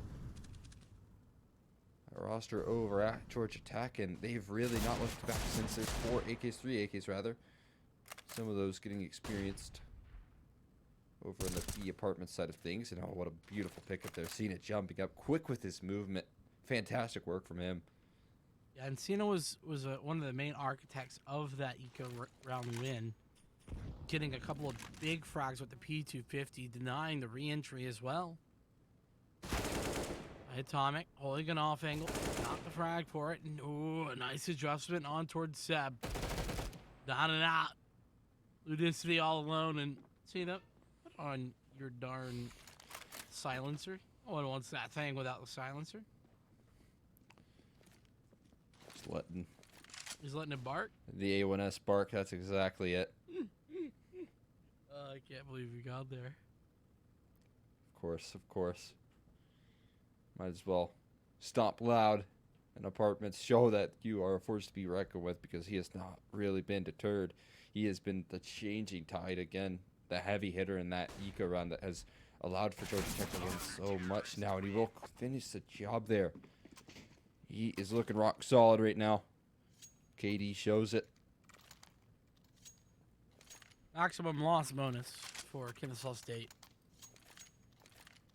A situation that they didn't really expect to be in. And this is a crucial round, a must-win round for for Kennesaw State.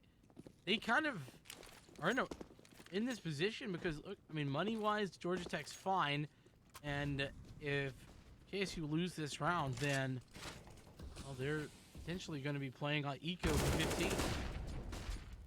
Oh, Avneris stepping up to the plate, though. Hungry for an opening. He does find one at the very least here, and it does trigger a fast movement in towards B, but oh, with what success. Cena still standing tall, hasn't been deterred from the spam, looking for more here as a turret lands the second headshot. How clean was that? Still one more to deal with, but the trades continue to favor this D side. Not in the HP department, though. Still rather low in that direction, but look who's already out and pinched. I mean, no way you expect this sort of movement, this sort of speed on the rotate, and it's going to be Georgia Tech likely to take 13 unless Avneris can pull off a big 1v2 with only 19 HP. Whole minute to work with, but hard to even use that much time. These positionings. Oh, it's a great find. 31. Not there for Avneris. The Atomic has it. 14 for Georgia Tech, and this is looking like Georgia Tech might run away with this, pick up their map and show Kennesaw State they have a lot to give. That they do. Man, oh man. Oh, absolutely sick. As this Georgia Tech team bid on the second half, the CT side just denying entry. Cena, I mean, continuing to have big impact. Cena certainly has been one of those go-to players. Impressive. Here we go. Flashes are over. Smokes are out. All three of them. HP missing its mark. Here's the push, and okay. Seb maybe getting a little bit ambitious on that. Oh, spam through the smoke does so much damage as well. The numbers will be punched in. There's nothing to really avoid that. Kind of a default, so those close planes will be a little bit trickier. That 4v4 that they've just found out will make things a lot easier, but still, numbers and HP continue to drop low. There's a 3v3 now as there's been a kill found out, but it's not going to be easy for these teams to hold on. There's only one player that can really offer up a defense, and that's under the firebox here. They have to swing up. They have to help them fight, and they slowly start to drop and dwindle. That's Georgia Tech on map point, on their map pick, sure, but they have looked so good doing so. Well, bomb plant plus loss bonus equals forced by free forever. Kennesaw State have the money to buy. They do it. and they do it in full fashion. Unfortunately, they are down by 4 against map point, and their backs are against the wall. This is a unfortunate setup, all things considered, especially considering the fact that, I mean, missing Gonzo, you know, that's clearly affecting them. But it's not over yet. Yeah, they need 4 to close the distance. 4 opportunities for Georgia Tech to close things out. That's a wonderful start, Lucas. Picking up the opening kill with the AWP, escaping out as well. That Molly spreads out this attack from 2 different positions here. One in Tetris, but there's an answer. Ludicity and JMO will chime in for a kill apiece, and they might have something to say. They might have a little fight left in them. But oh my god, found out through the smoke. And again, there's a fast flank here coming through. That's going to be everything. If he can pull the pin on this one, there's 2 players with their backs turned to it, exposed, not expecting it, and one will go down. He finds a second, lining up 2. Seb left, last man standing in Palace. Bombs planted for him, but he needs to find a 3K. He needs to find everything here. And now he's been spotted out. He has to go through the flames. There's just no chance in this world. The bomb's being stuck in. He finds a bomb diffuser. What? He finds a second, and he wins it. How does he get away with it? Seb, that is unbelievable. Seb, are you kidding me? Oh, this man, unstoppable for Kennesaw State. And they stay alive at least for one more round. Oh my gosh, what a great find there as they pushed forward through jungle and then in a ridiculous fashion to kill the bomb planter and then the spray transfer. Oh, or the diffuser, excuse me. I'm flipping my T's and CT's here. I'm so flabbergasted, but Avnarisk has already fallen. Oh, wow, that's a close angle. That's what got his patented UMP out and ready. But will it be enough? Ludicity here and ready. Siraj is already here for help. Again, the rotation's incredibly fast. It's hard to anticipate this. Seb going to take out KNZ, but Lucas and Diatromic, will both win their gunfights. And it's a Georgia Tech map 1 on the Georgia Tech map pick. Kennesaw State struggling just a little bit. The second half did not look too good for them. I think it was, the pistol round, but once those rifles have come through, once Kennesaw State, they won that turnaround to Eco, man, they did not look back at all. That was when that success started to spiral. And again, looking phenomenal in that second half. That's fantastic work from them. Even with the Seb clutch, I thought that maybe potentially could have allowed for overtime. That was looking like maybe a momentum builder that could have changed the tide, but they just held strong. They had those fast rotates. They had that early information, and man, did they look good doing so. They did look very, very good doing so, and I gotta say, I think we definitely owe the apology to Georgia Tech. We underestimated them a little bit, and in fairness, we really had no way of knowing, but they've come up and they've showed out. So we're going to see if they can continue to show up and get a big upset win over Kennesaw State. But that's going to be on map number 2. That's going to be Vertigo. We'll see you here in just a few minutes when we head into that map 2.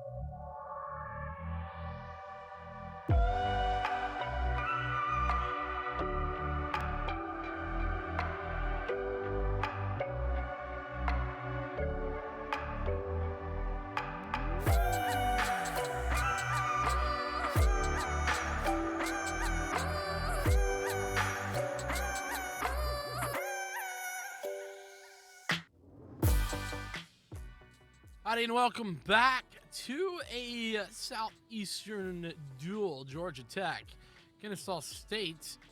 Kennesaw State missing a big heavy hitter in Gonzo. Down by a map as well, but we're heading into the Kennesaw State pick. Well, that being said, I want to talk a little bit about Metafy.gg before we get into map number 2, though. They're an online platform that allows players to learn from and play with some of the best players in the world. And the big kicker here is that they grant players private one-on-one coaching sessions with elite coaches across a variety of different games. Counter-Strike obviously is the game that you and I are big on, Cole, but you can do pretty much any different esports title, even non-esports titles. I think they have like Mario Kart in there. I'm not gonna like guarantee that, but I'm pretty sure I saw it. But you can go over to Metafy.gg. You can book your sessions instantly, chat with coaches in real time, upload your past gameplay, get expert level analysis from top different players, and of course, Don't forget to use the promo code CSL15 to get 15% off over on metafi.gg. But we're getting underway with map number 2.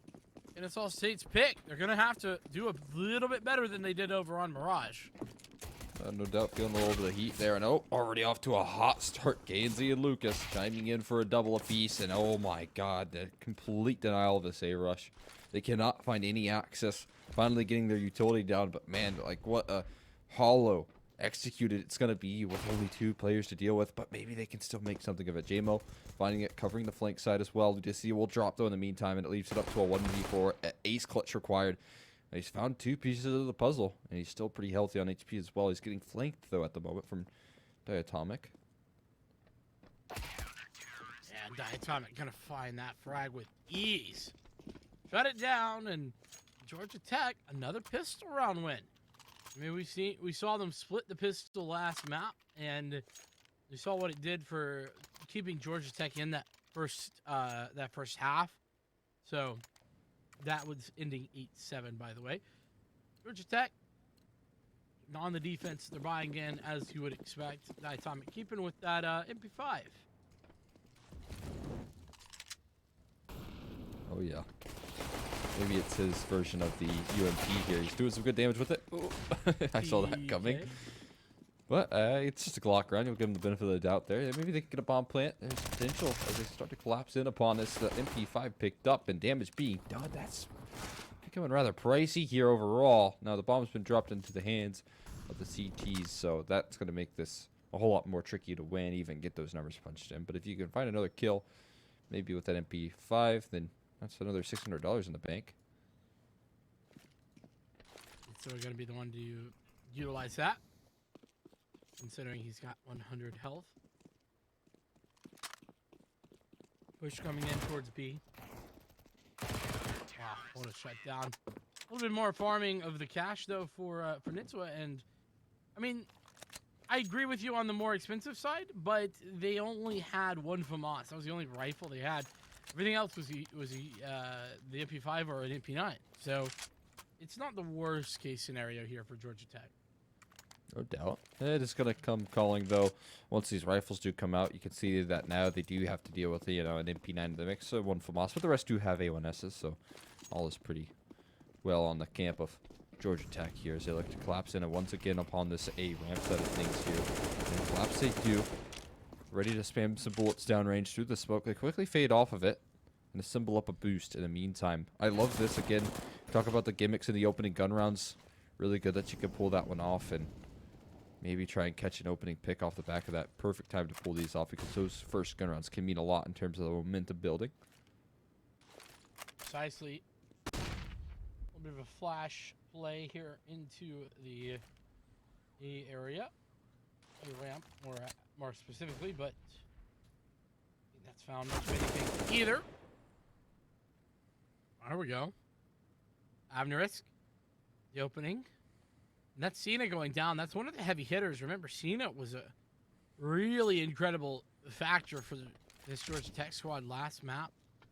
Them to go down early is not ideal. And Seb working wonders here over at the B site, but Diatomic for the frag, good for the trade. It has become compromised though in the meantime. HE's not quite going to cut it. Not the right bounces on those into utility. And they will start to drop in numbers. A couple low HP bars here. But just the same, there are 2 that are healthy in Jabo and Nitsua. See how interested they are in this retake with no kit. Flank doesn't work out, but yeah, there's still no real chance to pull off a successful retake without that kit, without any sort of utility. And so they will call in the save, pick up a few bits on their way out. And a nice start for KSU on these gun rounds. The T side is where they lacked over on Mirage, so kicking things off nicely once the rifles have come through. It was a good start. We got a good save, too. I'm assuming we see KNZ and Diatomic keep these weapons. No way. Okay. KNZ wins the duel. That was ridiculous. 2-1 the score. Kennesaw State.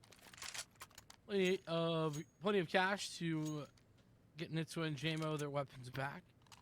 other side of things, let's see. A little bit less on the good side. There's only one kit there for Lucas, and very limited on the utility.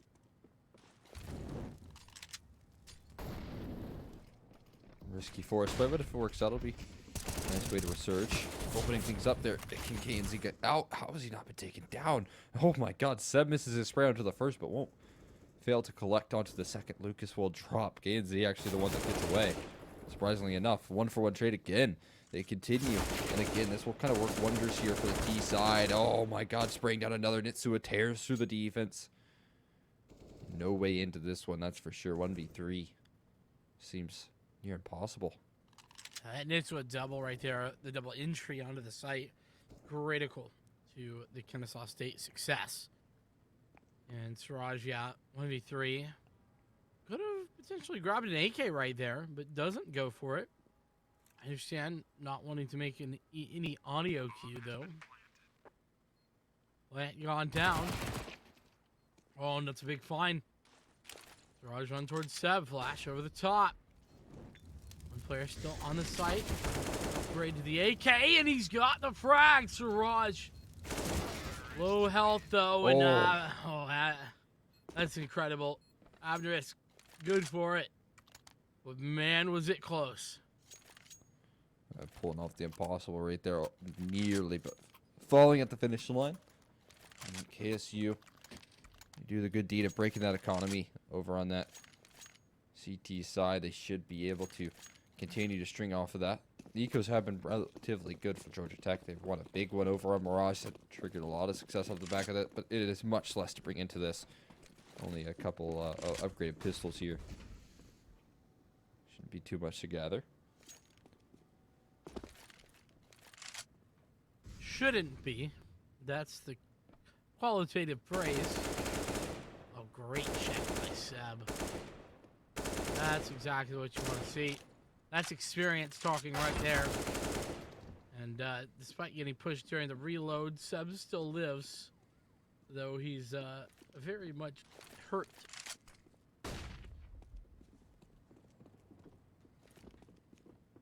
But all in all, even despite that good damage being done, he's very low. This does become a little bit more tricky to save on 1 HP, especially when you're getting kind of closed in upon. But can they find any exits on their way out here? That's the question. An elevator tucked in close by. Nitsua will fight his way out of this situation. Ooh. Nice idea on that swing by Siraj, but even better shot from Nitsua to close it off. So Seb's 1 HP, no problem. And Kennesaw State take the lead for the first time in map 2 of this best of 3 series. But again, they need to find something back if they want to win this in 2 or at all. They're gonna have to step up here in this gun round. Need a big victory here to kick things back off on the CT side as well. I mean, really have to deal with some of this ramp aggression that's been so painful, taking a lot of utility damage, not getting spammed down just yet, surprisingly enough. Still pretty good. Cena gonna push close by the smokes, tucks himself in towards the corner here. This is a really good boost, though. That is about to be a symbol towards B. It could be good to catch one off guard. It's kind of a Kennesaw State classic as well. I see that very often. I think that's something they've carried over from 4th quarter. Siraj, nicely done. Falling apart right now, though, for KSU. That's okay. Touchdown, JMO onto Siraj, who's no more. And a long-range spray from KNZ, though, keeps the advantage firmly within the favor of Georgia Tech. Extending that advantage here. Who's close by. One, not the second. Ludicity, nice on the trade, sure, but it still leaves you questioning exactly where you want to head. It's going to be fast moving in towards A. Molly is going to be good to force. Ooh, almost take down one, but not quite the case. He stays alive. Pushing in, though. Reinforcements have arrived onto the scene. No other option here. Planning inside that smoke might be a little bit telegraphed as well. There's a gap in it. Oh my god, with the last bullet. He remains alive and finds a kill even. Numbers getting punched in. That's a big victory even despite A potential loss, but this is workable. Low HP on the one. He's able to isolate that first. Oh no, can't find Diatromic, who does find the finishing blow there and closes things out. Yeah, don't get close to that edge. You stop that. Oh man, these players be trolling you a little bit, you know. Yeah, you really do. I feel like that was intentional. Definitely for you, not for me. I have no such qualms. I'm ready to watch him jump off at any point. I got a little bit of a fear of heights there, so. Oh, okay. Just want to keep him away from that edge as much as possible. You're just looking out for him, you know. Good guy, Yeah. That's what it is. Well, you've done well, Georgia Tech. You've tied the game up, especially now that you've kept them safe. So, Kennesaw State now have to go for a big round here. Economy-wise, this is a definition round. Exactly right here. Kind of change the tides here. We've seen a couple of these rounds throughout the series. It's definitely going to be hungry to pick this one up. It is a little bit worse for wear, though, on the Georgia Tech side of things. Looking to walk into Siraj. Ready to hold down the line towards B. He's been a pretty effective anchor. Last time got barraged by the nades. But here do come the execution. Need to deal with it. One in the back side. That smoke's going to really help out in this defense. Going to offer up a lot of support here. He can play around it effectively, but diving through it's JMO. 1 and a second. That's absolutely absurd right there. As that's the site compromise, and it has to be a save at this point in time. There's no doubt that you're going to go try and reclaim this. Yeah, JMO with a fantastic double opener. That's exactly what Kennesaw State needed to get themselves into this round. And beyond that, with Georgia Tech saving, though, it is going to probably be a fight in the next round. I don't know what the loss bonus. I mean, it's not going to be loss bonus. They just tied the game. What am I saying? So they're going to be very poor, Georgia Tech. You can see what they have in the bank. Everyone sub 1,000, almost everyone sub 200. And JMO furiously searching, but with all 5 players surviving, what a great, okay. I take it back. With 4 out of 5 players surviving, it's a very good economic round for Kennesaw State, all things considered. That said, here we are again. And I'm impressed with this buy. They were able to get an extra rifle out of that, and just the MP9 there for Siraj. Yeah, not too bad at all, actually. We're on the Georgia Tech camp. Good investments coming on forward. Do have to deal with some good investments on the opposing end. Of KSU, who show no signs of stopping some of this T-side success that they found early on. There is a player in sandbags being covered now, having to risk. Oh, gets the fast flick there, gets pressured, and oh my god, coming through from the side hall. So you're able to find a double kill and shut things down as soon as you thought they were going to lift off here for KSU. Cena is so good in these mid-round scenarios. That's just been their consistent thing. You know, a double kill here, you know, a key frag there, and a triple kill in this round. We're seeing up. Ludicity looking for a final trade, and oh, Ludicity maybe making a 1v4 a possibility. There's nobody more here at the site. Bomb in hand to the plant. Okay. That's crazy. Ludicity. Oh, so close. So close. Goes for the fake. Gets the first shot, but isn't ready for the late second player swinging from the same angle. It's so hard to anticipate that. Lucas with the 1v1 clutch to tie us back up. Man, a bit of a hollow victory considering that was what started out to be a 1v4. Very good attempt on the clutch from Ludicity, just not pulling it across the line there. But on his way out does do phenomenal damage. Another one of these swing rounds that we talk about. Both teams' economy can be broken with the victory here.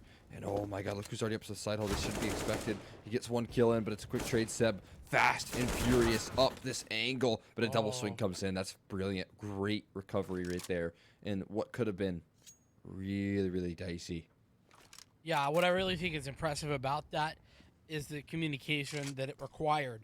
You know, to know, okay, immediately, you know, come here, make this double swing with me, and to go the wide way around too, so they could effectively double swing it. It's just good communication, good practice from Georgia Tech, showing off in the server live. 3v4. We've seen this happen before. We've seen this be a comeback, and that's why.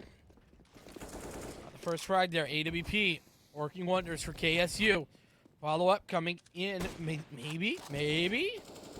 This op. Oh, and it's not good enough. And I said op, it's a scout, excuse me, KNZ. Has it unlocked, 2v2 now. Oh, but Avner-esque multi-kill coming through from him, and the shutdown 4K to put KSU back to winning ways, and just show that that CT side might be just flashing the pan rounds here and there before shutting things down. Again, hungry to take things into a third map here after taking an L over on Mirage. I mean, this is a much more improved T side, a much more unified T side, I will say, in the grand scheme of things. And it's working out nicely. And back down to that 1900 loss bonus, too. Double save territory is what that is. So we're seeing the force buy come in from Georgia Tech, knowing that they have no chance to buy into the coming round. And P9, hey Seb, how you going? It's going to be Netsua on the flank, or excuse me, in through mid, not quite on the flank. Ludicity, though, really is on the flank.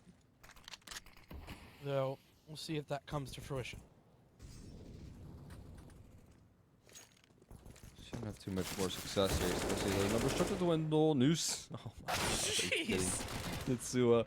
Alright, well, at least he gets punished for it eventually. They're found out. What is going on here? That needs to finish the job. At least they kind of recover some footing. I mean, this is just chaos at every turn of the corner. Lucas probably, I guess he is hungry for a couple of kills on his way out. Maybe can get enticed into this retake. He has a molly. That's going to be thrown in towards side hall here, looking to isolate some of these fights. Didn't go as deep as he would have hoped, so he still has to worry about that angle. Op shot misses. He can't find a transfer in time, but my god, was it close. Yeah, and Kennesaw now tasting their own medicine, right? I mean, we talked about how, you know, Ludicity almost 1v5ing there, you know, Georgia Tech. Good win, but they should not really be loving that the way it went down. Same thing for Kennesaw State. Good win, but that was an anti-eco, anti-force by pistol only round. I really didn't get what they wanted off the back of it. 6-4, another pistol here coming up. This time with lacking in any sort of real armor. These things should be a little easier though. Already planting things down. Mid-stack coming through. Avner-esque doing incredible damage, but that is not recovered. And they might just hold on to that. Very nice. KNZ walking away quite happy with his success.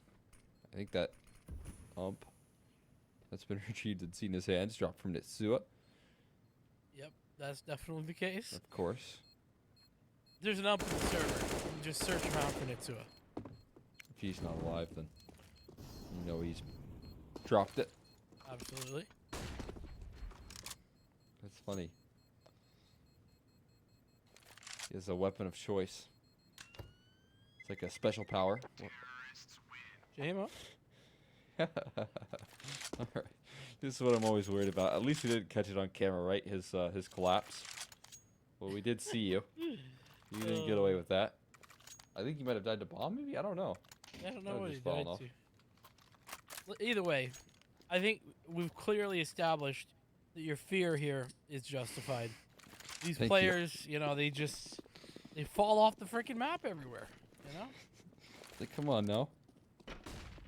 Stand up. Don't get close to that edge. It's not that hard. Just don't play games on the edge of skyscraper. Except for Counter-Strike. Well, I mean, you don't have to be on the edge. That's true. There's plenty of places not the edge. Come on now. It's a big gun round, though. And big for Georgia Tech, more so than Kennesaw State. Kennesaw State also on the lower side of the league, too. Oh, whoa, what a shot! Seb, you're nasty. And the follow-up from Nitz was good as well. Wrap it up. Send them home. We're saving these guns again, Georgia Tech. They need to be thinking that.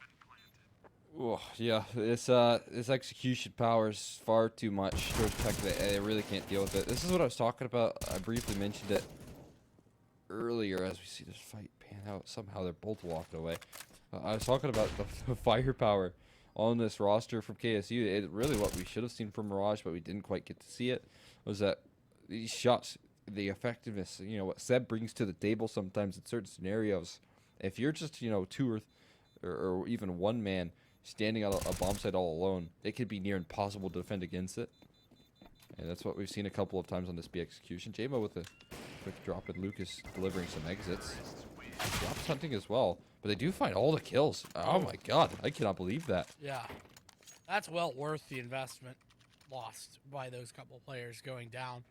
And to mirror what you're saying, and maybe put it into a bit of a different light, Seb is the guy. He's like, I always talk, right, about Seb as kind of that potential first or second in kind of guy who's able to just run it in and find you a headshot or two. And he's so good at it. And it's very much a, you know, especially in Vertigo, it's just round winners, especially over a B. B site Vertigo is kind of his like thing. I've seen him double entry that site probably more times than any other site. It's nice to have that in your back pocket, right? It's a nice op to have in your pocket there for KZ. How is this working out so well? They don't even realize how quick these flanks are coming through. And this could do some serious damage. The op now peeking out towards the ramp side of things. The flank is being covered at the moment, but things still can get dicey. Recovering this ground towards the mid.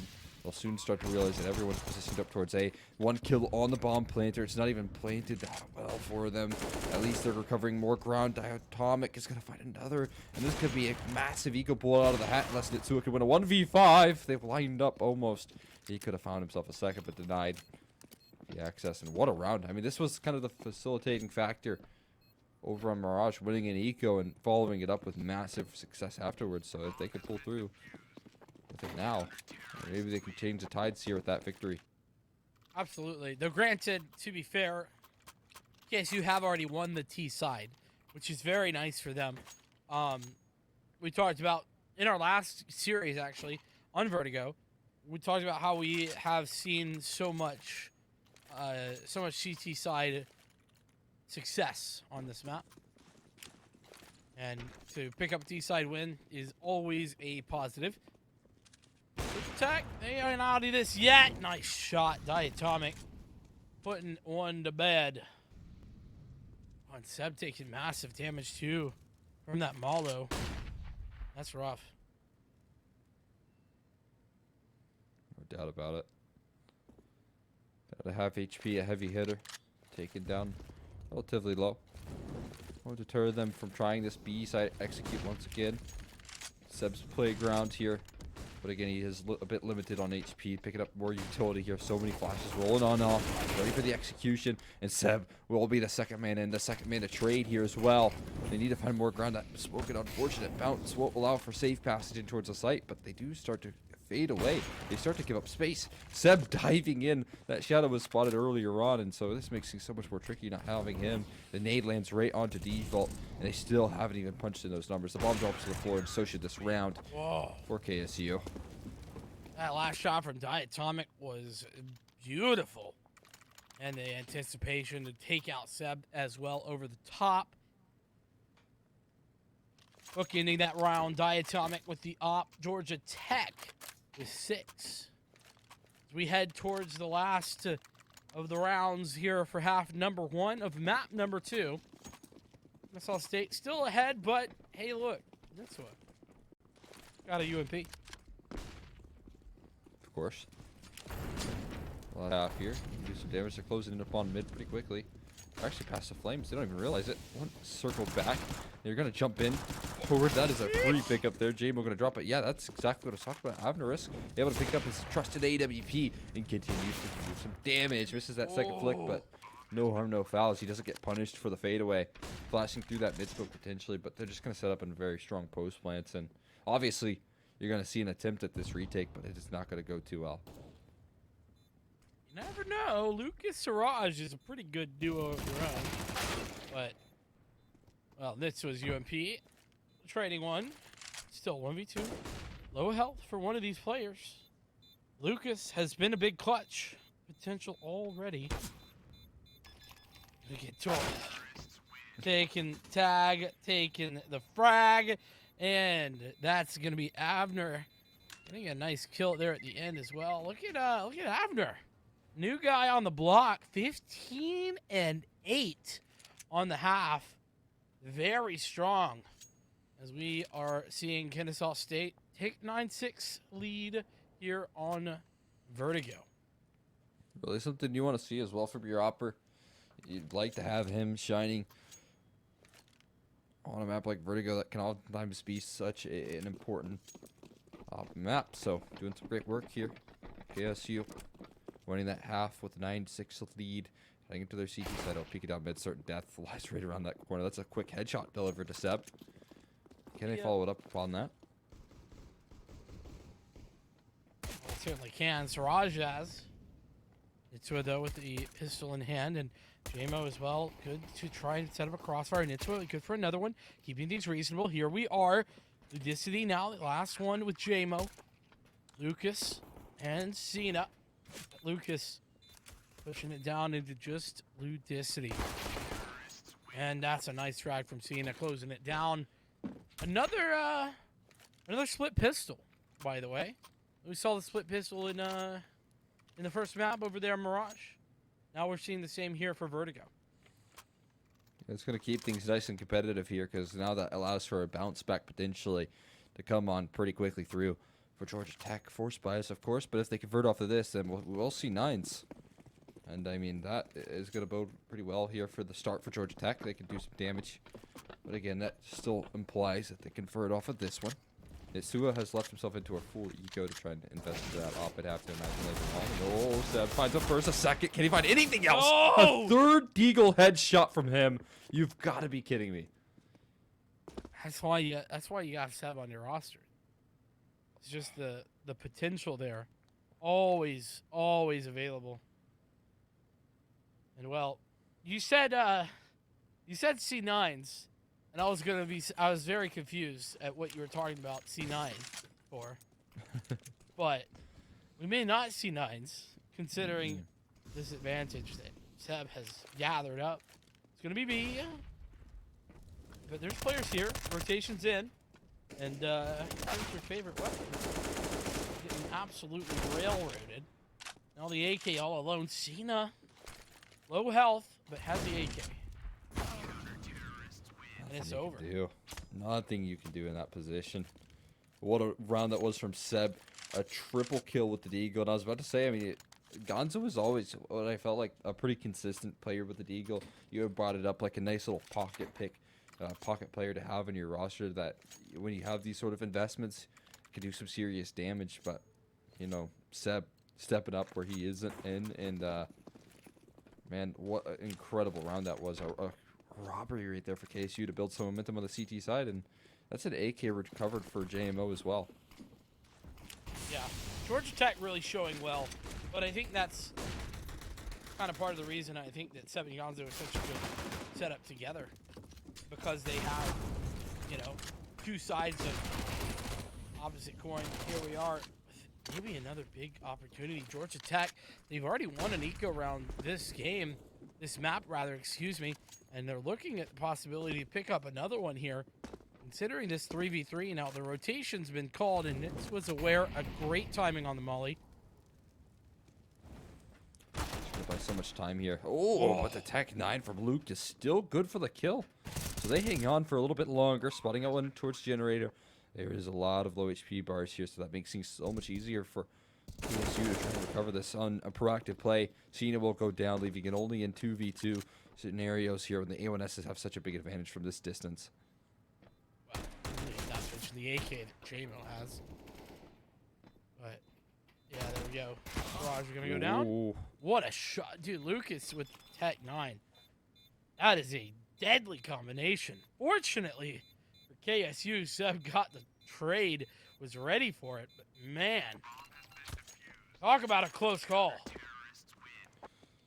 No doubt. Oh, man, I thought that was, I mean, without that quick trade, it very well could have been a round taken back from Georgia Tech here. This question asked is if they want to keep up the 4 spies, but instead they go for a little bit of a halfsy.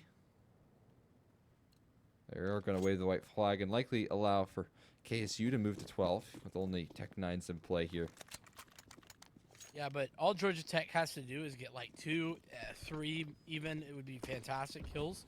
But even 2 would be enough to basically keep this economy reasonable for Kennesaw State. Kennesaw down to a single player a bunch of times now, and well, I think the problem is the rounds, right? You cannot keep losing rounds consistently if you're Georgia Tech, and that's why we're seeing this half buy. Yeah, really hoping to get some rifles out soon. Nice dink on the JMO, but that's all he'll find. And very low HP onto 2 members. On Georgia Tech, this should be a comfortable closer. Should be, but we all know these Tech 9s, man, they are they're deadly. I don't know how, but I do feel like we've sort of gone back in time with how really good pistols are right now. Be getting more action off the Deagles. But, oh, yep, you're exactly right. The Tech 9 sure can be deadly. So can the MP9, though, that chews through the remainder. A lot of money farmed up there despite a couple of kills. They did kind of hit that magic number with the investments that they were hoping for. They keep 3 up over on the KSU department. So looking relatively good here. But the investments are out. Georgia Tech bringing out the big guns. No AWP here, but the same true for KSU.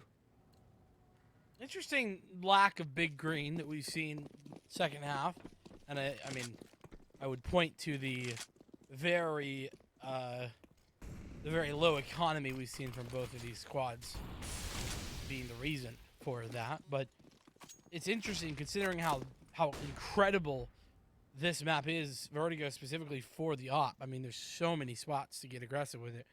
You definitely want to pick that up when you can. No doubt about it. I mean, kind of a testament to the back and forth nature. We haven't really seen either team get any sort of economic advantage in the long run to really afford consistent opping. Probably a big factor in the decision-making process here of these two teams. Little ramp one way going inbound. Seb, I gotta be careful here. Shadow advantage, though, is good for the kill. They'll be able to react accordingly. I think this might be the largest lead we've really seen this map so far. The 5 rounds that Kennesaw State have right this moment. So they can lock this down. We headed to Dust 2 for the first time this season. Oh, that's an exciting prospect. We get to see D2 for the first time in Collegiate. That's going to be extremely exciting, at least for the first time this season. Excited to get an opportunity to see that potentially. We still have to close out Vertigo, of course. Well, not us, KSU. Georgia Tech wanting to close it out in a little bit different manner, though.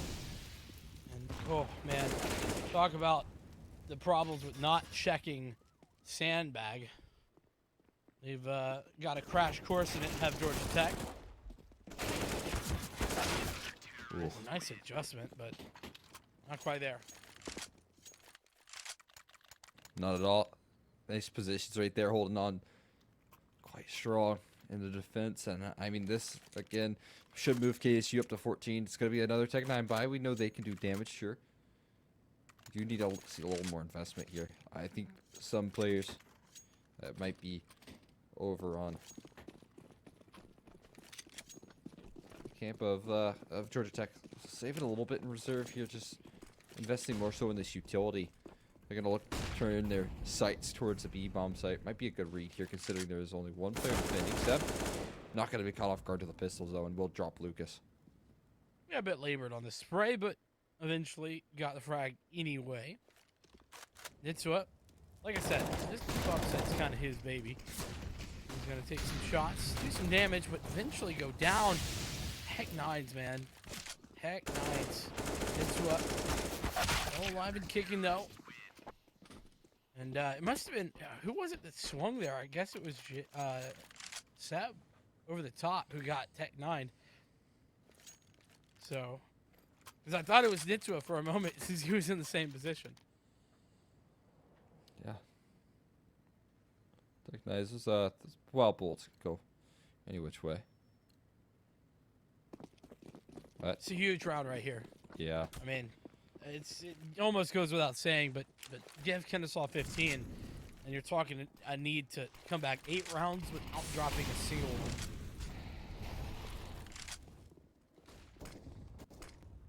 Seems a bit far-fetched here, especially with Seb. Another big multi-kill from him. It could be a clean access onto a third map here for KSU. And it sure did look like they were struggling quite a bit over on Mirage. They didn't seem to figure out their T-sides whatsoever. But now you head into Vertigo, man. Their T-sides look rock solid. The CT sides have been flawless so far. And that trend might continue here. I mean, there's a reason KSU picked this Vertigo. Like I said, there's a lot of carryover between that fourth quarter team and Vertigo and this KSU team and Vertigo. And you got to imagine that, you know, knowing those nades and flashes and smokes and all the different angles. And I mean, we've talked endlessly about how good, you know, Seb is entering at B, into on the holds and everything like that. There's just so much to it. There's quite a bit of depth here on this KSU roster. So much improvement again from the season to rather this season from last. So really impressive stuff. Even considering the fact that you don't have Gonzo, even considering the fact that you don't have some of those stars like Slight and Brett. Right. But I'm sure they've left a lot into the brains of KSU on their way out of this team, and it definitely shows where you've seen improvements in the likes of Seb, Gonzo, even the rest of the team, and JMO and Ludicity, Nitsua. They've all just looked so very good. I mean, I think Nitsua, the conversation piece right there. You know, watching him come and show up, not normally part of that fourth quarter team, but was part of the fourth quarter team that played at the LAN I was talking about before, and showing up big time, and now showing up big time in these matches too. That's that lasting impact. But potential final round of this map, but is he trying to make that a lesser than reality? GMO though on the site. And they at least do have the site. This is a little bit of a boost. That's good for one. The spray should come through for at least 2. No, it doesn't continue it. Lucas will answer back, but we still remain in the 3v3. There's no mollies to force him out of position, but there is quite a bit of HEs ready to throw down range. Cena inside of the smoke, ready for it to fade away. But so is KSU. Swinging for the fences. 2 kills immediately on the retake, leaving it just under Siraj, who needs to find himself a 1v3 and a big one at that. He's been smoked off, flashed off, everything going into the cards here. And an off angle. The cones, I think, were in his face, man. There's nothing you can do. And that is the way that KSU find their way into victory. A 16-7 and a flawless CT side as well. Poor guy got traffic coned. What's going on? So unreal. Oh man. So I honestly, that shot looked like it was on point against CT. I don't know that he would have clutched, but I think the traffic cone actually ate that bullet. I'm not gonna lie. Tough luck for Georgia Tech on the final round of play, but I mean, luck had no real hand in the Kennesaw State domination that we just saw on Vertigo. But I will say that Georgia Tech, it's not like they were not in it. They were definitely in it. And I think that actually gives me some confidence that does too maybe anyone's game. Yeah. I mean, that second half, it didn't seem like they were fully checked in there. It was, I don't think they won a single round overall. But at the end of the day, it wasn't too bad in that first half. They did look to put up some really decent fights. They showed some resurgence. They had a little bit of ground there. Just couldn't really figure out those T sides overall. I mean, it's Vertigo though. I mean, if you don't play Vertigo at all, I feel like that's just kind of a given. To Right. be honest with you. Yeah, there's no doubt about it. Definitely the case there. You want to make sure that you're nailing down your Vertigo before you play it, and I think that's partially why KSU looked so good. They are experienced in that direction. But before we do head to a break, I do want to give a quick shout out over to our proud sponsors, or partners rather, over at AMD. They are providing premier performances for you all, powering up your PCs with precision. They have new groundbreaking AMD Radeon RX series of cards, and they are here to give you the edge in your competition. AMD, they're here for the collegiate esports as well, and they provide you and your college the very best in GPU performance. Make sure you check them out over at amd.com. With all that being said, though, we are going to throw it to a quick break. We'll be back with the third and final map of the night here. Make sure you all stay tuned for some Dust 2.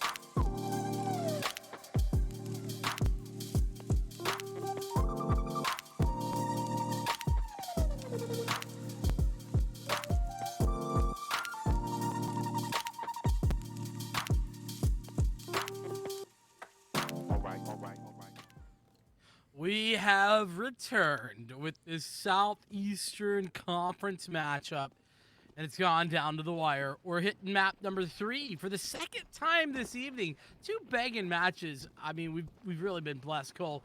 It's going to be the knife round underway, as it's KSU going up against Georgia Tech, tied 1 apiece. Ooh, we get some backstab action in the knife round. But all in all, might be KSU closing as well. We'll see if they got the clutch factor with the knife. No, not quite. KSU, they get their side selection. They probably going to start things off on the CT side, I'd have to imagine.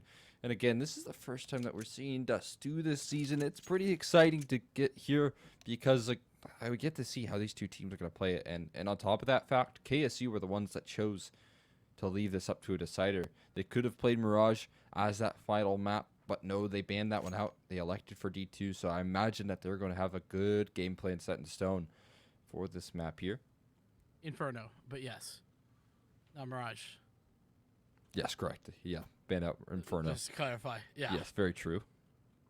But you've made a great point, and I think that, well, honestly, we should be able, at least on paper, to see the individual skill of Kennesaw State here. That's the on paper conversation, but sometimes the paper gets shredded. Sometimes there's scissors in the mix. You know what I'm saying? No doubt. See if they can offer up some cuts again. We get to 5 bits of armor here on the pistol. Yeah, I guess they are looking to really take the fight here early on. Set with a lovely little angle. Spotting him out, trying to take the headshot angle, but that's found out. Finally does connect, but getting pressured in upon. But he sure does live for quite some time before getting found out. No! Oh, wow, that is incredibly unfortunate right there. And now that's going to cause a lot of stress. This has a flank on it, so the timer is ticking on where they can get these post plants. No one's in the back of big box, so making things a little bit trickier. And Ludicity already pulling the pin on this flank. Quick headshot. That's exactly what he needed to find. The collapse coming through, and the numbers overwhelming. There's just nothing you could do there. And Avner is going to find the finishing blow. KSU looking wonderful right there. Quick and easy on the pistol retake, too. I mean, they didn't waste any time getting in. And, I mean, back to the missed smoke. I don't want to say that was the round, but it definitely was mostly the round, right? You would have had some time to get into those post plants that you were talking about, set up potentially for that player pushing in from behind. Instead, it's Kennesaw State to pull the pin early and go for that retake at a quick agenda. Georgia Tech, they're not out of this one. They're going to be buying in, seeing their way, and they got a scout for Diatomic. The only rifle, though, is here for KNZ. We saw KNZ do some good work, though, last map. Okay, with this top mid aggression. Yeah, exactly right. KNZ was good for big rounds here. The Galeals are showing up here towards long. A lot of damage being done. Atomic, rather. Doing some good damage, but there you go. A Mac 10 headshot delivered. Seb really unsure of this long aggression coming through here relatively quickly. Worried more so about Catwalk, and this might be a concession of site control. And a good position to be in if you're Georgia Tech. I don't know about that concession. I understand it, though. And, yeah, Seb gonna realize, okay, what's going on? Nothing at all. Look at the upgrade here for KNZ. He is a big heavy hitter, potentially, and now with an A1S in hand, it's even worse. The retake coming in. Only one man for the deficit, but the utilities locked him out for the moment. This is a very clever boost.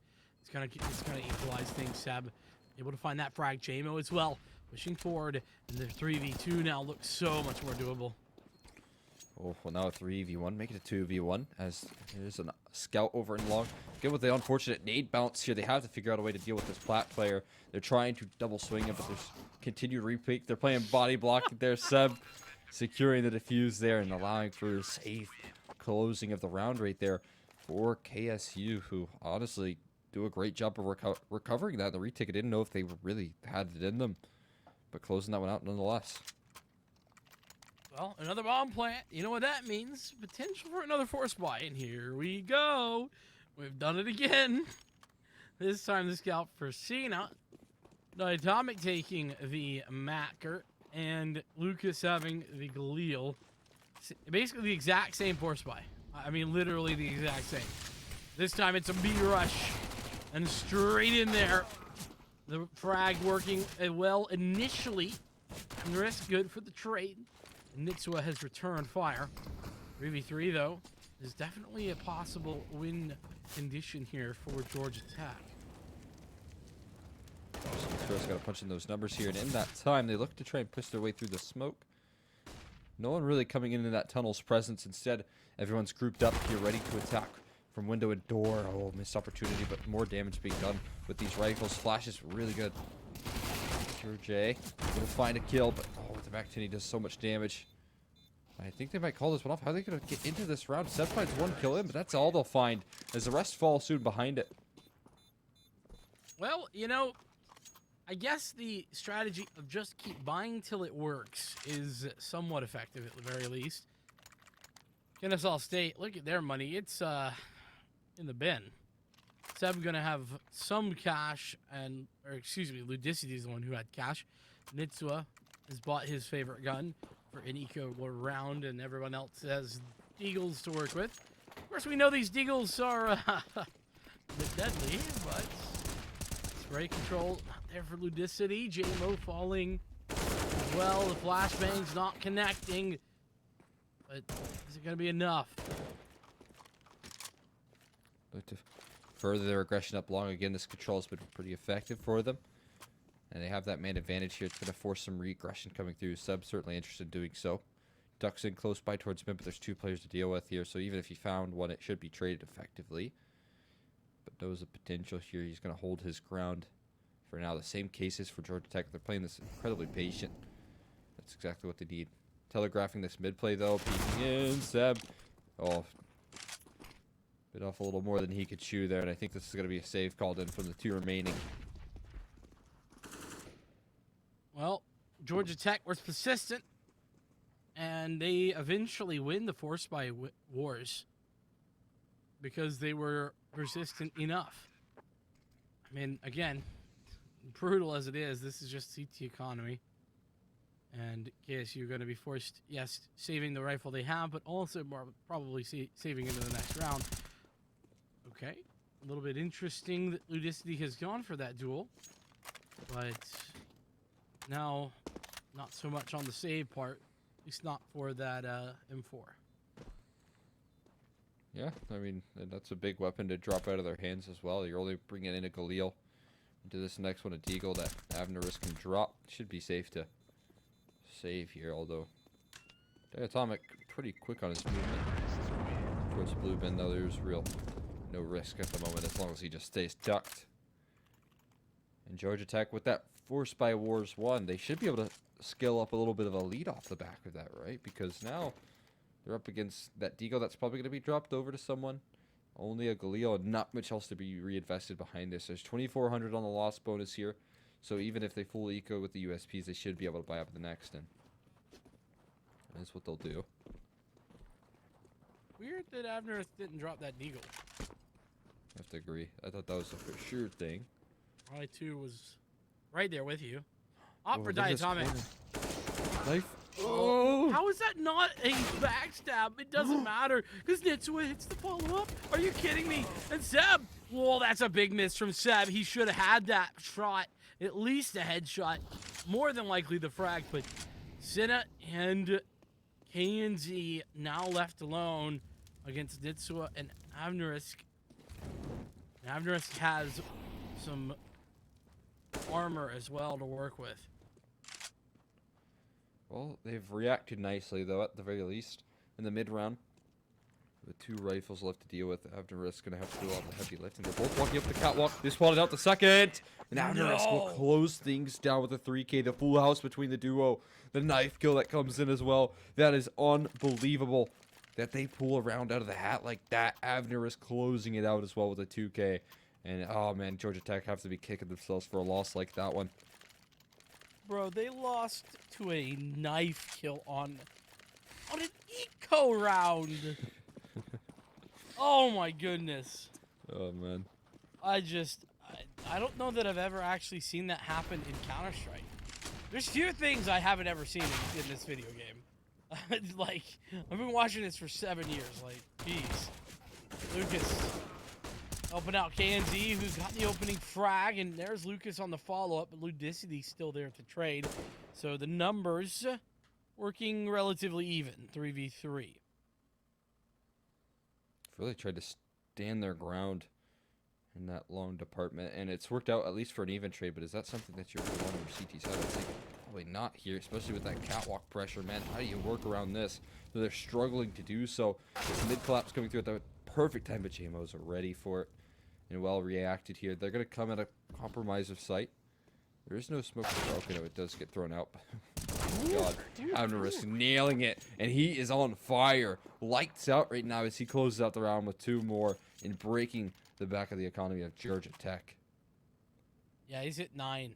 9-2 at the moment. That's the most in the server, and yeah, it is. Just doubling checking. Avnerus making so many big moves, and it is going to be a full investment for KSU, whereas off the back of that loss, Georgia Tech are lacking the utility, lacking the guns. Graded pistols. I mean, that's something, but not ideal. And Seb has just gone full Mirage mode again, where he just W keys for it and tries to find shots. Now, Ludicity tries to bail him out. JMO has his help, and 3 kills for JMO. Seb does fall for the trouble. I like to see that sort of aggression there from Seb. I mean, like you said, full Mirage mode where he's trying to make the hero plays. And on ecos of all things, those could be real confidence builders. He only gets 1 in that case. He kind of gets overwhelmed there, but overall, you definitely want him working with a whole lot of confidence. If you can get him rolling, then there is no real stopping this Georgia Tech, or rather KSU roster. It's been looking so good. I love them dropping those flashbangs right there. I know that's a relatively common strat now, but still, it's the small things. Can't allow for ground to be held on to. Now, Lucas passes smoke because it's a little bit stuff here. And oh man, it almost went awry there for Lucas, but he does hold down the line. And he knocks down that long player there, Ludicity dropping, and it's going to force some regression. Seb getting flashed through the smoke. This is the plays that you need to make, especially with a man disadvantage. Good for the 1, but a quick trade. Some Siraj, and they hold steady. Very good trade, all things considered, but that's a very, very poor play from Cena. You don't want to be walking through smoke alone when you have a man advantage. Fortunately for Siraj, the same applies to him. There's 2 players, now there's 1, push their way up the E-long position. Unfortunately, Georgia Tech outplaying themselves in this round by the look of it. They were in good standing here at one point. Not really the case any longer, although Diatomic can still do some damage here. The flashbangs thrown out here. Molly to continue to buy some time here, forcing them off. But nice isolated duel. Diatomic gets away with 1, expecting the second to be close by here. Unsure of the location. JMO, oh, he's been spotted. The shoulder seen. And so now Diatomic can work real well around this. Just got to get that plant down quick and easy. And a 1v1, an extremely winnable one at that. Smoke goes into her sight. And oh no, JMO nails the headshot and keeps KSU in good standing. Yeah, and a little bit premature to be going to that post-plant position, I think. Especially considering the smoke was going out. I know that he didn't have any idea that it was a smoke at the time, but still, Diatomic probably could have been a little bit more patient. Of course, hindsight is 20/20, and given the situation, no clue what I would have done. Kennesaw State, though, they have the round.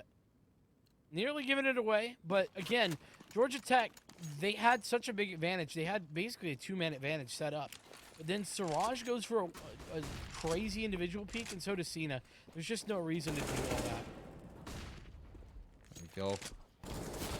Really long control maintained. Again, they're standing their ground here. Every single round, it's just going to brawl, and it will even out 2v2 now. You've seen this so many times before. KSU have been able to play it better in these situations. As KNZ is tore through The defense, there's still 2 more to deal with, and about even on the HP bars here. There's a minute and 20. I mean, why would you need to commit to this long play? Realistically, there's a world to work off of, and there are going to be gaps in this defense. You know it's going to be gaps created because of the 2v2. There's only 2 players to offer up this defense. Anywhere you go, you can try and find at least a trade, if not maybe an open bomb site. But heading in towards tunnels, they're going to head in towards JMO, and a big off angle as well. Yeah, JMO, this is, I think, going to work out fantastically. But, okay, hold on. That's a bit of a weird timing to swing that, but the smoke is also going to be very, very difficult to go through. The reason I think this is weird is that they're playing, 1v1s. Great adjustment from JMO, though. And they don't get punished. But again, I'm really not a fan of playing that so disparately if you're KSU.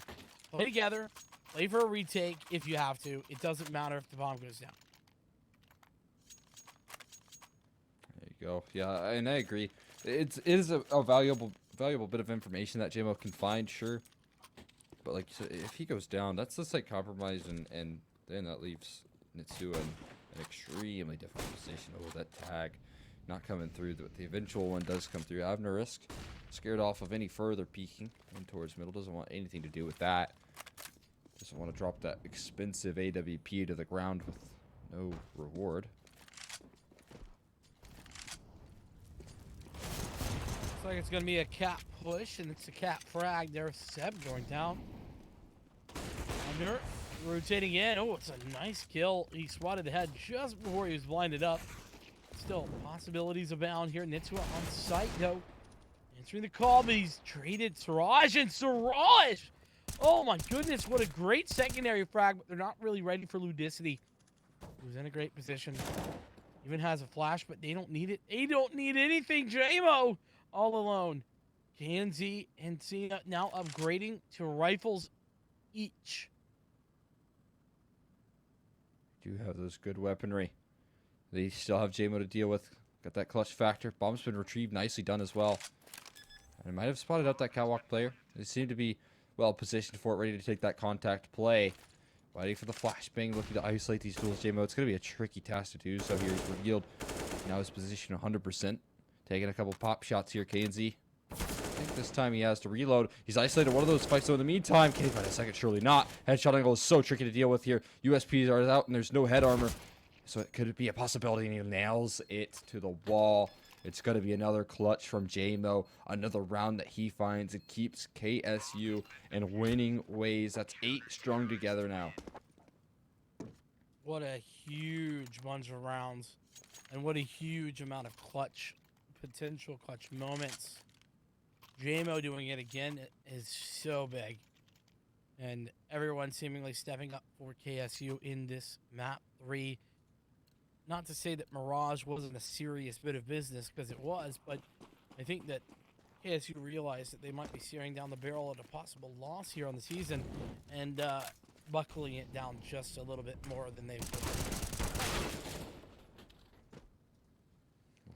Again, these trades that start things off continue back and forth here. What does Seb see exactly? He's jumping up on top of the catwalk. That hinge smoke will reveal his position. Okay, well, just pushing past it. Eventually, Seb will go down and give it that proactivity. KNZ, though, drops. The trades remain in the favor of the CT side here. With Ludicity holding down this angle towards site. He has the op on the opposing end. Not really posted up towards long, though.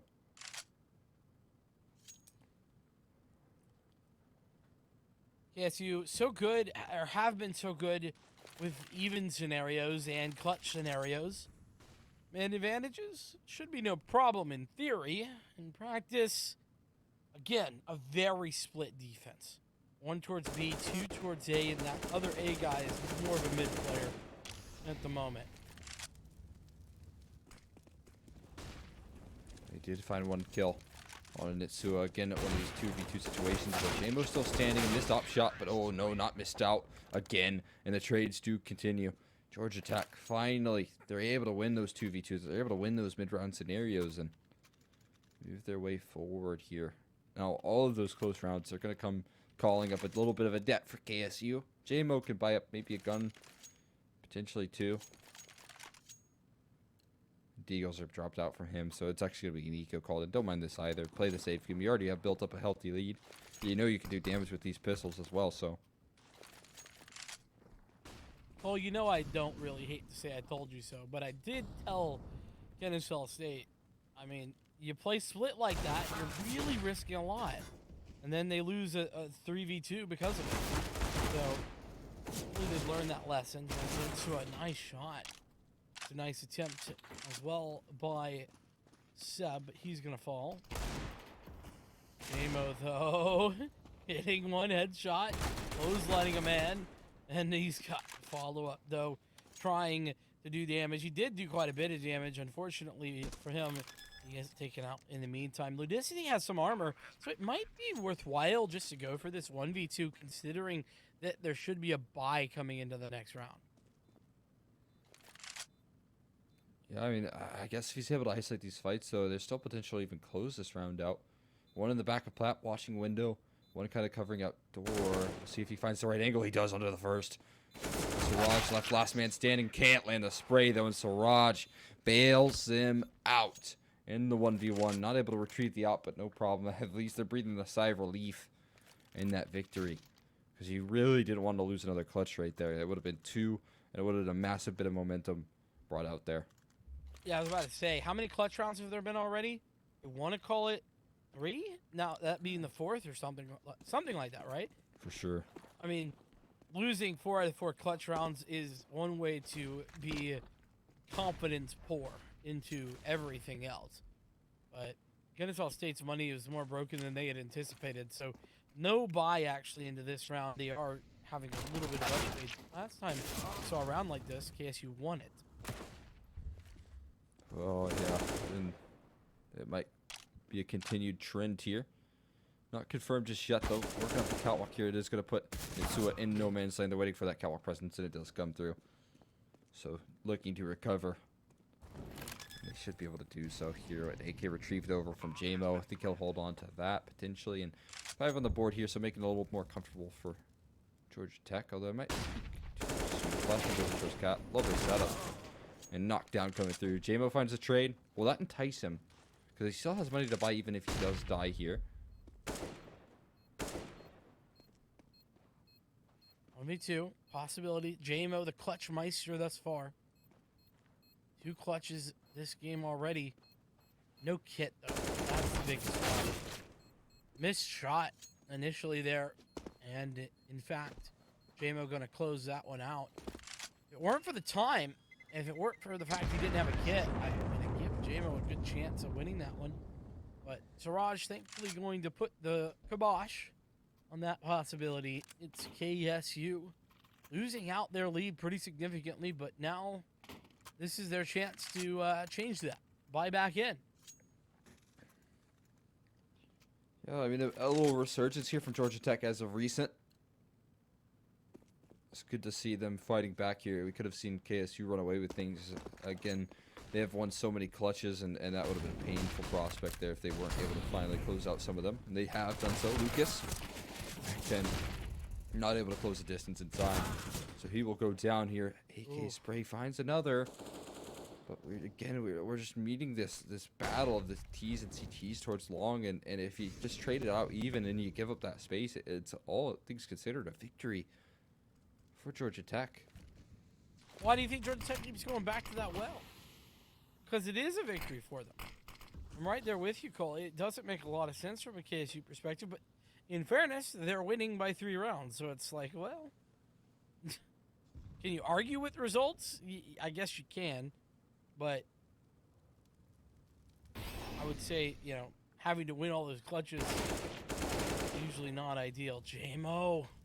What a great patient play there, right beside the smoke, and Ludicity trying to do the same, but he only gets a tag, not the frag. It's going to be a 2v3. We've seen Georgia Tech win these scenarios before, but this time it looks like we're seeing a very smart KSU. know exactly where KNZ is. Now they've spotted him. There is no crossing safely as that smoke has faded away. Certainly not with Nitsua hitting shots like that. And, you know, talked about it a little bit there briefly. It is tricky to really understand why KSU keeps on throwing money at the problem right towards the long. And it makes sense when JMO's just playing as good as he is. You know, you trade things 17. even, and you entrust for him to find some sort of big multi-killer clutch to win the round. And I guess that mission is accomplished pretty consistently for KSU's camp, because they have not been losing any of them at all. 17 kills for JMO. That's what he's sitting at right in this moment. Only 7 deaths to those 17 kills. And round 15 underway. First half just about over. And it's a very poor buy for Georgia Tech off the back of that last round. But we've seen, I mean, it's actually funny, you know, it kind of the long shenanigans, whether they happen or not, it is entirely up to Georgia Tech. Here we go. Nitsua close, trying for the continuation spray. He's only going to get one. Seb, though, gives him some help, and Abner. Oh, what a nice shot that was. Atomic, though, waiting a little bit. He's actually got the tag on the Seb. What is happening? He's gotten away with it. Upgrading and looking for it, but the crossfire's too strong. So close, though. Diatomic making moves at the very end of that round. Yeah, making a real name for himself in that one. Didn't probably realize how open A was, because if that was a thought in the back of his mind, man, imagine he beelines it. That's a winnable 1v2 right there. Oh, you're right. But doesn't have the X-ray vision, that luxury like we do, so doesn't make that play. And again, with the 5 bits of armor here, a lot of confidence shown from KSU. We'll see if it's for good reason right now. Heavy presence stacked over towards the B bomb site. They don't really spot anything towards lower, but I have to imagine that that play, well, maybe not telegraphed, it is so common. They're just going to walk out tunnels, though, and immediately JMO finding that opener. There is no one close by for rotates. It is an open bomb site with tons covered from Abnerist. Oh, even a swing from Seb. This is over aggressive for sure, but he's winning the gun duel, so who cares? It's irrelevant. Now, okay, JMO. All right. Putting that man to bed. It is getting late. Past my bedtime, that's for sure. Kennesaw State. 7-5. Dominating a pistol round. Yeah, it's incredible. Locking that one down. Making it look easy to just have the exact right read. It's oftentimes the risks that you see when you push up 3 players towards the top of mid. You have one towards long. You might look good if it's a long play, but when it is, in fact, a fast B rush, which is pretty rare nowadays on a pistol, especially if you don't have any utility, it can look really rough when one man goes down. But what a headshot. The scout knocking one off the server and delivering more damage as well. They're taking the fight consistently, and you got to be careful. That scout can do so much damage here. Flashbanged off the angle, but they're pushing it. They're pushing out towards mid. You can see that from Abnerisk already close by. A pick up towards A. There's one in lower as well. What is going on here? Abnerisk, he doesn't even hear one behind him. He doesn't spot it out, but a whiffed shot. Lucas misses his opportunity, and Abnerisk able to turn in time. A brutal miss that could have turned the tide. Flashbang goes out, but Ludicity continues spraying and firing, so it's not going to matter if KNZ falls. One more to play, and a team kill on towards Ludicity. Going to be the one to do that, and it's a final frag. Ludicity, you know, take the good with the bad, I guess. I mean, I feel like there were so many opportunities for them to close things out, especially with that start that Diatomic had. They had that lower flank, but Lucas couldn't pull it through with the full potential. 5 extra shots after that and just couldn't connect them either. Yeah, I don't know what happened there, because he's been pretty good all throughout the series. He's been a pretty solid player, and that's just one of those whiffs that can haunt you, especially knowing the implications of a potential round victory. Now they're kind of running out of steam here.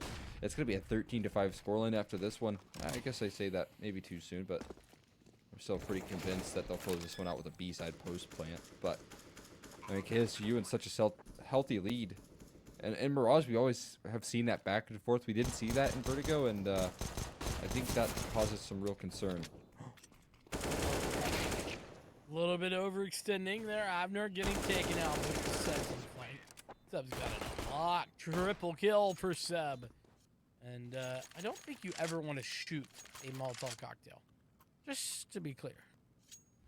I feel like it doesn't do that in real life. You know? It doesn't just pop over.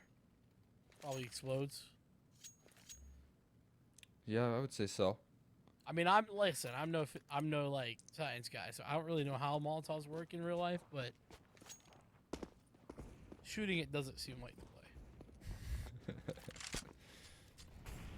Pretty indestructible as long as you just click G instead of throwing. But there you go, nice op shot. It's one way to start things out, and you're right. Diatomic has had a varying amount of success from, decent to very good, I think. Oh, Diatomic nearly had another. That was such a fast reaction time, too. Really getting it in there. Oh, my goodness, timing. So weird right now for Georgia Tech. ASU still falling despite the timing. 3v5. Wow, yeah, I mean, I was expecting at least a flashbang up the catwalk, right? That would have done wonders to that opening attempt, but yeah, the dry peak not so well. Maybe that's what happened to it, flashbang. All right. I like you how tried, Cole. I like how he accepted it. That's the best part. He was like, yeah, that happened. He stared it down. I don't even know anymore. See, no, I might get pressured off. Nice reposition though. I like that he's kind of committed. He doesn't even have a silencer on. His flank is coming through. All is well. Okay, Lucas. This time the flank goes successful for him, and it'll close things out. He doesn't even have his silencer on. I don't know, man. What is that? Oh, man, we've seen 2 M4s without silencers today. 2 M4A1Ss without silencers. I should clarify. Oh, I love this game. I absolutely adore it. And it's all state down to a pretty poor man's buy. They're gonna wait on this B rush though. Okay, maybe not. They're gonna go through the smoke on this B rush though. Garage needs to go for a wild spray. It does eventually hit the shots. Spray eventually happening, but again, too little, too late. Lucas picking up a couple kills on the back end there. Who's really come into his own in the last couple of rounds. 16-7 for Lucas, or 16-17. Add the 17. There you go. But yeah, this should kind of be continued success to have something to work off of here, Georgia Tech, on the CT side. Looking pretty good. A little resurgence in the mix. 2 rounds in a row. They've broken the economy here. You gotta be careful with some of this aggression. Why is they falling off? I like that call. You do post up for a little while, but eventually, as time expires, you get back off a little bit. Uh-oh, Diatomic, lucky to walk away with his life right there. KNC falling back pretty quickly, being pressured just a little bit. Is he gonna go for that? Oh, nice shot, KNC.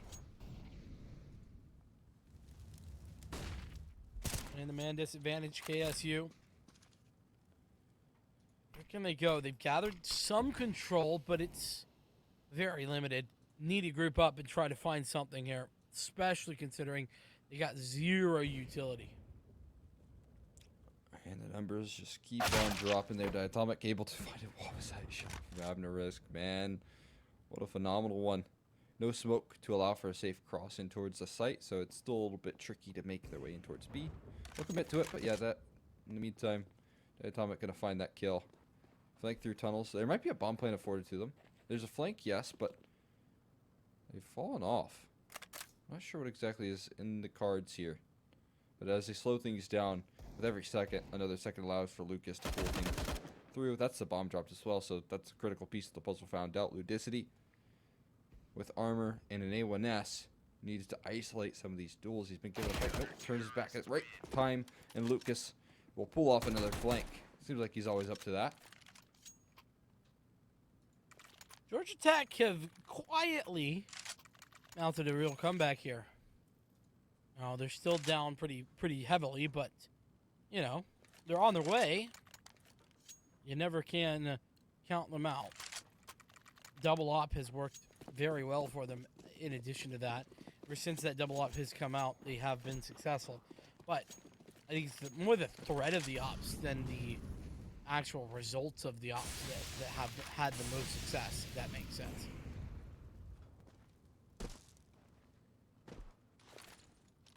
Sure have. A catwalk aggression rolling on off here for both sides. Ready to take the fight. Full shadow advantage going in favor. Cena holding the ground right there. Might have to fall off soon and is able to do so. Gets that smoke down as well. And they will hold down the line. Gonna flash themselves through it. Cena dodging it up. Has to hit some heads here. Has to run away now. Getting caught with the on the stairs here. But they almost lines up a double somehow. I thought that was a collateral, but only one kill in. And there you go. All the numbers dropping within an instant. It should be 9 on the board, and that clawback that Georgia Tech has been cooling on slowly but surely is it keeps on going. Very impressive.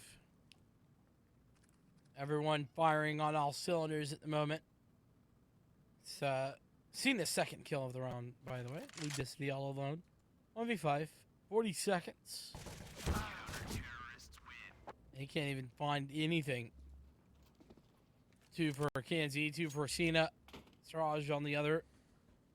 And, well, what are you seeing from KSU that is making this comeback look so simple? I mean, Georgia Tech, yeah, sure been hitting shots. They're not really doing anything special. It's pretty standard CT setups, right? Yeah, I think it's some mistakes on the KSU camp. They're not taking it to full control with the utility. They really need some more to back that one up. We've seen them try and work up the catwalk, but it's never been with flashes. It's just been trying to chase someone down. And it's extremely disjointed at the moment. They need to group up. They need to try an execution. Slowly but surely gather some map control as opposed to trying to take some individual fights. And it kind of falls into the same trap that they did on Mirage and their T side. Certainly feels that way. We're in a pause, by the way. Timeout being taken, you would assume, by Kennesaw State. Especially since Georgia Tech has a lot of momentum right this moment. Again, that double op been so effective. Consistently able to find a kill or two. And it's just threatening as well overall.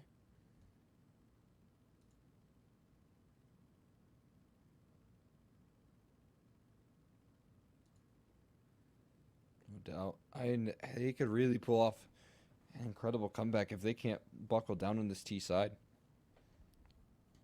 And I'm wondering if that's ever going to come through here. If they are going to figure things out, I'd have to do so soon. Or only 4 now. The distance in between these two, and it should be 3 after this one, considering that KSU don't have a lot to offer in this one. They have good B spawns. That's actually a good point. Yeah, very good B spawn. They might be able to beat the Molly. Who knows? And they have a little bit of utility too. So, actually, I'm in here making a plan. IGL Zach says go B. Rush B, no stop. Has it ever gone wrong? Not that I'm aware of. I think it's got 150% success rate. Like those odds. Looks like KSU like those odds too. We got a couple of flashes, couple of smokes. 3 smokes is the perfect amount. 1 to put out the molly, 2 to go to door and window. A couple flashes to go off. Man, Lucas got that off really fast. I'm not gonna lie, that was impressive. And you can see the adjustment being made. Just look at that trigger finger from Abner. Fastest click in the West. He's got an op for trouble. Siraj around the corner, in the door. He's getting pushed from multiple angles, actually. It's a really good late move from Seb. Big fan of that. As now, Nitsua actually can really turn the tide here, but he needs to find this, and Seb needs to hold it back for just now. Yes, it's worked out. Nitsua around the corner. Nitsua able to close the round. And KSU, like I said, 150% success rate. Yeah, chose the mid to be and catch that opper in Diatomic, who's been incredible as of recent in terms of shutting down a lot of that B-sided play of the map. And this time, as he falls, so does the rest of Georgia Tech. On top of that, there's a big, I think a gun was dropped in spawn. Yes. That shot is Seb. Lands an incredible flick and a change of pace here. You see this 50-50, this attack towards long rolling on off for the first time in what feels like the entirety of this half for KSU. Works out swimmingly. They just take full control. They didn't have the util before. Remember, they were really working with little to nothing. They were playing the force buy game. ENZ, though, with the op, he's answered it very, very nicely by just taking out one of these KSU players instantaneously. Pretty cool Xbox smoke thrown in there from long to try and cause some pressure on the catwalk, and it certainly has. Diatomic not looking the right way. Good for one. That's been the op dropped, so that's catwalk presence may be allowed to come through. There's still one more left around the corner. Lucas has a jump, and we'll drop Seb into a 2v4 here with the two long players so far removed from the situation. How do you get into this one? They're readjusting. Footsteps might be heard here, potentially. Lucas, yeah, he certainly has as he drops down out of CT and knows exactly where the repossession is heading.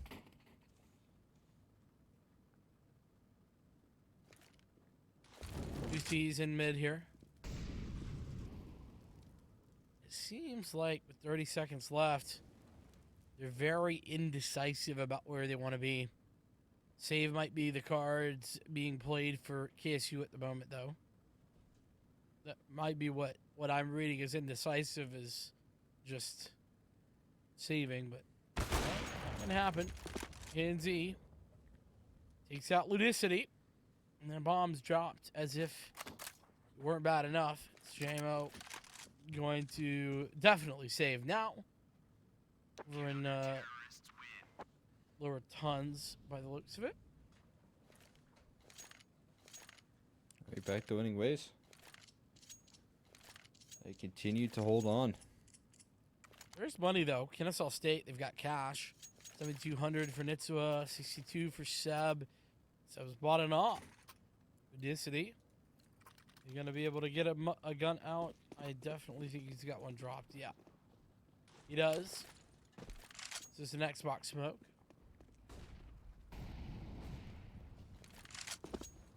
There we go. Yeah, nice pickup from Seb. Finding the opening kill right there. It's kind of been a rare occurrence, and once they have found it, like in that round where they had the Tech 9s, they're able to string off of it and close things down. They're moving in towards the A-bomb site through catwalk. Re-aggression coming through. They don't even realize how close there is. KNZ finds a kill and falls off, stays alive, and swings things back into the favors. Lucas with that mid-aggression. Man, this is what a great clawback. A 5v4 turns 4v3 so quickly. Wow. What a turnaround once again for Georgia Tech. Feels like Kennesaw State just need to close this game, but they are struggling to do just that.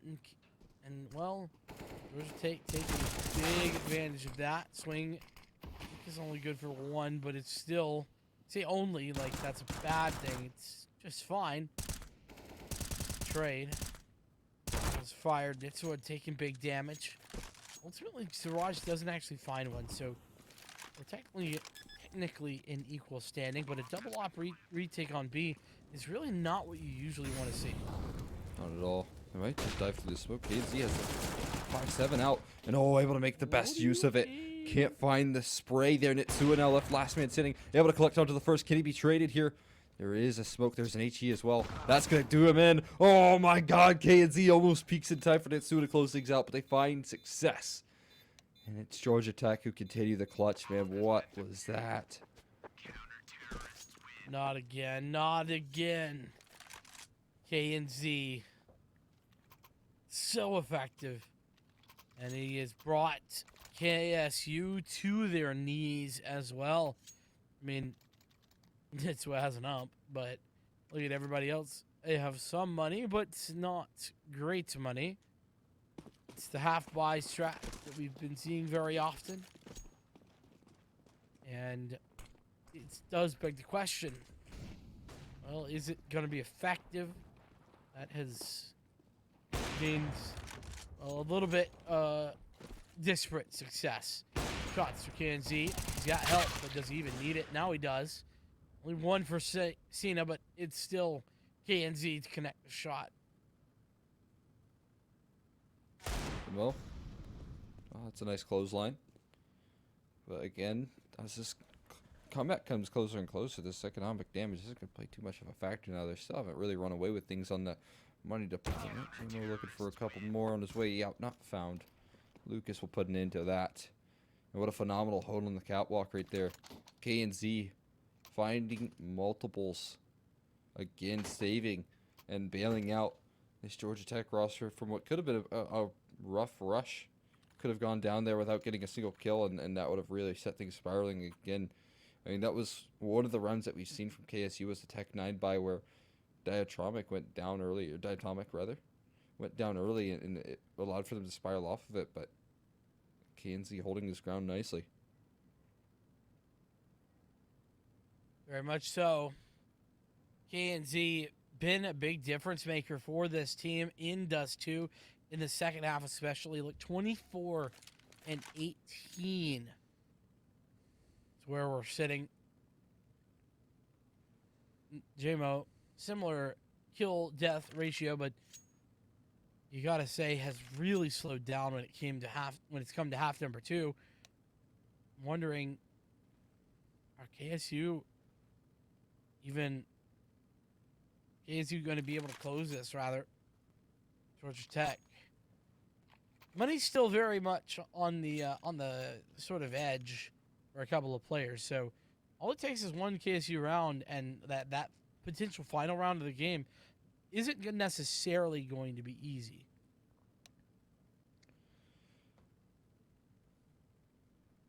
No doubt.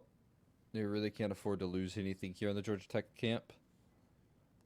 They have, this double up obviously has been a big facilitator in this comeback rate. So they probably want to keep on hanging on to that. On top of that, it becomes a hefty investment here. But there only is 2 rounds in the difference here. This one is going to be a tricky gun round in the mix. 4 players early on towards B. Might not be a rush. I think they're going to go back to this mid to B strategy. It's worked out once before. They might not. They might try it once again. An op shot rattles off here towards mid. There's no mid to B smoke. Just a molly thrown out from the CTs. That smoke will come on in. There's no one to really meet it. Cena got to boost one up. An incredibly effective positioning here. A collapse in towards mid. They vacated the B bomb site though. Over the top. Oh, but not going to find a singular thing. Now Cena chiming in, but Nitsua, they're finally bringing it back. KSU, all doing well. Cena, the final player left alive. 2 frags, but not enough. 15 is found. What a phenomenal answer as well. Looking to close things down. There's 1 rifle picked up here. Lucas, how much can he really get? You can see that everyone's looking to invest. KNZ has bought into an AWP, so they're literally going to have a couple pistols. Well, 1 pistol.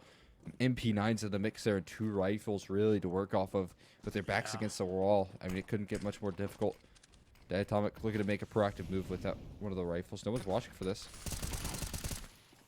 Yeah, this is a great adjustment. Remember, Georgia Tech, they've not been aggressive like that ever.